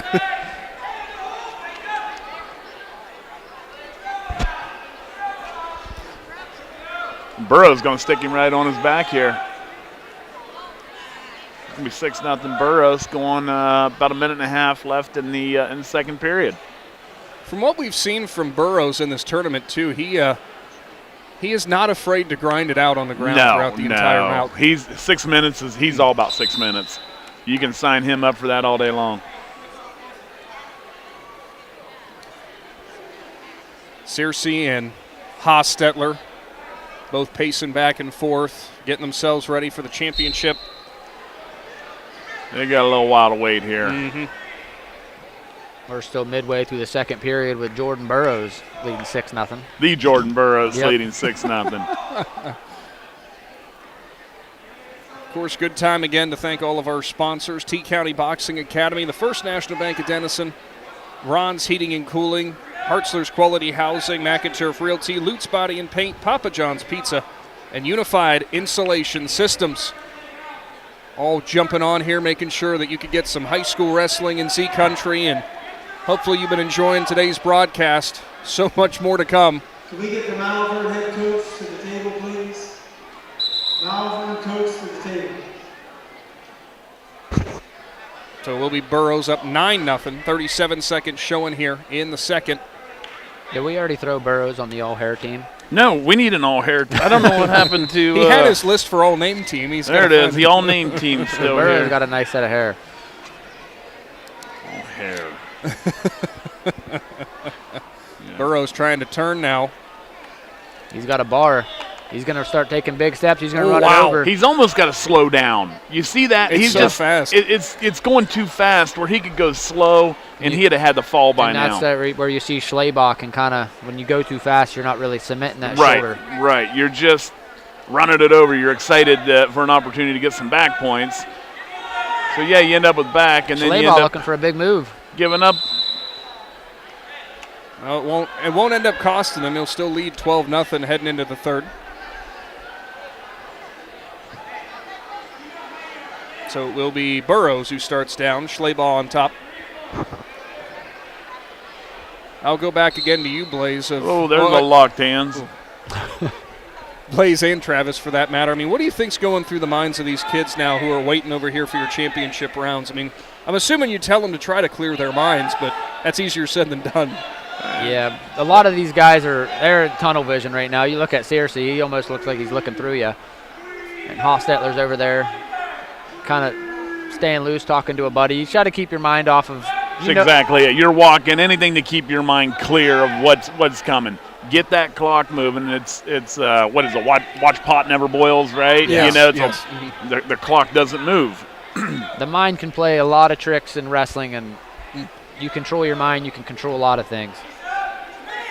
Minute 15 now showing Burroughs still up 13-0 as Schlabach looks to make a move. Burroughs is a reversal away from a tech fall here. Impressive stuff in the consolation rounds. He's going to try to secure it here. Can't quite step over. He'd pop his head out, and he would get his two. Could even headhunt and look for a fall, but gotta there watch. it is. There's two. And that would be the match. And that will be your match. So Jordan Burroughs in the consolation rounds takes it. Great effort from him. Third place finish for Jordan Burroughs. So we'll move on. Hostetler taking on Searcy. Indian Valley versus Claymont in your championship rounds. We go to the third place bout. You're going to have Books and Slaughter, Ridgewood and Garraway. So here we go. Rematch from the duels. Searcy took this one last time. Javon Searcy, the Mustangs, Carson Hostetler, Indian Valley Braves, both freshmen. Something tells me we will see this one again in the future. Yeah. This is a great group of freshmen here, isn't it? It is. You know, you've got the Slaughter kids. All four of these kids are freshmen. Yeah. 132 pounds. So I.V.C. wrestling certainly on the up. Both in the feeling out stages. Nice Searcy. shot in there by Searcy. This is where Searcy just looked like I thought he was going to muscle through it. Hostetler again with that length. I mean, the leverage he can generate helps so much. There's a shot in there by Hostetler. Drayvon felt a mistake he just made and realized now he cockily turned his back. He shouldn't do that. Hostetler's bringing up. He's going to try to, this is where Drayvon's an athlete. And Hostetler's going to try to bring it back down to the mat. See if he can pull him in. He'll get the dump. On the edge. His toe was out of bounds. They're not going to award it to you. Nope. His toe was out of bounds. In college, that's a 2-point takedown, Yep. but in high school, you got to have both feet in, Yep. right? Yep, you got to drag your toes. One toe was out of bounds. Nope.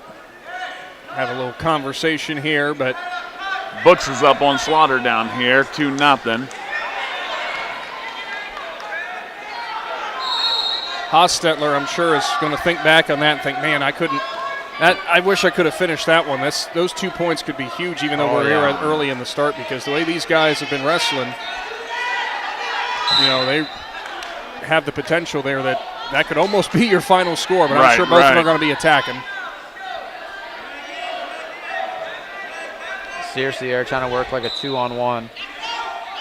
Throw by, he drops to a single. Searcy's in good position. He's going to muscle him through. And looked like he was in position to get a 2-point. Now we'll get it called. Got a Merkel. He needs to extend him out here.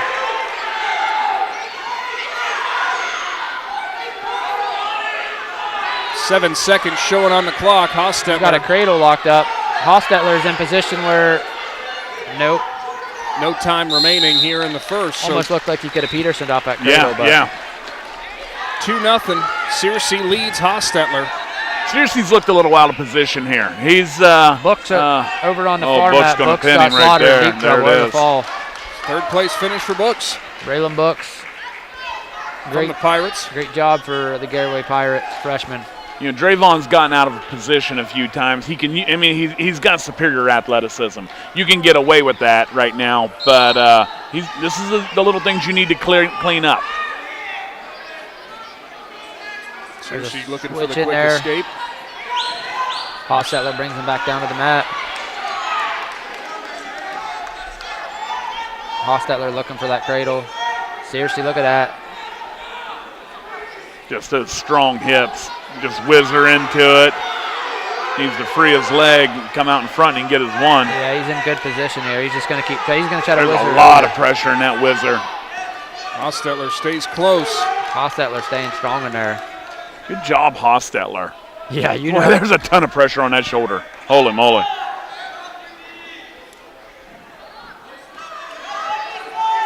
Still 2-0 Searcy. Minute 12 in the second. Who's going to be a freshman I.V.C. champion? We've had nothing but freshmen, haven't we?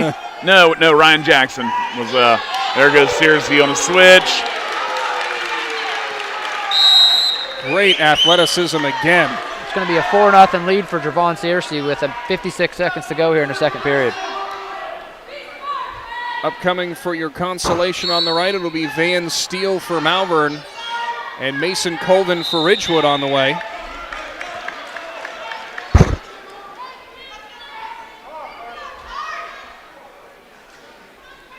For Hostetler, he had the go ahead. I was going to say Hostetler up to his feet here quick, but Searcy dropping to a single. Searcy's just able to muscle through so many positions. Yeah. I was going to make one comment about Hostetler, and he did the exact opposite. He got up, so. This is going to be a stall call right here. And we are going to get that. We're going to get a restart here after that stall call. 31 seconds to go here in the second period. This is where a ride-out's huge for Searcy. Any kind of points here for Hostetler's big. Hostetler up to his feet again. Searcy, mat return. Mat return, but there he goes. On a switch, re-switch by Searcy. Great job, Hostetler, keeping moving. 15. Got he's got a cradle. He's got it locked. He's got 15 seconds to score. Coach Warner barking out instructions from the sideline. Wants to see him finish. 6 seconds to go here. Searcy tries to come up over the top. No, can't quite do it. Back. 4-0 Searcy going into the third. Searcy's looking a little tired here.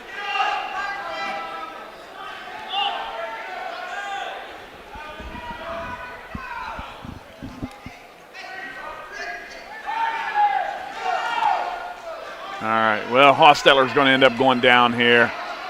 Wasn't sure what we had the miscommunication there somewhere on. I didn't know whose choice it was. Yeah. I think the coaches were still wondering. Searcy catches that cross wrist there, and now really that's going to eliminate a lot of that flying around there from your feet and those mat returns. And then we let go of it. Hostetler going to have to break free or do something real quick. That's going to be called for stalling. You do that again. Running a man out of bounds is a stall call. And Searcy's already been hit once.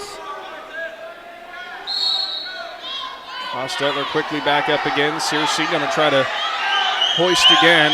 Instead, he's going to wrap up around the left flag, potentially dangerous now. Yeah, when you have that boot in and you're up to your feet.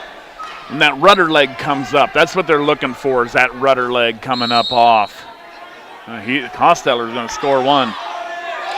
So, all right, 4-1. Back in. There's a shot in there by Hostettler. He's in deep. Oh, and he might needs get a limp arm here, but Searcy just does what Searcy. What you know? Oh, there he goes, right to his back. Drayvon being Drayvon. Man, Hostettler has some flexibility. It's almost like Searcy just is 1 or 2 moves ahead. He just has kind of this instinct of where he's going. Yeah, whatever he did there where he had that kid's arm, that's not taught. You don't, Hostettler's in position to possibly get an escape or a 2-point reversal, but. We tried to Smith mix for him. That's one of them ones where you don't let the cat out of the hat on the edge. Yeah, you shouldn't have done it there. Hostettler leading, Searcy leading 6-1 here with 49 seconds to go in the third.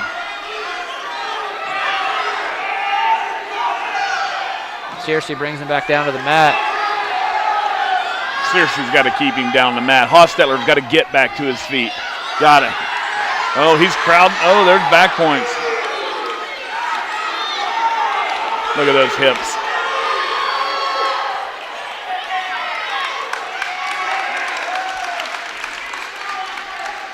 "20 seconds on the clock. Searcy.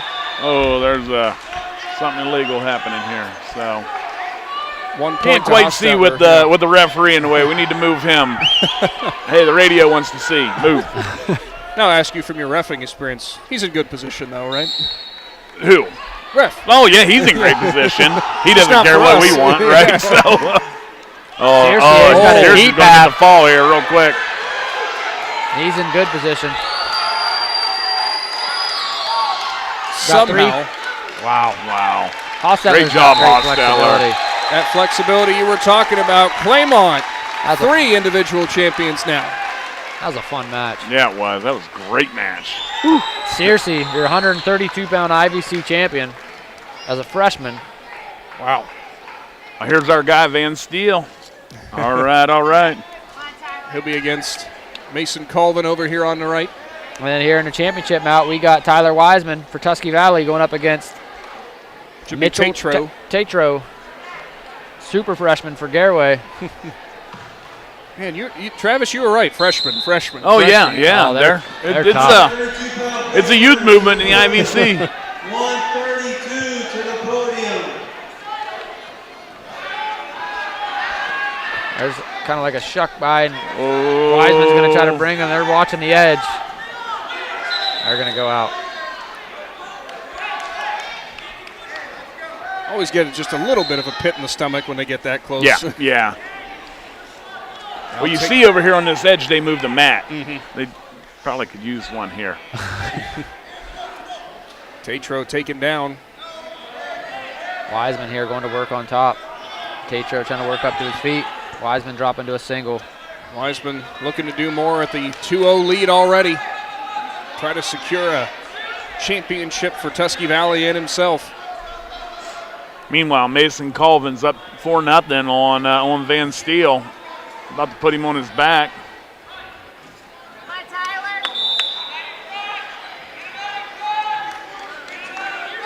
Wiseman still going to work. Tatro locks in on his right arm. Now drives through up to the hips. Driving double. Tatro doesn't care. Look at him. I don't care if you've won 150 matches or not. I'm here to wrestle. Make it 2-2 here with 44 seconds to go here in the first period.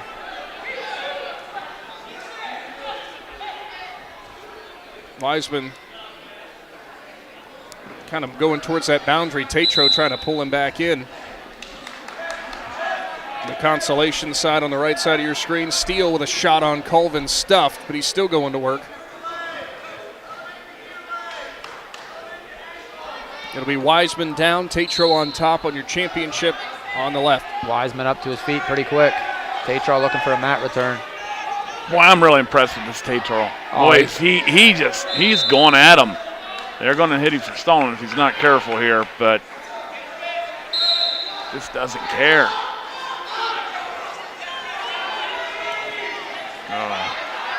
Oh, he put him on his back. He pancaked him. Back.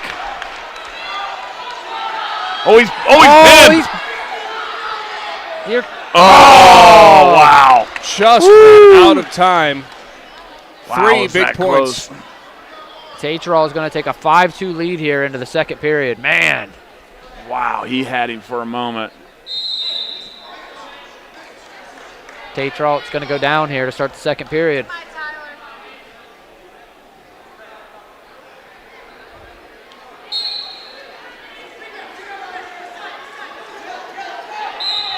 Right side, Steele on your Consolation on the bottom, Colvin on top. Colvin up 6-0, 45 seconds showed in the second. Wiseman almost looking to pull him back here into a tilt. Yeah, he's going to run that like a crossfit tilt there. He's going to have to get off his belly. Yeah, he's got Tatral belly down here. He's looking to come for a crossface. Oh, look at him. He put his hip down on the mat. In position to get 2 more. 2-point reversal, and he's going to have a 7-2 lead here with 1:26 to go here in the second period. Holy moly.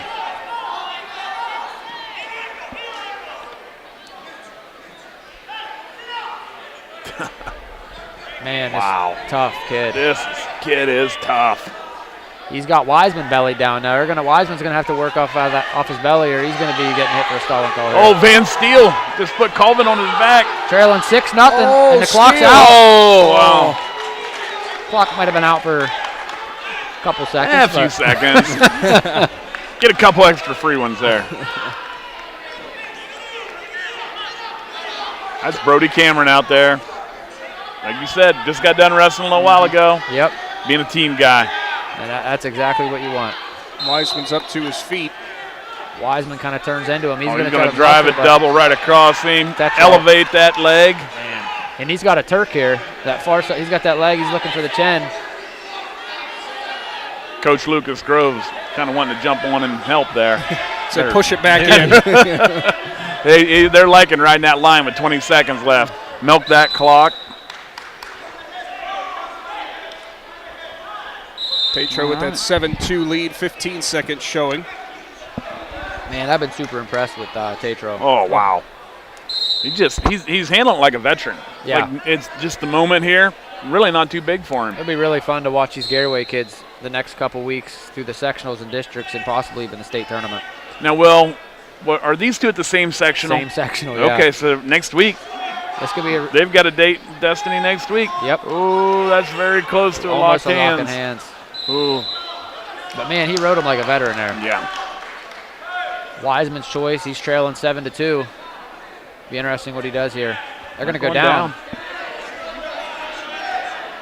After getting rode for about a minute and a half. Yeah, I'm kind of surprised that they do that, but all right, well. Might have something up his sleeve, maybe.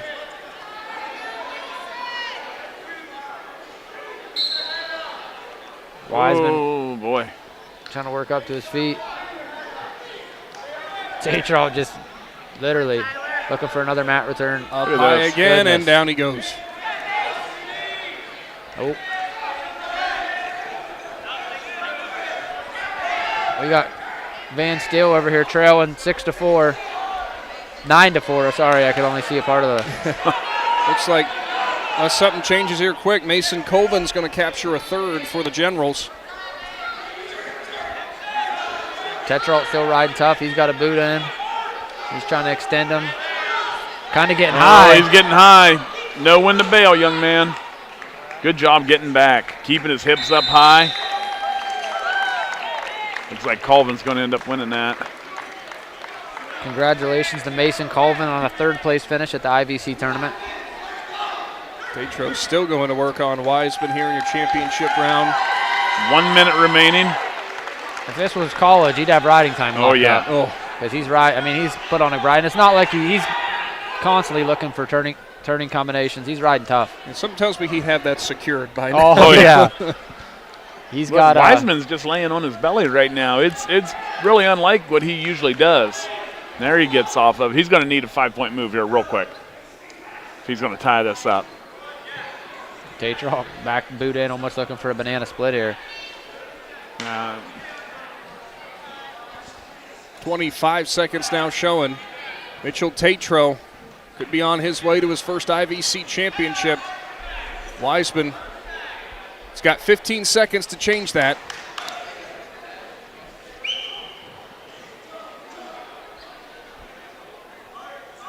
Tatro still riding tough. We have another freshman about to win an I.V.C. title. Wow. Final seconds. Oh, he banana right at the end. Why not? Mitchell Tatro, I.V.C. champion as a freshman for the Garraway Pirates. Congratulations. That will come at 138 pounds. We move to 144.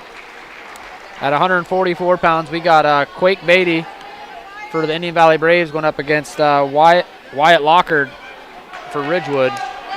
In the third and fourth place match, we got Jacob Candace for Sandy Valley going up against Gabe Campbell for Malvern.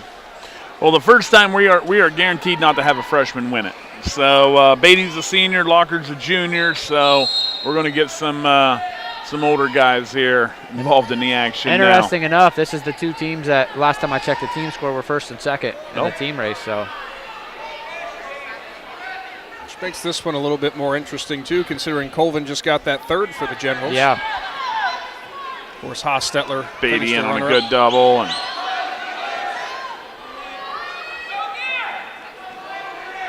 Beatty kind of pressuring in, Lockard backing out.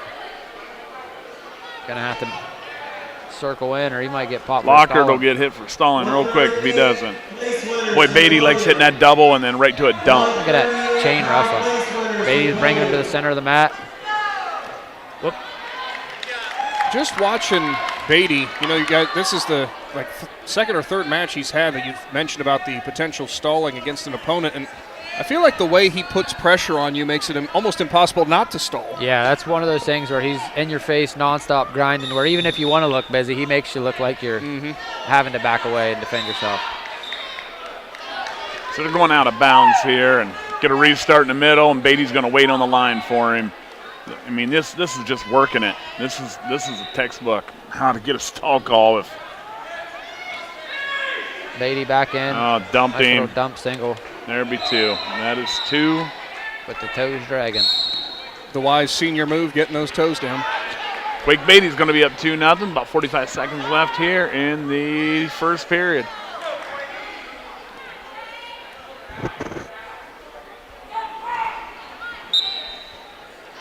Tight waist. Walker tries to sit out through it. Beatty kind of flowing with him. Beatty puts in the half.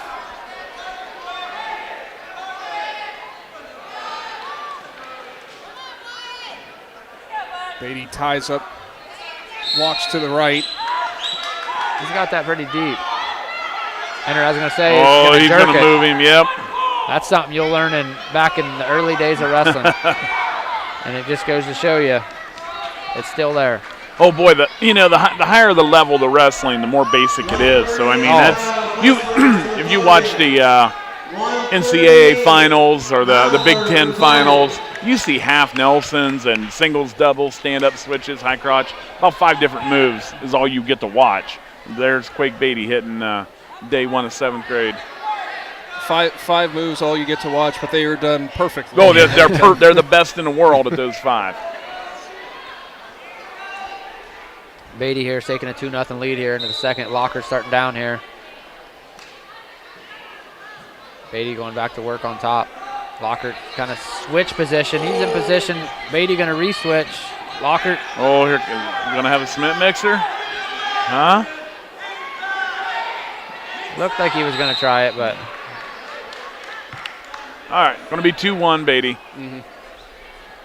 One of them spots where Beatty might just be like, I'll live to see another day. Yep, that's a veteran move, right? You don't need it. You're up 2-0, don't do something dumb. You've been in pretty aggressive on your feet. You've been in on all the shots.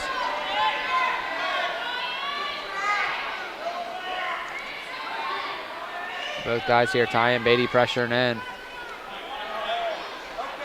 On to the third period over on your Consolation side. It is a 2-0 lead.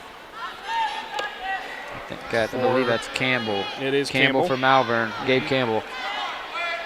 Leading 2-0 over Jacob Candace from Sandy Valley. Beatty with a double leg. Nice double leg takedown. Put him right on his butt. 4-1 Quake Beatty. The linebacker background's coming back out again. Yep. Or the wrestling background comes out at linebacker. I would argue the wrestler made him a better linebacker than. Oh yeah. See, I corrected that just for you, Travis. I appreciate that. Well, here's the thing. Next year, you're going to be calling football games, and you'll be like, wow, that's a double leg. You're going to see it perfectly clear. Potentially dangerous. We'll restart again here.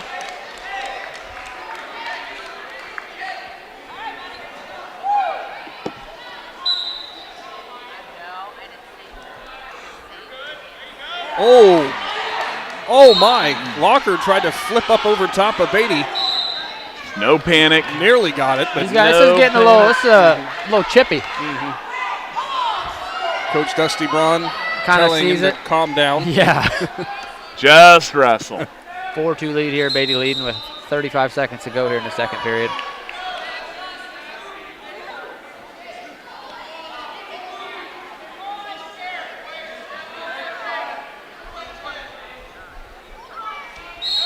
Nice heavy snap.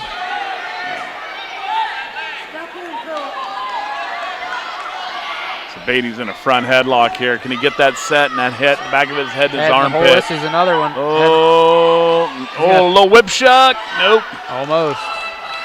Beatty claps the hands together thinking, man, I should have had that one. Regardless, he'll take a 4-2 lead into the final frame. Beatty's going to choose down here to start the third period.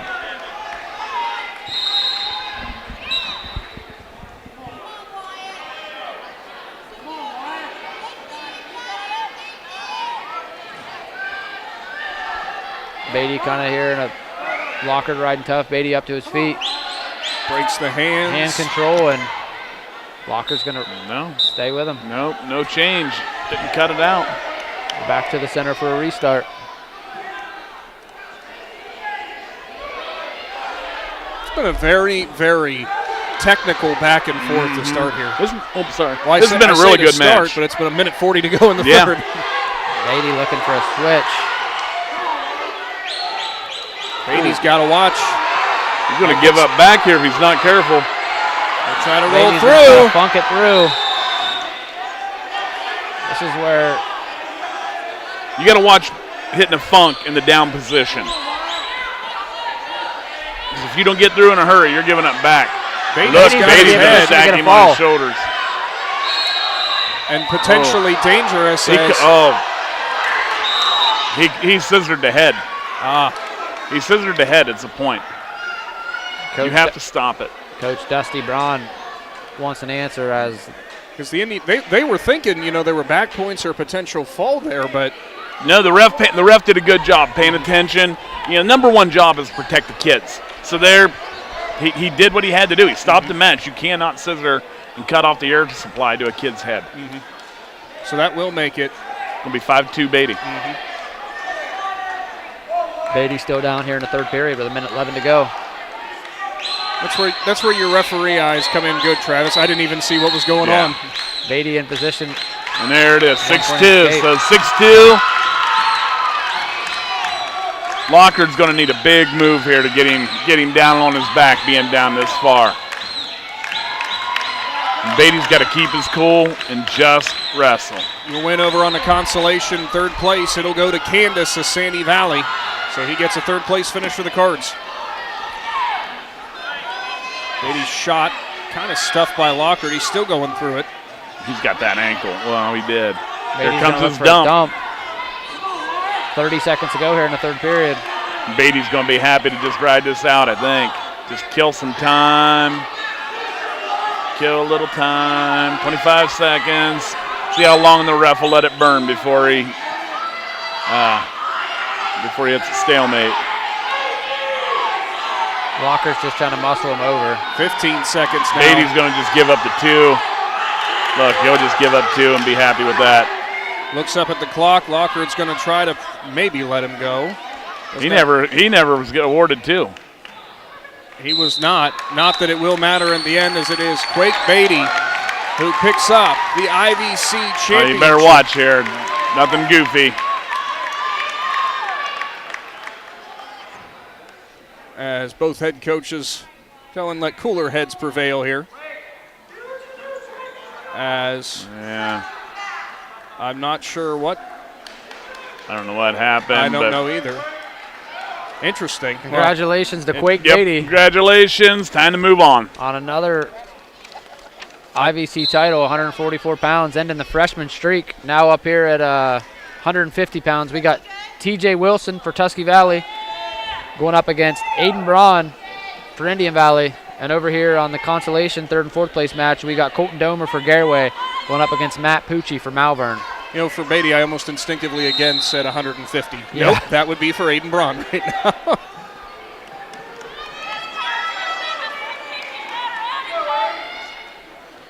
Shot in there by Aiden Braun, blocked off by Wilson. Wilson returning state placer here. Yeah, T.J. Wilson can He's wrestle. the real deal. He is legit. For Domer and Pucci over on the spladle down there out of Pucci. Oh, it's a spladle. Wilson's going to get a 2-point takedown. More of that veteran instinct from Wilson again, as we already mentioned. All the wins he's had throughout his career. It's going to be hard. It's going to take almost a perfect match for Braun to try to win this. Oh yeah. T.J. Wilson's just one of those kids that he's almost one step ahead of you every move you hit.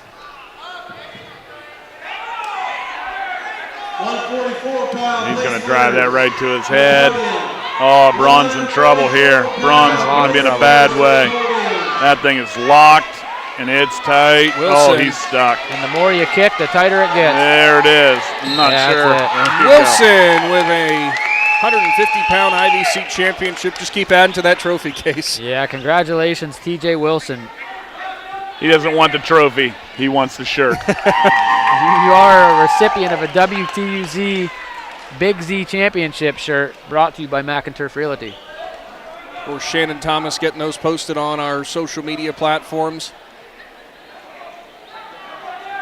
As we'll look over at our consolation side now again, it is Pucci from Malvern, Domer from Garaway. Pucci leading 2-1 here, starting the second period. Pucci's going to defer. Domer's going to go down. Another one of those ones here in the first period, just very technical back and forth between these two. Minus Pucci almost ending at 20 seconds in, 30 Oh yeah, seconds he had in. him spladled there and right off the rip. Oh boy. Looked like Domer was just going to bum rush him there. And 2-point reversal there for Domer. He leads 3-2 now here in the second. Domer, another one of those Garaway freshmen. Upcoming in your championship bout, freshman Matt Frey from Garaway is on the way. Senior Tristan Bryan from Indian Valley will be upcoming, 165 pounds. Domer here. Oh, Pucci's going to be in trouble. Oh, wow. He's going to roll through. That was gutsy right there, getting through that. He had to gut that out. My mistake, 157 on your championship round coming up. We're going to blame it on Quake. Yeah. Throwing us off with his weight. Just messed it all up. Stinking Quake.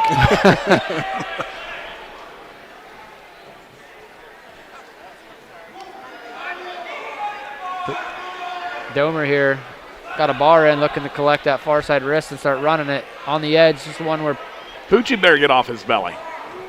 You're just going to lay there and let a guy beat on you. He will. Yep. This is the little things that need cleaned up before next week. Get off your belly. Fight off your belly. And Domer here, he's in position right on the edge. He's getting back points. And not singling him out, but Travis, that is something that can be fixed by next week. Yeah, it's sometimes it's just a realization, like you don't know. If nobody says it to you, you're laying on your belly. If you don't realize it, you won't do it. Mm-hmm. But if you come back and look at it and watch the film and, oh, my God, I'm just laying on my belly, you can work right off your belly. Slide your knees up. Slide over top. There's 4 different ways to get off your belly. So Domer secures the third for Garaway. Yeah, congratulations, Colton Domer. Here in the finals, we got Matt Fry, the number 1 seed for Garaway, going up against Tristan Bryan, the number 3 seed for Indian Valley. We got a senior for Bryan, freshman Fry. And over here in the consolation third and fourth place match, we got Aiden Sparger for Ridgewood going up against Dante Pasillo for Malvern. Quick 2-point takedown there for Bryan and a reversal error for Fry. Make it a 2-2 match, 30 seconds in to the first period. Frey, I think, almost maybe started off a little too quick there. Yeah. Bryan made him pay, but you'd almost say freshman speed. Yeah, exactly. Bryan here with his head on the mat. He's going to need to work that up. How many freshmen does Garraway have here? Have we counted?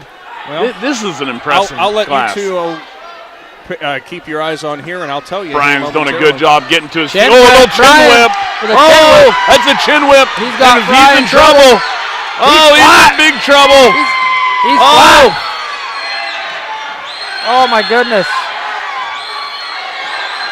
He's in deep trouble. Oh, wow. Bryan just made a senior move. And he's got to fight this for Oh, this is going to get tight. There it is. Every time you look away from a Tristan Bryan match, he somehow gets a pin.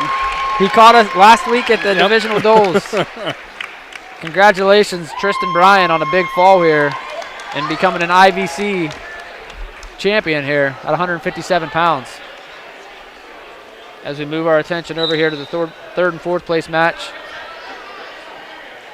we got Sparger leading 3-0 here in the second period. 150-pound place winners, the podium. 150-pound place winners. Travis, I've made it down to 215, and I think that wraps it up in terms of how many freshmen. It's 7. 7 freshmen. That's a great class. Holy moly. And they're athletic as can be. Wow. Yeah, Garraway coach has got to be thrilled about that. Oh, absolutely. There's nothing to be sad about there. It is Sparger leading over Passio. Ridgewood. You get 7 champions anytime. You know, there's only 14 weight classes. Wow. Shot in there by Pasillo, reshot in there by Sparger. Blocked off. Pasillo looking to go behind here.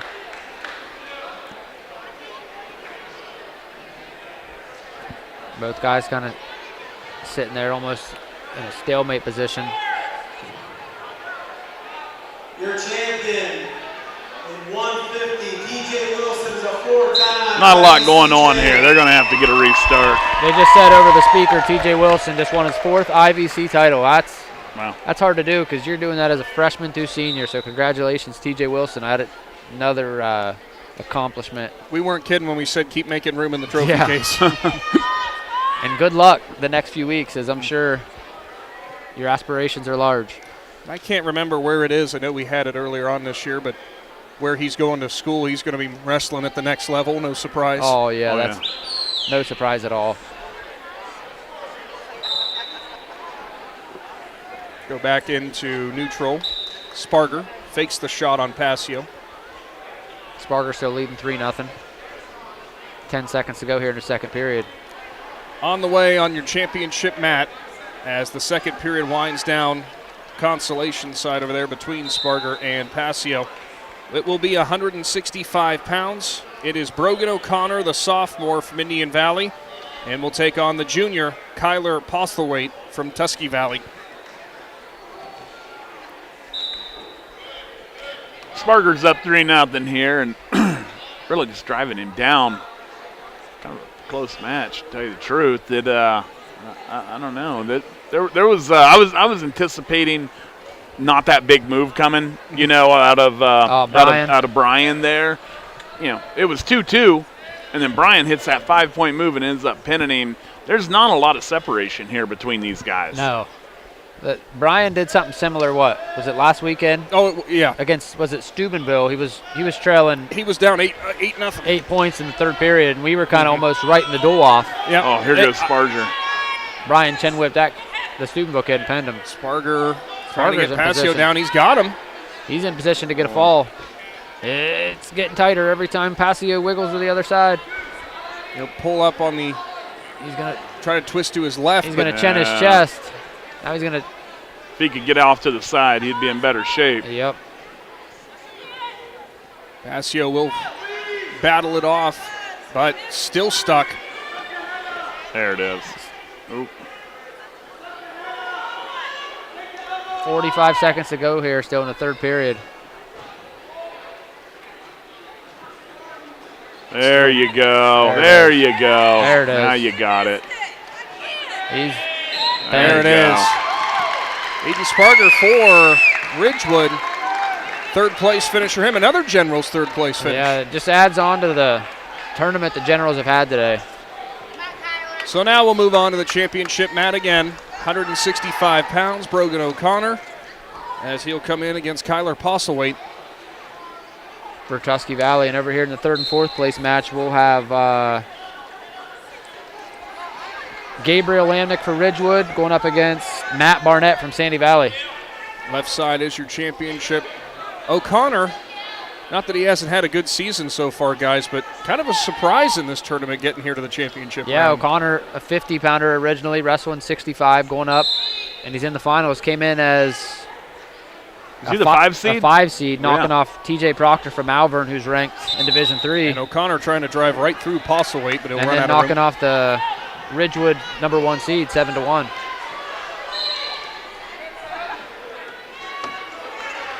Postlethwaite also ranked in the state Division III. 19th, so. No joke at all. No, O'Connor could. Wait, what a feather in his cap that would be if he could knock him off too. A couple ranked kids. That's how you take momentum into the postseason. 157 pounders to the podium. O'Connor here trying to snap him down here. Postlethwaite really strong base, almost trying to throw it by.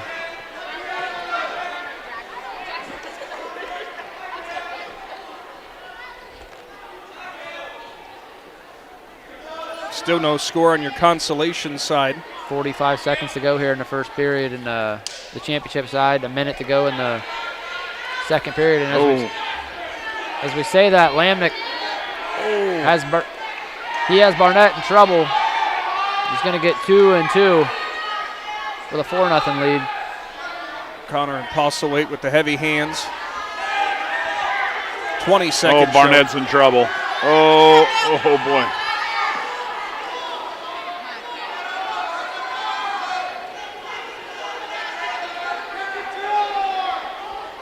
Both sides still feeling each other out here on your left mat. Time is going to expire in the first with no score. Will be the choice of O'Connor. And he wants down. O'Connor's going to go down. There's Lamnick. Lamnick gets it done. That's 3 Generals now who have third place I was finish. going to say, what if I told you another General's coming through in the consolation with a big victory? Wow. What a tournament.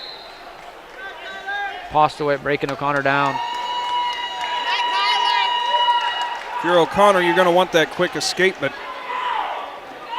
Postlethwaite, could turn this thing on its head real quick here with one move. Yeah, and nice mat return there. O'Connor trying to work back up to his base. Get hand control.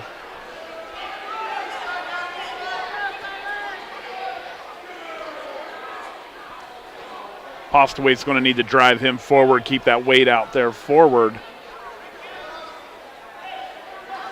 Your consolation bout that will be upcoming. We'll see Caden Riggs for Indian Valley. He will be taking on. There's that separation that O'Connor needs. Jonathan Domer of Garraway. A minute 11 to go here in the second period. O'Connor still down, tied up 0-0. Another one of those great chess matches going back and forth, but we've said that before in some of these matches, guys, and all of a sudden it ends up being 8-6, but Postlethwaite. Boy, ref was down there looking for locked hands. It was so quick. Good job, Postlethwaite. Coming up. Still 0-0, 53 seconds left. This is tight.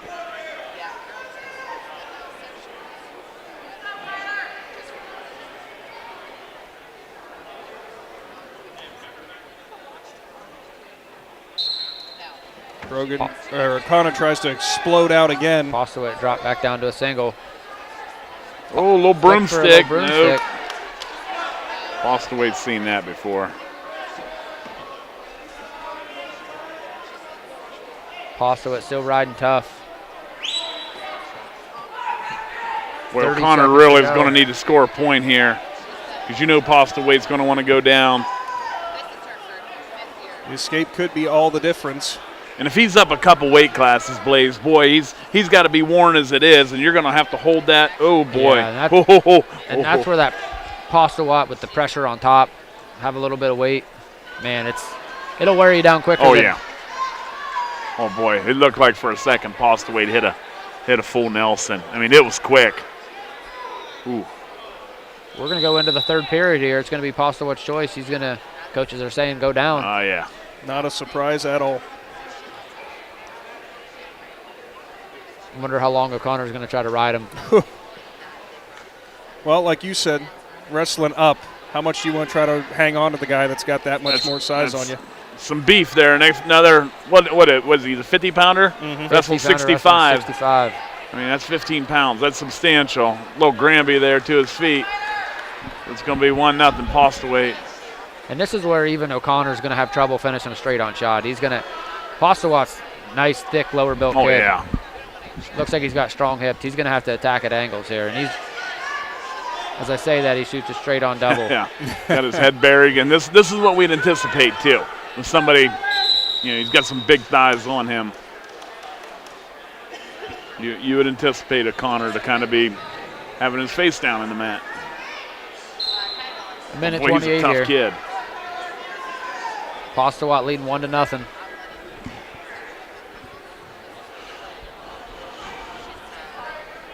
There's a shot in there, blocked off. And this is where O'Connor. This is what you're talking about, Blaze, right here. Oh, he's got a cradle locked. Oh, he's got a cradle locked. O'Connor's got it locked up. Oh, he's going to get back point. No. Postlewaite's going to try to go through it. If Postlewaite steps over that. Yeah, Postlewaite's in position. He's going to put O'Connor. He's going to put one on his own. He leaves his head in there and wraps it around his neck. He's got his own cradle. This might be Hang one on where for dear life, can't get it. Wow. That was a gutsy move by O'Connor. Good It's job. one of those ones, if he would have slowed it down, it might have rushed it. You get in that moment, and you get excited, and there it is, and then all of a sudden it's gone. Postlewaite leading 3-2 here with 35 seconds to go. O'Connor's got his head on the mat. He's going to need to get out, get an escape. Postlewaite sitting on that ankle. Escape or reverse somehow.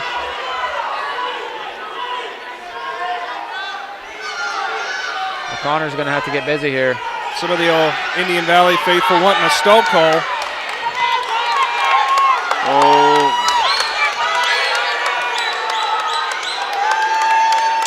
Final 5 seconds ticking away. You better get moving.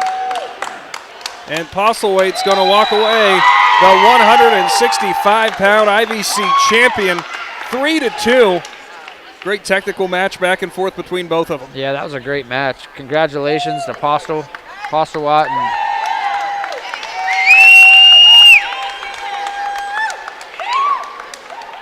he'll be your 165-pound I.V.C. champ. And that pair at 175 pounds, we got Tyson Clear for Malvern going up against Cage Miller from Cumberstown. And in the consolations, we got Jonathan Domer for Garaway going up against Caden Riggs from Indian Valley. This is a match where Clear and Miller used to drill. They used to wrestle in junior high and Biddy together. When they would do club wrestling. Clear goes almost right through him, but he's going to be too far out. Riggs over on the third and fourth place match with a quick 2-point takedown. And he's got Domer on his back. Both of these guys, again, as I've said in some of the other weights, kind of big for 175ers. They just have that extra, that lean, length, for lack of a better word. Tyson Clear's got a cradle locked up. Oh, boy. Cage Miller's in trouble. Cage Miller put his foot up, and Tyson Clear's just going to stud it if he's going to do that. Cage Miller needs to try to play the boundary here. Miller looking for that edge line. And this is where Clear's going to stud it up, and it might be. This could be good night, Irene. Trying to work him back in. I don't think he's in position to pin him here, but he's going to get those back points if at all possible. So far, just a 2, or gets the 2, I should say. He's still got 45 seconds here.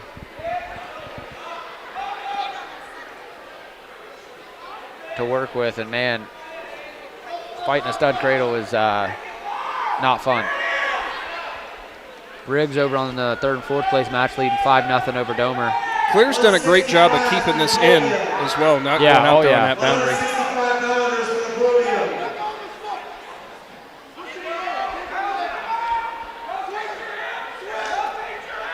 Riggs going for a Riggs got him on Domer on his back here, and Domer's in a bad way. There it is.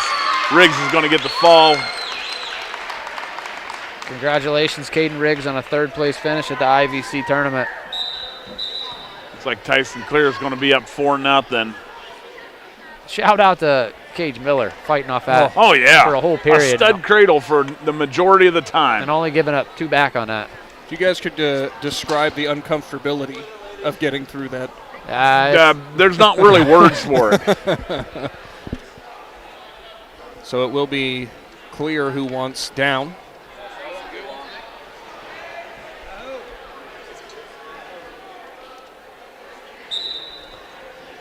Right to his feet.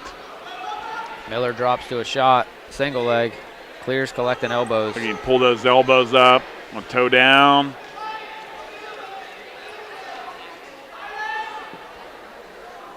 Clear trying to pop that leg out. He's got such strong hips. He does. It's like you're grabbing a hold of a Holstein when you grab a hold of Tyson Clear.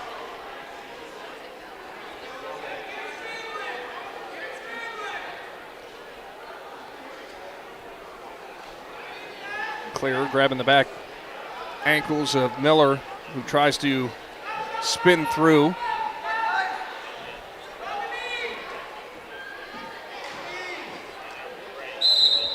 Going to call Cage Miller for stalling here. Riding too long on the ankles. Consolation upcoming at 190. It will be Lewis Wall of Garraway.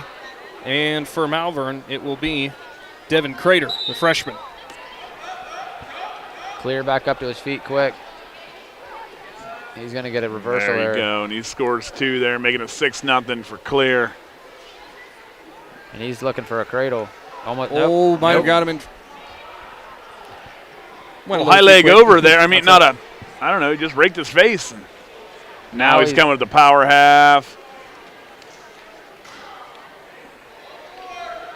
Clear leading 8-0 here with 40 seconds to go here in the second.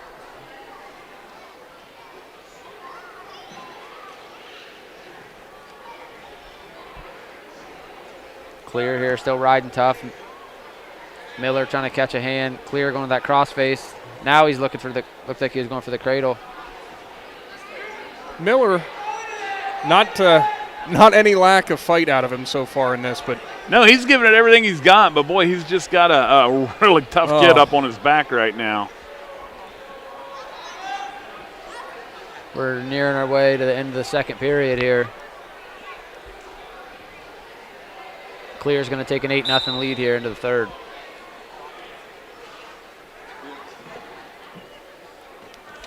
Neutral will be the choice for Miller.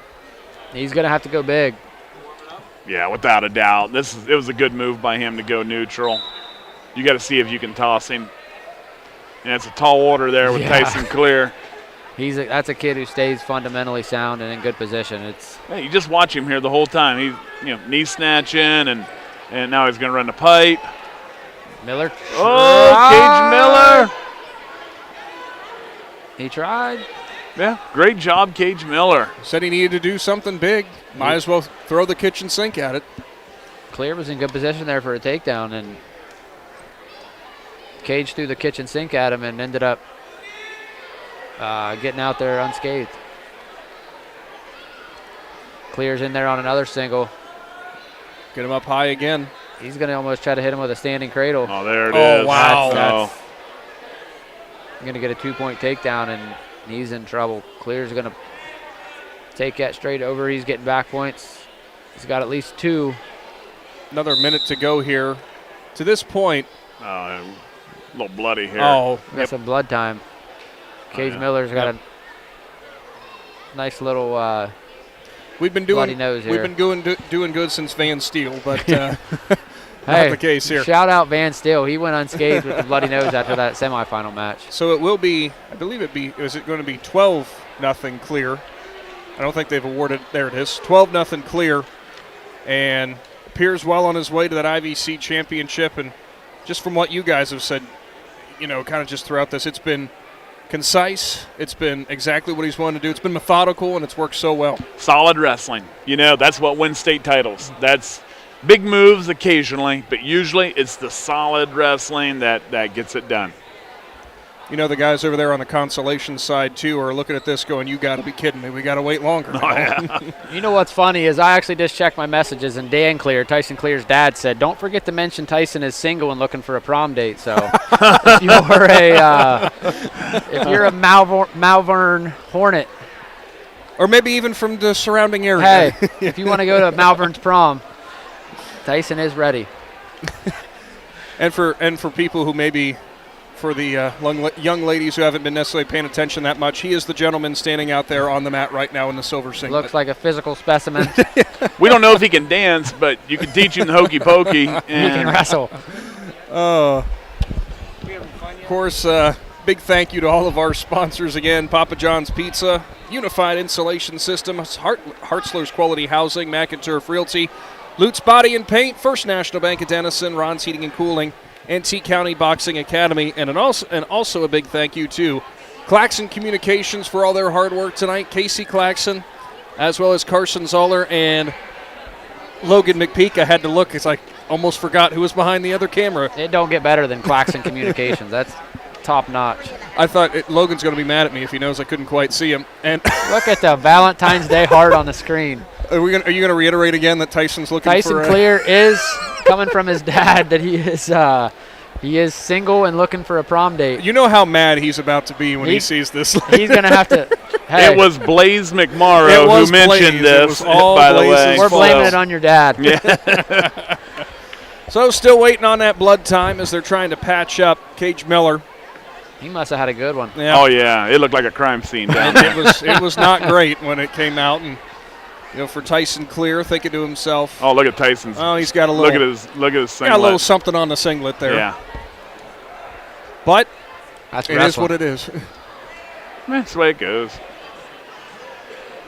So looks like Miller got the wads of tissues ready to go up the nostrils. All right, hold that in there for a minute, Cage. Come on.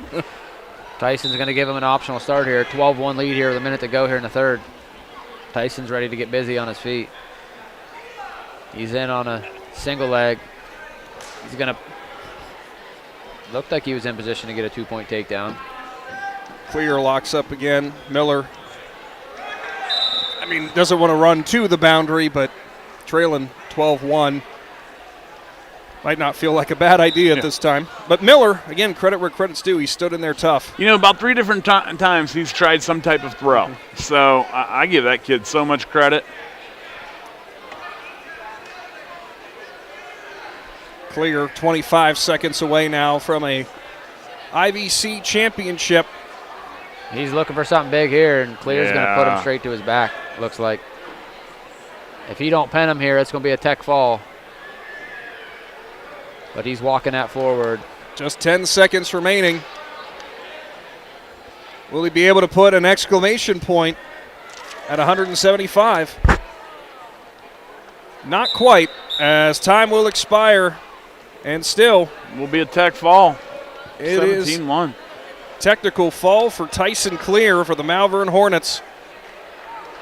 And a big victory for him. Yeah, congratulations, Tyson Clear. I don't know what he did. I couldn't pull up the I.V.C. results from his freshman year, but I know he won the I.V.C. title last year. I was going to say probably something great if I made a guess. Yeah, so he's at least got 2. He might have 3. Wouldn't surprise me one bit. 190 pounds now. It is going to be Dylan Austin, the senior for Ridgewood. He's going against the junior from Newcomerstown, Carter McConnell. at 190. This is going to be a fun one. And here in the consolation match for third and fourth, we got Luis Wall from Garraway going up against Devin Crater, a freshman from Malvern. Yeah, Dylan Austin from Ridgewood. He is a he's a big kid. He is. He's ranked 14th in the state in Division III. Tall, lean kid for 190 pounds again. Wall looks like he's got the quick takedown over on the Consolation side. McConnell's elbows tied up by Austin, at least one of them. 175-pound wrestlers to the podium. 175-pound place winners to the podium. Austin and McConnell just feeling each other out early. McConnell kind of went for a shot, scrambled away. Now Austin, quick with the double leg. Just a bully double there, and McConnell. Wow, great recovery.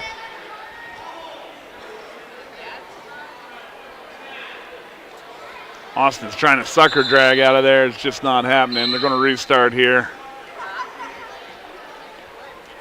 Wall leads 2-1 over on the Consolation. Oh, what a quick pick. Wow, what a quick heel pick. Blink and you'll miss it. He's going to get a 2-point takedown, but he's got those long arms, you know. I mean, he just dropped straight down and he's on it. It was hard for him to miss it. Connell went in for a shot, nothing doing.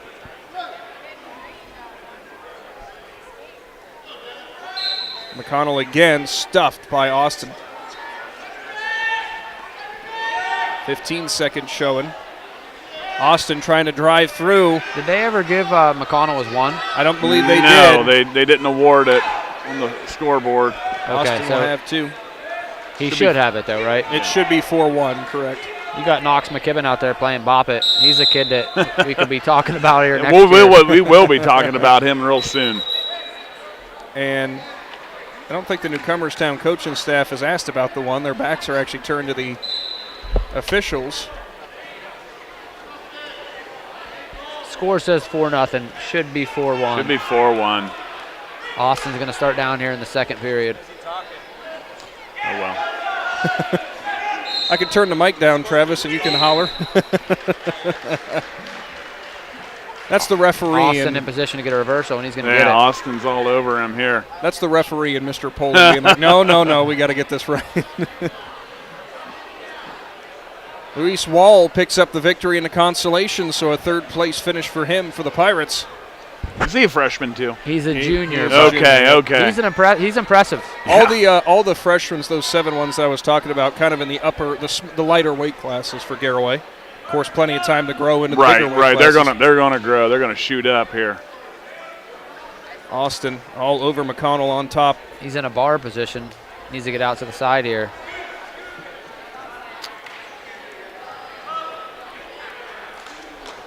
McConnell tries to go through. Tried to snap those hands apart, couldn't do it. McConnell just, kind of hitting one move and then done. Needs to be putting some stuff together here. Going to be escape for McConnell. Going to make it 6-2 here. Austin leading. Scoreboard says 6-1, but I got that imaginary scoreboard in my head. I'll say they've been doing a great job all night, so we won't give them too hard of a time. Yeah.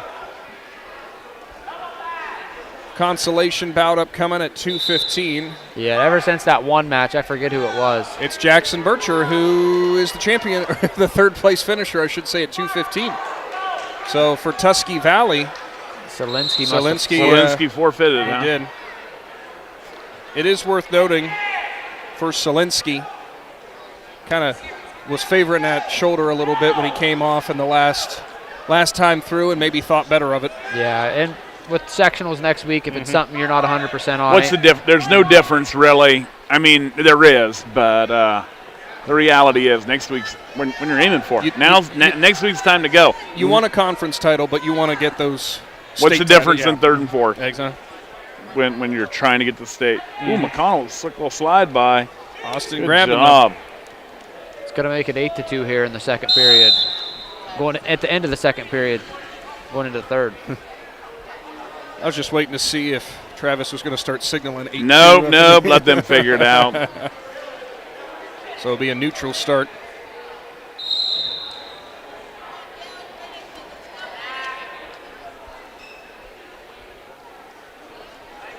McConnell, to your point, Travis, he said it's kind of been just one move and then stop. Yeah, it's in there. Oh, there he took it. That's a good move if you can hit it.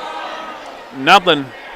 My point was just about to be maybe he's biding his time to pull something out of the bag and fix it. Well, you called it. You called it. And there it is again. He dropped to that heel pick. Quick. That is so quick. That's a great little takedown. Going to give him a 10-2 lead here in the third with 1:30 to go. And this just adds on to Ridgewood, the tournament they've had, and they still got a guy in the championship finals at 285. So, I mean, they have a chance to continue to put on.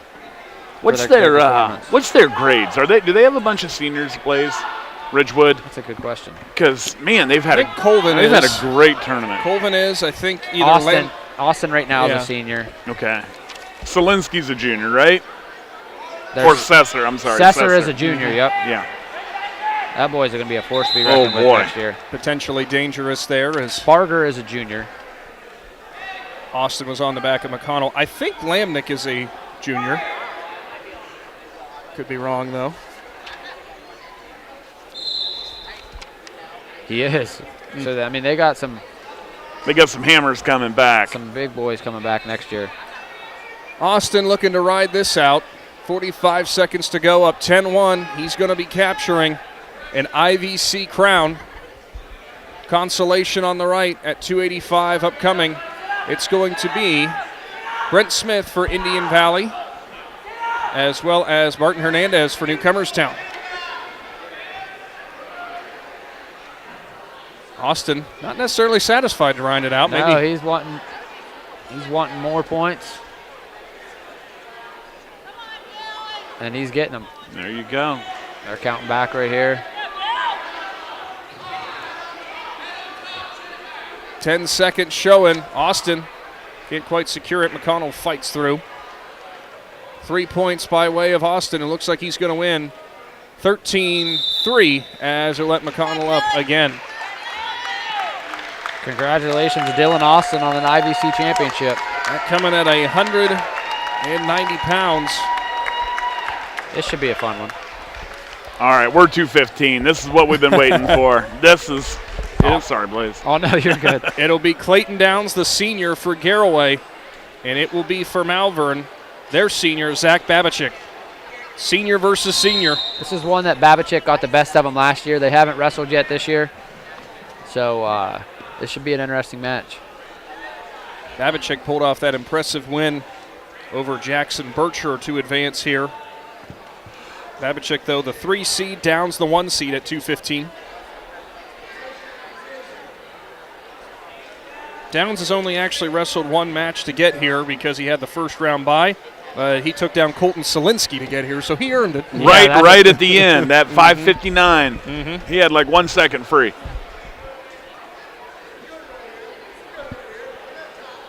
Yeah, these are 215-pounders that move around like they're 135-pounders. Yeah, man, look how quick. Look how quick Babachek is.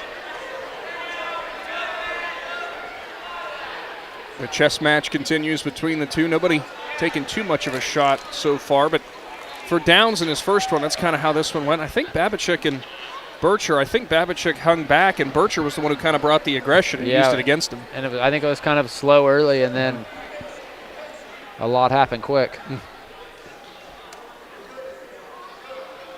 Of course, we'll get you a updated team score as soon as we know what it is, but at the top, it was, I believe, Indian Valley and Ridgewood who were up near the top. Yeah, so I have the updated team score, not counting 215 and, I guess it's not counting 190, 215 and heavy. Right. Indian Valley, first place. They're going to be your I.V.C. champions at 154 pounds. Second place is Ridgewood right now with 117. Third place is Garraway with 108. Fourth place is Malvern with 103. Fifth place is Tusky Valley with 101. Sixth place is Claymont with 95. Seventh place is Sandy Valley with 63. Eighth place is Newcomerstown with 43. Ninth place is Connaughton Valley with 3. All right, so Indian Valley going to be wrapping that up as a team. I know they're going to be feeling pretty good, but overall, Babchick's got to go down here. Not to cut you off, Nick. No, you're good. But boy, this is going. I'm telling you, I'm feeling this is going to get a little more tense as we go along here. 0-0 here to start the second period.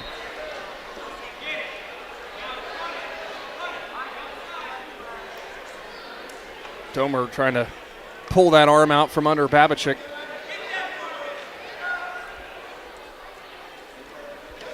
Downs riding tough here. Babchick trying to work himself up to his feet. Right to his feet. Now he's going to have to toe down. Wow. Downs with a good job, Downs. Drop to a single, quick back of the mat. Oh, he's going to try and roll him here. Nearly got the angle, but Babchick not an easy body to turn. Babchick back up to his feet. He's fighting hands right now. Get his hips away. Back There's pocket. his one. There you go. Ooh, look out, young lady. Quick reflexes.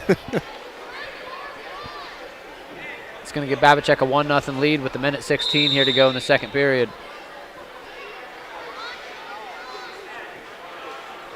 I just look over and see the heavyweight from Tusky Valley, and I can't get over how Dylan tall Congdon he is. walking around. I've been looking around here. I haven't seen him out here yet, but Cesar from Ridgewood. Yeah, that. Two guys who you're going to know are in the gym when they come in here. Oh, yeah. Babchick, takedown. And now, but just like he did with Bircher, he just kind of waited back. He's not about to get on his knee underneath the guy. There's no way. Still working tough from the top. Kind of the similar way as he got to this point, because we were looking at another mat, and all of a sudden, by the way, Babchick just beat Bircher. Yeah, just bam. He pinned him, didn't he? He did.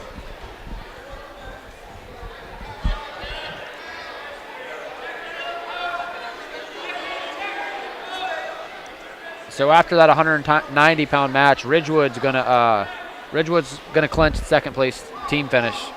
Great job by the Generals. Yes. Importance of those consolation rounds. Yeah. They had a ton of third place 100%. finishes. That's the consolation rounds, and when you go back and you look at it, that's where they're gonna really have shined, and that goes to show you wrestle. All right, 3-0. Downs is going down. Escaping a takedown. We'll tie it up. 2 minutes remaining. Can Babchick just hold out as Domer, Downs, ran out of room. Babchick rides so hard on top. So much pressure.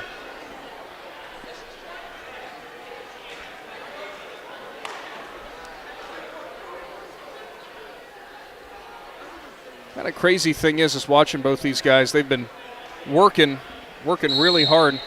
Neither of them look that tired, and we're in the third. There's a Grammy roll by. You got to clear your feet to do that. Yep. Almost pinned himself.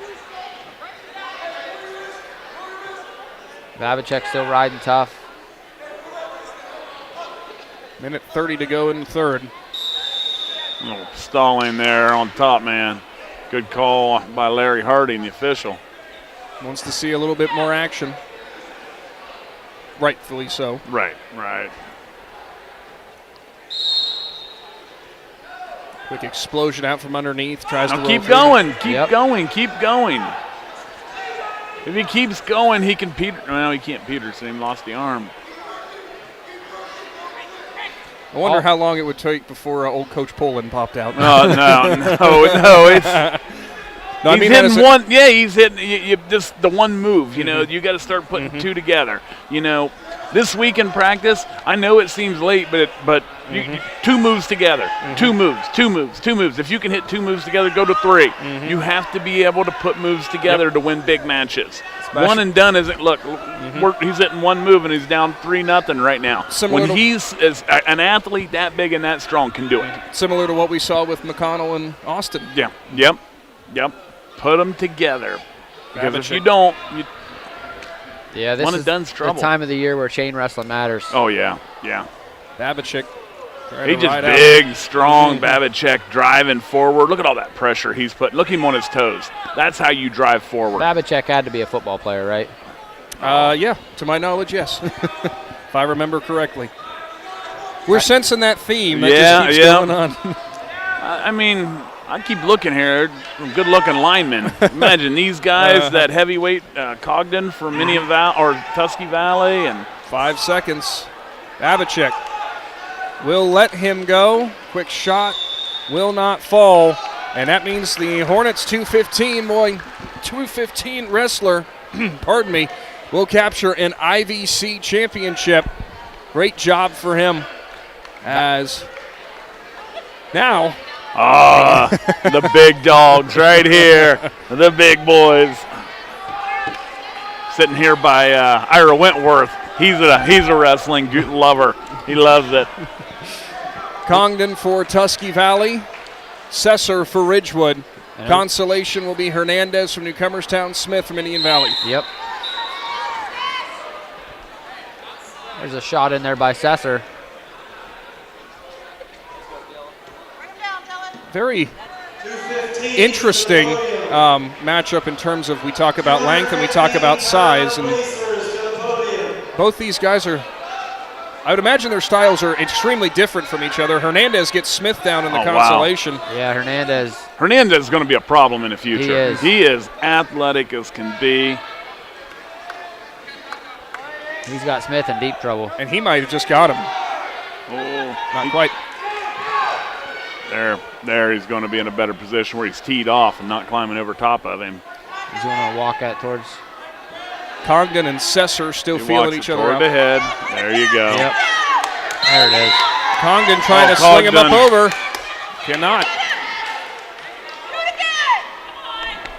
And it is Hernandez who captures the 3rd place as a freshman for Newcomerstown. Smith will finish 4th. So this is it. Last bout of the night. On your screen, Congdon, Sesser. Will we go to sudden victory? We haven't had one yet. I was going to say. Get some free wrestling. Love it. Give these Valentine's Day fans a little extra treat. Sesser. Congdon has the one arm up under. Now, Sesser tries to throw Congdon up over him. I don't think that's going to work. I don't know that, boy. You got to get Congdon's going to have to drive into him. I think Congdon, I talked to his coach, Jason Johnson. I think he has to cut to make 285. He is just shock me. A big, strong, but he's not the old, he's just a big kid. Not really a prototypical kind of heavyweight size. No, look at the size of him. He's got just, and he's like a lumberjack. Viking size. Oh, yeah, yes. The choose will be for Congdon, and they want to defer. Probably should have took down there. Yeah, that comes to overtime, right? Yep. In the ultimate tiebreaker. That's important, that first point.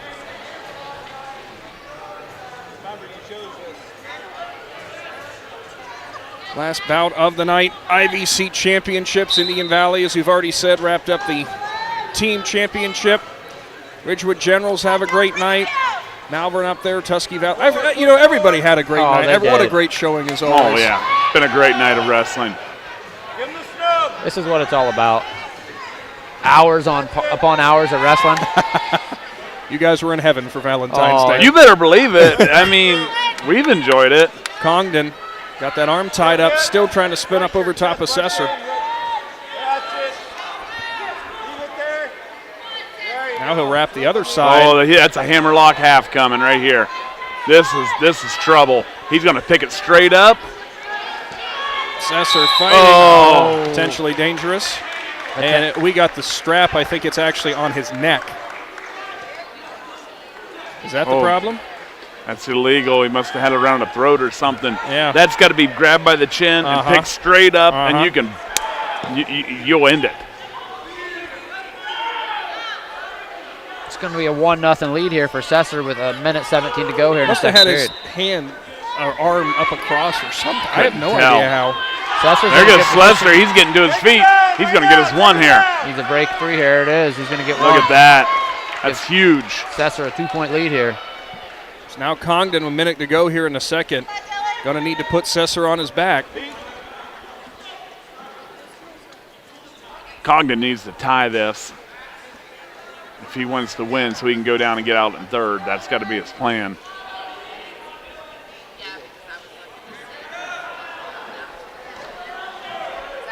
Heavy hands. Congdon pressuring in. He's got a lock. Oh! Throws him. Couldn't jump on it, though. That is a whole lot of force. That is. Yeah. When you look at Congdon, you almost like, man, how do you finish a takedown on him? He's pressuring into Sesser. Underhook from Congdon. And again. I was going to say, I knew that was coming soon. Yep. There's a stall call on Sesser. Congdon really working those double underhooks. Doing a great job going forward. That plays big in the third period. If Congdon goes down, gets that escape, knowing he's already got the stall call. Yep. Yes, sir. Only 10 seconds showing here in the second. Does Congdon sell out maybe? Look, Congdon's still going to go forward. He's still getting those underhooks. 4 seconds. Looks like that is going to be the end of the second. So, Congdon choice. It will be down. And I would assume down, yep. There it is. Congdon's only a junior.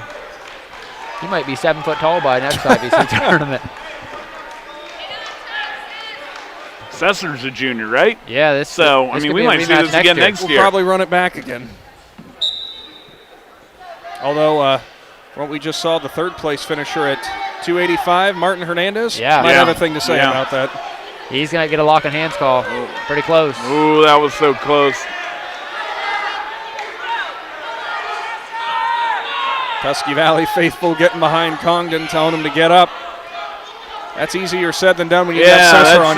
No problem. It's one of them ones. How do you? Guys trying to kill me here. I never thought of that, Coach. Oh, there's another. Hey. All right. There's your point. That's 2 points. It's tied up. Yep. He hit him for stalling. He did. Yes. Did he really? Yes. He did. It's 2-all. So here we go. Minute 15 showing. Who's going to win the last bout of the night? Sesser. Congdon looks like the fresher wrestler. Congdon now walking Sesser back towards the boundary, but wisely, Sesser will step back in. Sesser's got to cut that mat. Now a tie-up from behind the Congdon. Oh, there it is. There's 2. And it's 2 is back. Oh, there's back points. Sesser tries to get it up. He's going to jump Congdon. sides. Oh, he's got him. That's trouble. There it is. What a way to end the night, as Dylan Congdon is going to be your I.V.C. 285 champion, as he'll take down Logan Sesser from Ridgewood. Great way to end it. Oh, and what a finals match. And Dylan Congdon will be a recipient of a WTUZ Big Z t-shirt brought to you by McInturf Realty. As Congdon lets out a woo going over. Ric Flair would have been proud of that woo. Yeah, oh, absolutely. What a fun heavyweight match. So a great night of high school wrestling again. The I.V.C. tournament has wrapped up, and as we already said, guys, Indian Valley winning the team Indian championship Valley, the team overall. title. Ridgewood Generals finishing in second place. As we wait for the official word on the third, fourth. Yeah, going into the third place, or the championship, or the 285 match, Ridgewood, or Garraway was in third place with 113, Malvern with 107, so I would believe that would be how it would stay then. Yep. Garraway is going to be your third place finisher. All right, that pretty much does it for tonight's presentation of high school wrestling, and if you missed out on who any of the champions were, head on over to our Facebook page. It has been Shannon Thomas who's been working hard over there, making sure that we get all of them posted. And, of course, thank you all for tuning in once again. And, gentlemen, that'll wrap up our wrestling coverage for this year. That's you guys it. have done awesome. Thank you. And I know we'll be back again next year. I can't wait. Thanks for doing this Shout out for us. to all the area wrestlers. Good luck in the postseason. Certainly. And a big thank you to Claxon Communications tonight. Logan McPeek, Carson Zoller, and Casey Claxon. For Blaze McMorrow and Travis Poland, I am Nick McWilliams. Have a great night, Z Country. Thanks for watching this Claxon Communications production of high school sports on the Big Z Sports YouTube channel. For the latest news and scores, follow Big Z Sports on Facebook, on Twitter @Big_Z Sports, and on Instagram. Don't miss any of the live stream coverage all season long by simply subscribing for free to Big Z Sports on our YouTube channel. For the best in high school sports coverage, there is only one Big Z Sports.